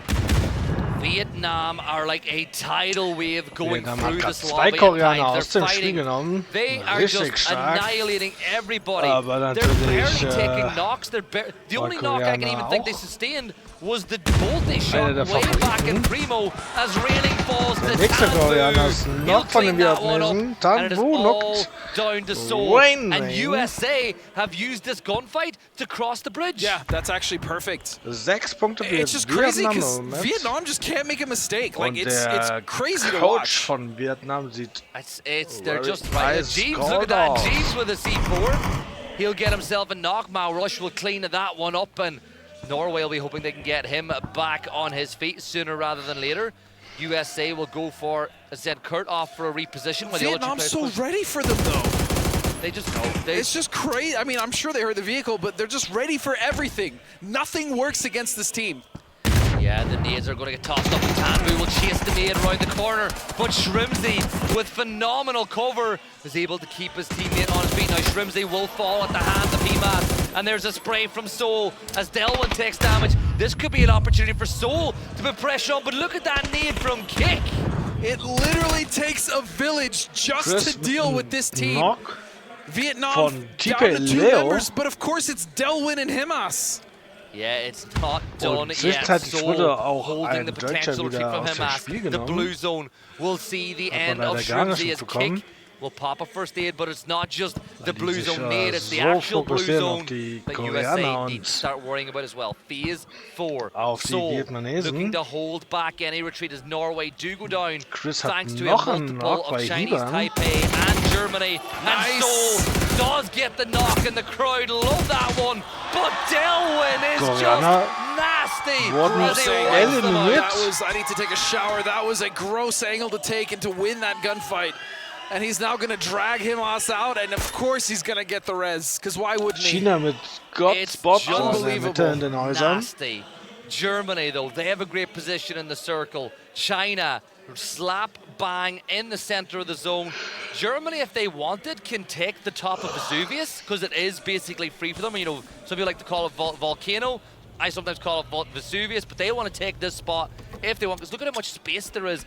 And China at some point will look to extend out there. You know, you say that, Gibson, but after watching them take all the space in that game on Tego and kind of throwing it, I don't know. I hope they're able to do what they're supposed to, but we'll see. It's going to be now Purdy and USA a flash. Oh, he just runs straight in. Another player shot in the back by Delwyn, though. He's just so good at it. And Xiao, of course, will find kickstart You and know, save Vietnam because they needed it. if there's any positives to take for that, at least China got one of the kills and not Vietnam getting both. You got to look at the bright side sometimes. I'm running out of superlatives to say about Vietnam at this point. I mean, they're just them. I could use mine. I'm not here tomorrow. You're the one that's got to save some for tomorrow. I don't have many left as we see Argentina now trying to hold back Indonesia. And this is happening just on the northeast edge. As you can see, Argentina actually got in front here. Pretty impressive. And what a nade that's going to land from Rebo. Trick will go down. Yeah, Rebo's really good. Correct. Chris gets the angle as well. The vehicle explosion confirms out that kill with Argentina. Weiter will Knock look to bei deal with Indonesia, 'cause Setsuna. if you do, it means that you can fully focus on the center circle. Himas will fall to the blue. Delwyn likely will follow him out the gate. So, you know, it goes to maybe the only way to deal with Vietnam is the PUBG itself with the blue zone. He's got a couple of bandages, but he will fall. Vietnam. It doesn't even matter though. They still had 9 kills. That's 9 points. No placements though. Oh, come on. Here come Thailand though, crashing onto Argentina. Godspeed. Yeah, they are crashing down indeed. Now, Forrest's position was great for the time being, but now they need to get onto Argentina's case, and the onus is on Argentina to win this fight. They need to. Thailand really being the aggressor and putting a lot of pressure on them. Meanwhile, it's going to be Poland that are trying to find some picks off here or there. I believe they did get a knock at the very least, Gibson. Yeah, Cappy got that kill confirmed. Indonesia have now been eliminated, and Thailand and Argentina can fully focus on each other. You can see that there is a down on the outside. Jacob will try to hold it back, but for Poland, they're now playing for the late game. Back off this fight, take control of Forrest. Argentina, they want to get a res of their own on the Draft King. And China's Zhao Wu, he's just looking to do some damage, but they have essentially not had to do anything. So of note this game, and they're probably going to get a good shift this time around, because why wouldn't they? And they do. And this is worst case scenario for Poland, Argentina, and Thailand. China really in the driver's seat here. They have so many players ahead of them to the north that they can potentially take down or help take down and really just cripple the efforts. We'll see Argentina's Emmy is going around. He's got to find a knock. It's just him and Capitan, but he keeps just getting pushed back. You got to commit to something. Yeah, Germany putting shots in, China the same. Thailand all stuck inside as the mortar strikes will land just a little bit further away. Emmy though with a good knock onto Jacob. Fluky's going to expect the repeat, but the good stun grenade buys himself a little bit of time. He's going to gas can. No, it didn't get inside the building, but Fluky will get the knock. It was a brilliant idea to toss the gas can in the door. I love the attempt, but yeah, it's just the timing was off. That broken door, he needed to be quick. So nades are going to come out, and he's just going to clean that one up. Kiss does. So the 2 members of Thailand will survive, but there's nowhere to go. I mean, the reward is a run of doom, essentially. Yeah, Germany will regroup as well. Now they will start to take up on top of Volcano. Poland will clown Carrot. Look at how low the health is in this UAS as well. This is a Hail Mary attempt from Poland to get to that dip, to give themselves something to play. No, they're just going to go past the dip. Let's just go for it. Why not? They might as well. X-Left is going to find one out of the spray, but at least the others make landfall. Yeah, but for how long? For how long? Blow up that vehicle and you'll blow up the poles. Masters will try to do a bit Ming, and down go Poland. But again, inside the top 8 placement points, it's been a massive revival for Poland on day 2. Oh, Kiss dreht sich mit dem K. Considering where they started, oh, damn. You can take that. Die Runde sieht aber as Germany ziemlich now gut with an aus für opportunity Germany. once again, a lot of space. In fact, they have the majority of space in the circle. Little graphic there about it's Chris as well. 516 damage this game. He's played 79 maps at PNC, and he's averaged over 216 damage. That is not an easy number to keep at, especially with that many games played. And he is the opportunist for his team, for Germany, for Ascend. He always flexes out and finds not only the kills, but also the knocks, stealing the kills, scouting. He's that person. He's that absolute information hub for his team. Yeah, and look at this Fluky. He's in the blue. He's just meting it out to see if maybe he can outlive some team. He doesn't want to gift any points away. We're at that point now where you're starting to think about denials and positions in the leaderboard. Germany not too far behind. So just stay there. Maybe outlive somebody. Maybe Dofi could fall and you get that extra placement point, because let's not forget Denmark still in the circle. He didn't get to bring his teammates back. But I don't think Brazil have any idea that Dofi is there. China have gotten a massive shift, but Dofi could ruin Brazil's game. Yeah, he absolutely could. Even if he gets 1 or 2, that's a huge loss, as we can see Germany now starting to flex, and I think they suspect that their south is about to get encroached upon. Die Deutschen schon mal hier Just look at the angles in here Top for 4 China dabei. and for Aix left. So much control now Hat 8 has Kills been shifted geholt. over towards them because of Also this. die And now Runde wird mal wieder Germany finds itself on the back foot. ein bisschen geklemmt auf der Leiter. Create some cover for themselves as they want to make a shift in. Do they have a C4? Do they just try to rotate in? X left. We'll try to get they go past Dofi. I think did China see Dofi? I don't think so. No, they didn't.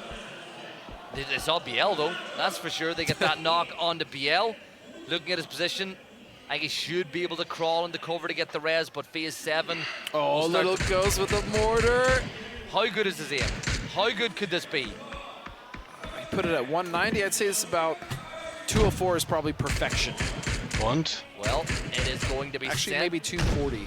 Yeah, sent into the sky. We can see the arc going up of your Brazil. Oh my Doppelknock! Oh my God! 204 was right on the money. And look, Doffey's trying to throw in some nades as well, because he wants to get. Sterrat hat das mitbekommen. He got an extra point. Sparking gets the kill though, and he's going to rush for that res. But look at Germany. Die Deutschen gucken Germany gerade. don't want to take on China heads on. They want to take on Brazil. Zerath gets that knock. China though, realizing that that's the case, they're expanding out now too, because they don't want the blue to take out any of their precious points. Nades being thrown back. It's just Posa left standing now for Brazil. I think Germany's done the right thing, but Brax has to feed this information about Ghost, Ming Ming, and Zhao Wu. No, it doesn't look like that's going to really matter. You have 4 members of China bearing down on your position. There's not much you're going to be able to do at all as they're going to trade back and forth. It's Chris. He has a monumental task, and there's no way he's going to be able to do it. China will claim Starke und solide Runde für Deutschland. And what a day for them it Oh, has wer hätte been. das gedacht? Yeah, big 10 win Kills. for China, and it's a Platz big 2. win for PNC as well, because yes, Vietnam got 9 points. China needed to close that gap to make sure that day 3 has so much on the line. Again, Germany, good game for them. Keeping in the hunt, keeping in the position to maybe push for a top 4 finish. Korea struggling, but China, you see the sign, at least for this map anyway, China #1. Yeah, I mean, China is currently #2 and the closest team really to kind of catch Vietnam. The problem once again for the lobby and for China though is that Vietnam still got 9 kills. They still got 9 points.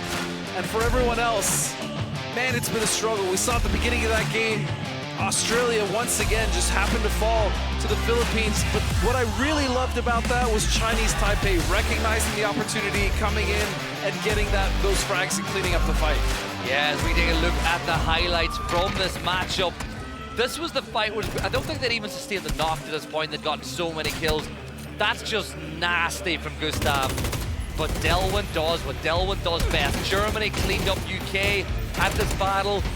Germany wouldn't have got anywhere near the top 4 had Norway pushed it whenever they had the opportunity, or Argentina, but they fell off the back of it. And honestly, this was just where Vietnam flexed on Korea. Like, they just knew every move Korea were going to make before they made it.